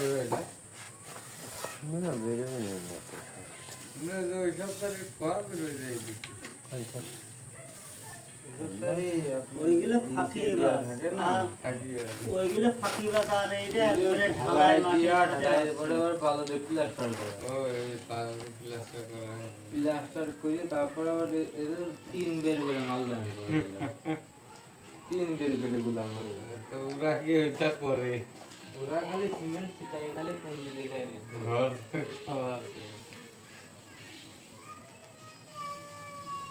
अरे खुआ दिए हमको बनाने फाटारो भाई था ना केस में 5 বছর পরে এসে মারতে বাড়ি মারলো মনে হইলো কেবল পেয়েছি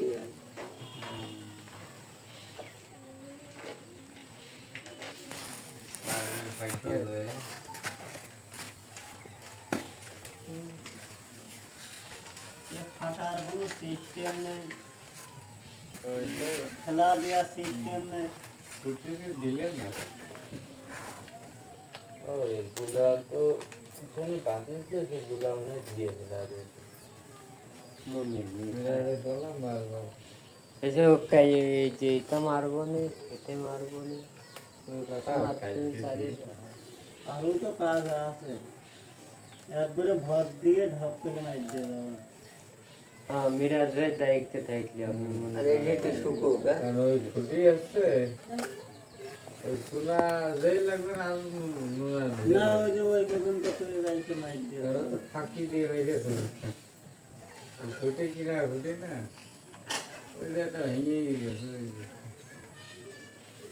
তাও তো এর মধ্যে রড দিয়া হ্যাঁ হ্যাঁ এর মধ্যে যে রড দিয়া এখন যে তার দেশ এখন তার এখন 10 নম্বর তার দেয় আগে তো রড দিতে ওনে সিকোয়েন্স এবং তার আছে কথা আর রড আছে ওই ছুটি আমাকে বাড়ি বানানো ছুটি এইটা ওই ছুটিটা রড দিয়া ছুটি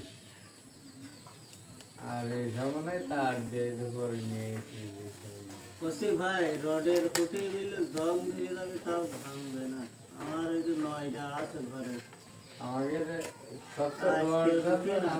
আমাকে একবার ছুটি বানাইছিল আমার আব্বা বহু থাকে কারণ পাকা বাঁশের এইটা দিছিল বাঁশের ওই যে দিছিল ছটা দিছিল সে দেখি ছুটি মানে 20 বছর পরে ভাঙা হইলো তার কিছু অম্বাই আছে ওটা অম্বাই থাকে ডালার হাওয়া বাতাস যায় না তো কিচ্ছু হয় না পাকা বাঁশের ছুটি মানে কুঞ্চি দিলেও কুঞ্চিও অম্বা থাকে সেও না হয় না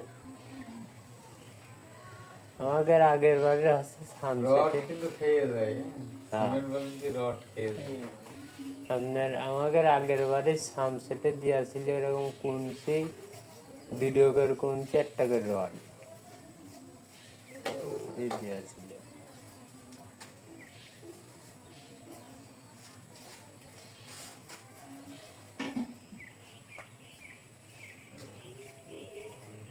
কোন সে বন্ধ এটা দিতে হয় কুচি গেলে এমনি ঢিকতে হয়ে যাবে পসে না তো ডালার মধ্যে চেম্বা তো তুমি চেম্বাই পাবা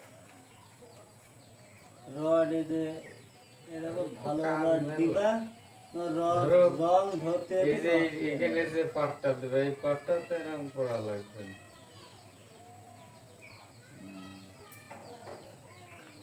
এই গাছনিরা তো এটা তো যাবে আপনি ঢালা করে এই গাছনিরা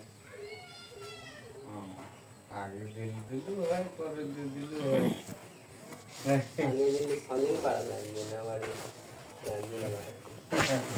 এমনি গেলে বলতে না আমি গেলে কামান দিন ঢালা হয়ে দিলে রক্ত হয় কাজ একবারে হইতো একবারে প্লাস্টার হয়ে যেত এই জমিগুলো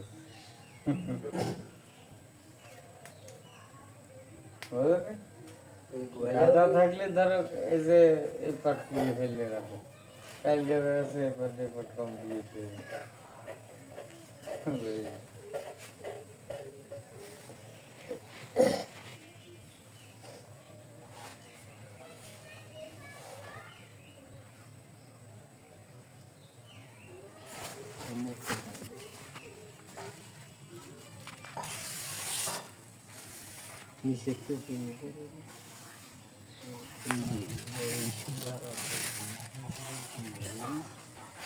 খাবেনি গরুতে ঘাস খাবেনি হ্যাঁ ঢাকা চিন্তা করলে এখন পিছনে কত জায়গা দেখেন গরু আপনার ওই সুদা থাকবে না 5-8 কিলো গরু থাকবে না এই তো হ্যাঁ আচ্ছা আর পিছনে যেতেও পারবে না সাইডেও জায়গা থাকবে মাঝেও জায়গা থাকবে বড় হলেই ভালো হয় গরুটা চলাফেরা না করতে পারলে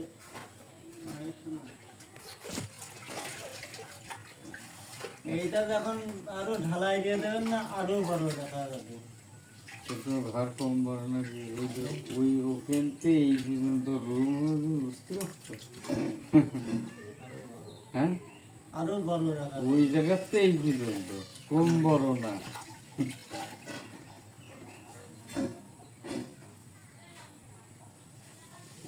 ওই একটু কিন দেবেন হ্যাঁ ওই জায়গা ভাই এখন ভাই ট্রেন না গেলে হবে না কোন জায়গায় ওই জায়গায় আপনি মোটা পাইপ আছে পাইপ খাইয়ে ওই জায়গা সেট করে দিলে পানি চলে যাবে ওই পাশে ওই সিস্টেম করলে ভালো হয়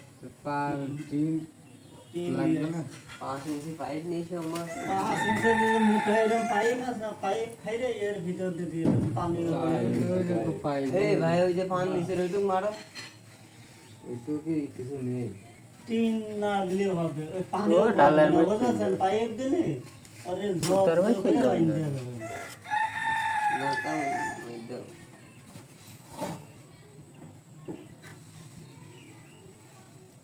বরাবরই পাইপটা দিয়ে দিতে হ্যাঁ তা হয় ওই মাথায় ভাগ করে বাঁধবেন ওই মাথায় বাঁধবেন বুঝছেন মাঝে এর সাথে বাঁধবেন গলিয়ে গলিয়ে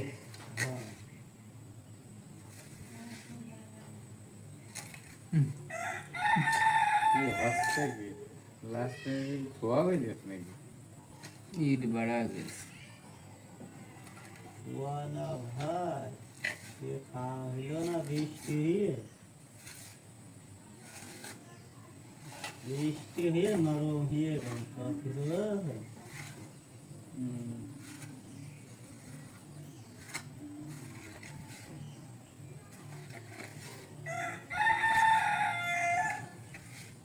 এটা টাইলে গেলে ভাইসে কইয়ে যাবা পানি মেরে ভরে চলে গেলে যত ভরে তত লক দাও জিনিসটা আজকে তাই বলে মেরে না এক জায়গায় এইটা গেলে এই কাজ করেছিল বললাম পানি মেরে ভরপুর থুয়ে দেবেন ওই আজকের কথা পাওয়া হয়েছিল না বলে পরের দিন মারবেন ও আমরা যাওয়ার পর পরে এটা দিয়েছিলাম তাহলে কি পাগলের পাগল বাঁচতে ভাই আমরা এসে বসে এই অবস্থাটা ভাই পানি মারতে গেলাম আমরা করলাম পানি আপনার আজকের দিনই মারতে গেছিলাম পরের দিন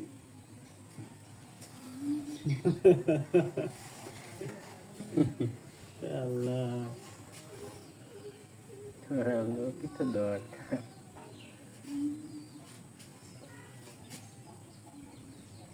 ঠিক করলে কেমন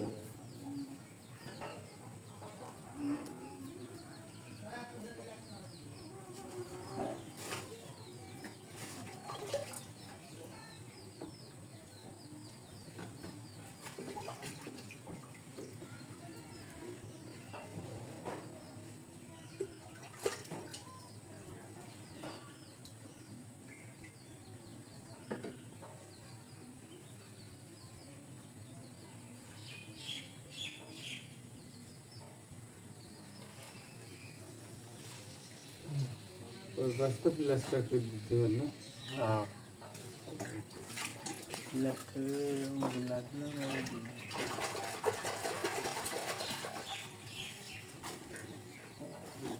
না করলেও হয় না করলে হ্যাঁ হ্যাঁ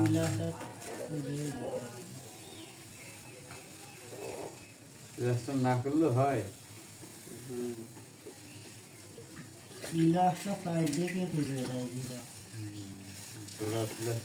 ওরা আর অনেক মানুষটা এই পাস করে ওই পাস করে না খালি এই যে এই পাস করে যে পাশে গরু থাকে বাইরের পাশে প্লাস্টার করে না কোন দিকটা আমি তো সবই দেখি করছি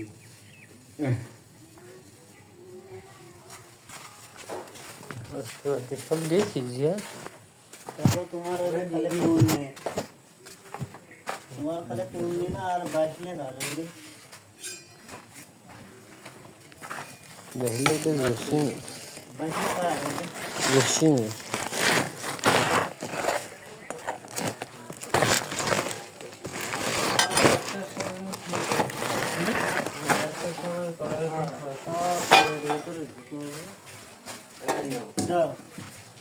हाथों सैनिक को ठीक है हाथों तो अच्छा बात है হাতের পান নেই এখন ক্যামেরার পর হুমকি দিতে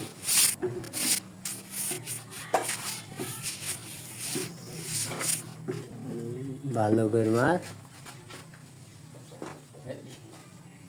हाथ दे बस हाथ थकता तो থাকবে थकते हैं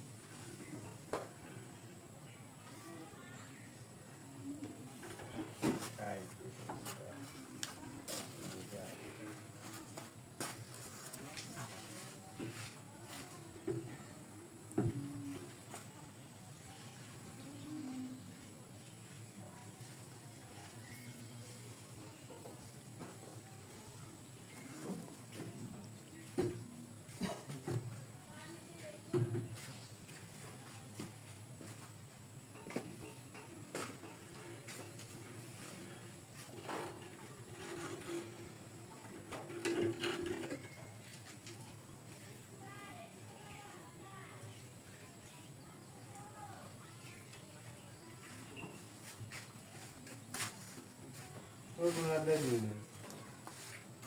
दूध वाला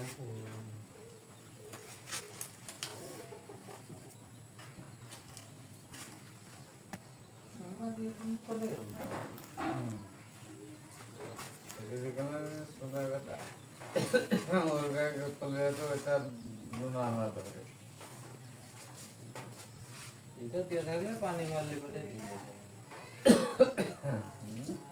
पानी मारले पड़े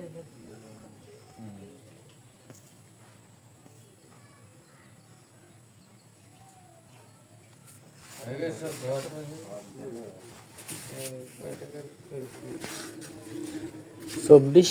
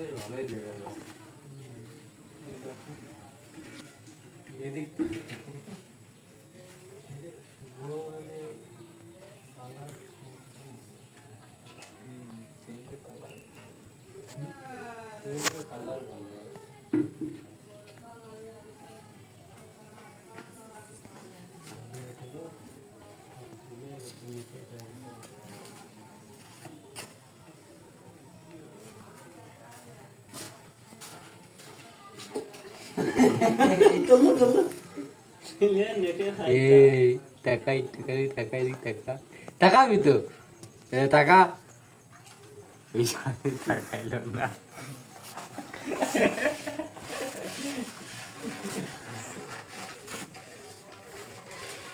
1 ঘন্টা ধরে খুরখুর খুরখুর করেছি এই চালের মধ্যে 1 ঘন্টা 8 মিনিট করতে দেখি খুরখুর ছাড়া কি খুরখুর ছাড়া কি হ্যাঁ বসিয়ে রে আমি না থাকলে তো কাজই ওঠে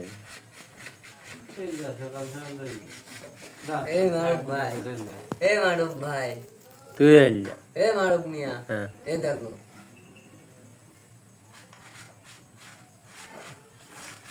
এটা তো লাগবে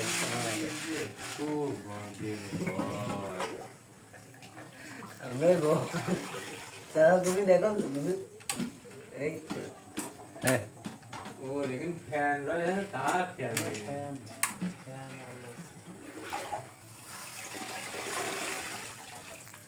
ठास के उठली पक्का अम्मा का काका मत तो है ठास के उठली की करते যাও যাও টাকাটা নিয়ে এসো ভাই নাচবেন নাকি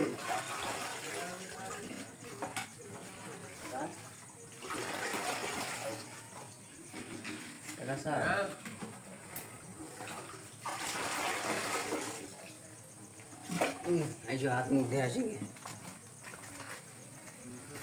না আমি আর তুমি ধরো না বাড়িতে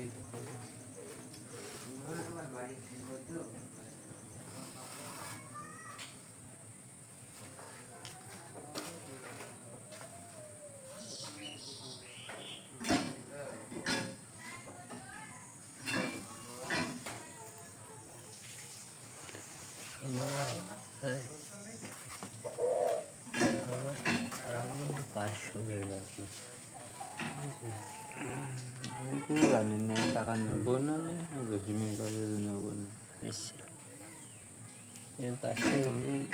মেয়েদের কাছে নিয়ে রাখো পাঁচশো নিয়ে ওর কাছে আমি প্রতিদিন দিয়ে দিল্লি যাও পাঁচশো নিয়ে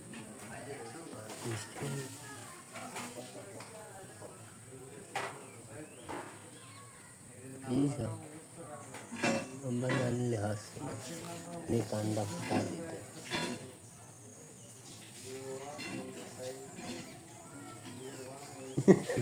গেল সিরিয়ে গেল ভিতরকার পাতলা টিস্যু কর্তেক সিরিয়ে গেছে জানিস হ্যাঁ কামড় টানলে টিস্যু ছিঁড়ে আমি যে প্রতিদিন ফুটাই কান জোরে টাইনে টাস করে ওঠে মনে করে আমি টান দিয়ে দেম বাদ দ্বারা আমি দেখাচ্ছি আমি জোরে টান দেবো না দরকার নেই তুমি তোমার তো এনে দেখাও হ্যাঁ দেখি দাঁড়াও একটা জিনিস দেখাচ্ছি না তুমি তোমার সাথে এনে দেখাও কাঁদছি আর কান চিড়ে ফেলা দে আমি আর মতির মতো কান কাটা মিস্ত্রি হতে যাচ্ছি না কান কাটা মিস্ত্রি মানে মতিনের কান কেটে গিয়েছে কাজ করতে করতে টিনি খুচা লাগে আর এই যে জায়গায় গেছে কেটে তো এবার ফিট হয়ে যাবে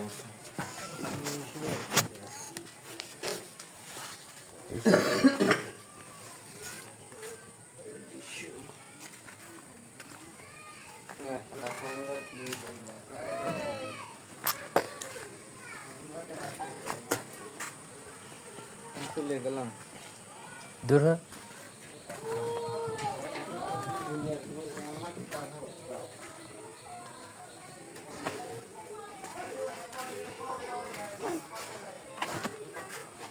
কিরে আমার পকেটে টাকা কম তাইলে ও নাকি দূর তাইতে ছাগল কিনে সে ছিলি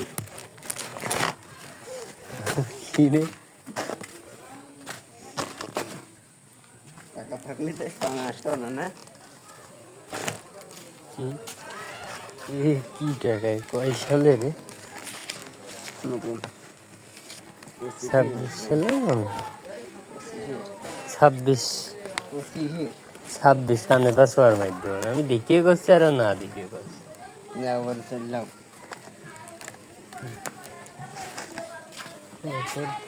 উপর নেই যে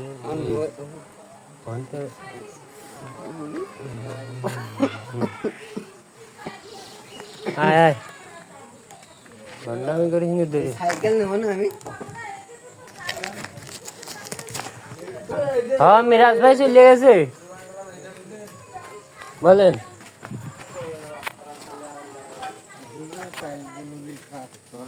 হ্যাঁ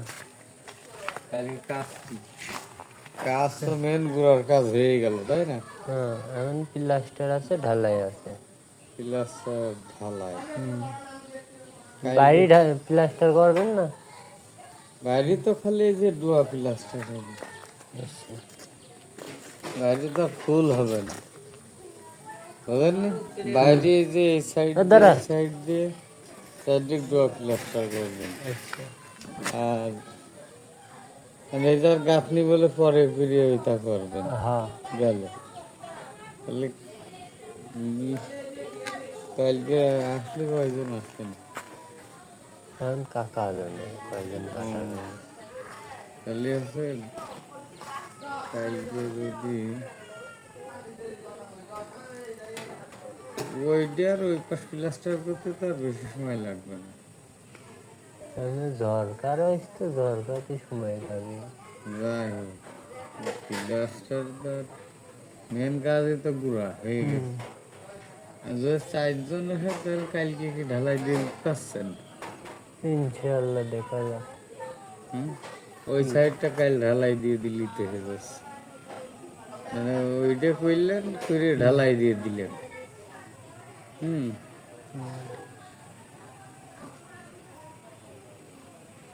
কয় বস্তা লাগবে 3 বস্তা হবে সিমেন্ট কয় বস্তা লাগবে 3 বস্তা লাগবে 3 বস্তা তো আছেই তাহলে 4 জন আসলে খেয়ে যাবে 3 বস্তা ঢালাই দিয়ে খেয়ে যাবে ঢালাই দিয়ে আর ওই যে প্লাস্টার রয়েছে না আপনার মনে করেন যে যদি ঢালাই করেন আপনি আমার কথা শোনেন যদি ঢালাই করেন তাহলে ওইদিক ঢালাই করে এদিক ইট পেড়ে একবারে দিয়ে দিতে হবে ইট পাড়ার মতো একবারে ইট পেড়ে একবারে কমপ্লিট ওইটাই তো বললে আপনার মনে করেন যে প্লাস্টার করার পর আপনার এই সওয়াল পালেরও শরীর লাগিয়ে যায় বুঝেছেন আপনার করলে একবারে ফ্লোরটাই করে নেন একদিন সেটাই তো বলতে চাচ্ছি তারপর যদি সময় ডুবে আছে ওইদিক ফ্লোর করতে কি 4 জন লাগবে হ্যাঁ ঢালাই দিন একটু লোক ঢালাই বেশি লাগবে 4 জন লাগবে কিন্তু ফ্লোরটা করবেন ফ্লোর করলে কিন্তু আপনার ওইটা ফিরিয়ে আসা লাগবে ওইটা ফার্স্টে এসে ওইটা মাল ধরায় না আপনি ঢালাইয়ের পরে করা যাবেন তো পরের দিন তো এদিক তো কাজ রয়েছে এদিকে সাথে পরের দিন কাছে 2 জন আসলে আপনি ওইটুক দিয়ে ই করে ফেলতে পারছেন হ্যাঁ ওইটুক দিয়ে তো 2 জন করা যায় তাই তো আর এদিকে যে আপনার পুতা থাকবেনি পুতা করা লাগবে নি বুঝলেন পরে পরে আবার পরের দিন আপনি 3 জন হলে হবে না তুই পারবি না প্লাস্টার করতে আমি প্লাস্টার তো করতে পারবো না তাহলে 3 জন 2 হেল্পার কালকে যদি 4 জন আসেন তাহলে আমার ঢালাই কমপ্লিট হয়ে যাচ্ছে হ্যাঁ আর থাকছে প্লাস্টার প্লাস্টার ওই ঘাট আর এই সাইড 3 জন হয়ে যাবেন ইনশাআল্লাহ হ্যাঁ সাইডে তো এই যে শুধু এই পর্যন্ত করে চলে যাবেন পারলে ওই যে ঈদে আবার পূর্ণি করা লাগে 3 জন হবে না 2 মিস্ত্রি আর হেল্পার লাগবে ওই দিন ওই দিন 2 মিস্ত্রি আর একজন শিষ্য লাগবে হ্যাঁ দেখুন কাকার কাছে বলবো না হ্যাঁ আপনি এভাবে করেন আপনার একটু বললেন মনে হয় যে তাহলে 2 মিস্ত্রি আর হেল্পার আজকে তো কাজ আমার ওইটা হয়ে যাওয়ার কথা শুধু ভাই ওই যে ঝরকা রয়েছে ফাঁকা না আজকে ওই ঝড়টা হইতো শুধু বৃষ্টির কারণে 2 ঘন্টা করে পিছাই গেছে নাহলে ওই সাইডটা হয়ে যেত। এই মনে পড়ে ঠিক আছে কাকার কাছে আপনিও বললেন না আমিও বলবো না। হ্যাঁ হ্যাঁ ওই জায়গাতে পাইপটা পাইপ ইঞ্চি লাগে পাইপ আপনার 3 ইঞ্চি কটটুক কেনবো কটটুক আপনি বের করবেন কটটুক খালি মুখ বের করতে হবে মুখ মানে এই রাখেন এদিকে আমার পাইপটা এনে দিলাম আমি তো কালকে না পাচ্ছিল কি ওই কেনালের ভিতর কি দেবেন নাকি আপনি 3 ইঞ্চি পাইপ নিয়ে আসবেন ঠিক আছে এক হাত খানিক নিয়ে আলেই হবে আমি সেটাই করছি যে হাত খানিক নিয়ে হাত খানিক নিয়ে বেরোলে ই দিয়ে বেরোবে বের করবেন কোন এমনি না ওই পাশ দিয়ে এখন সেটা কোন বের করা যায় এই পাশ দিয়ে বের করলে এক কোনা দিয়ে বেরোবে এই কোনা দিয়ে তাহলে এই কোনা দিয়ে বের করে দেবেন আপাতত এতে দেখা এলবোতে টান দিয়ে দিবা এমনি টানবেন এমনি টানলে এই পাশে দিয়ে এমনি যদি টানে তাহলে সোজা হয়ে যাবে হ্যাঁ আর আপাতত এই যে পানি আপাতত এই জায়গায় পাইপ দিয়ে দেবেন এদিক বুঝে যাবে ঠিক আছে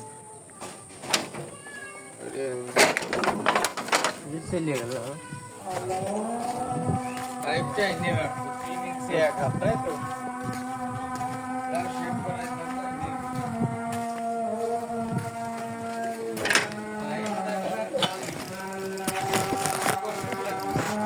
বাইরে কালি দেবেন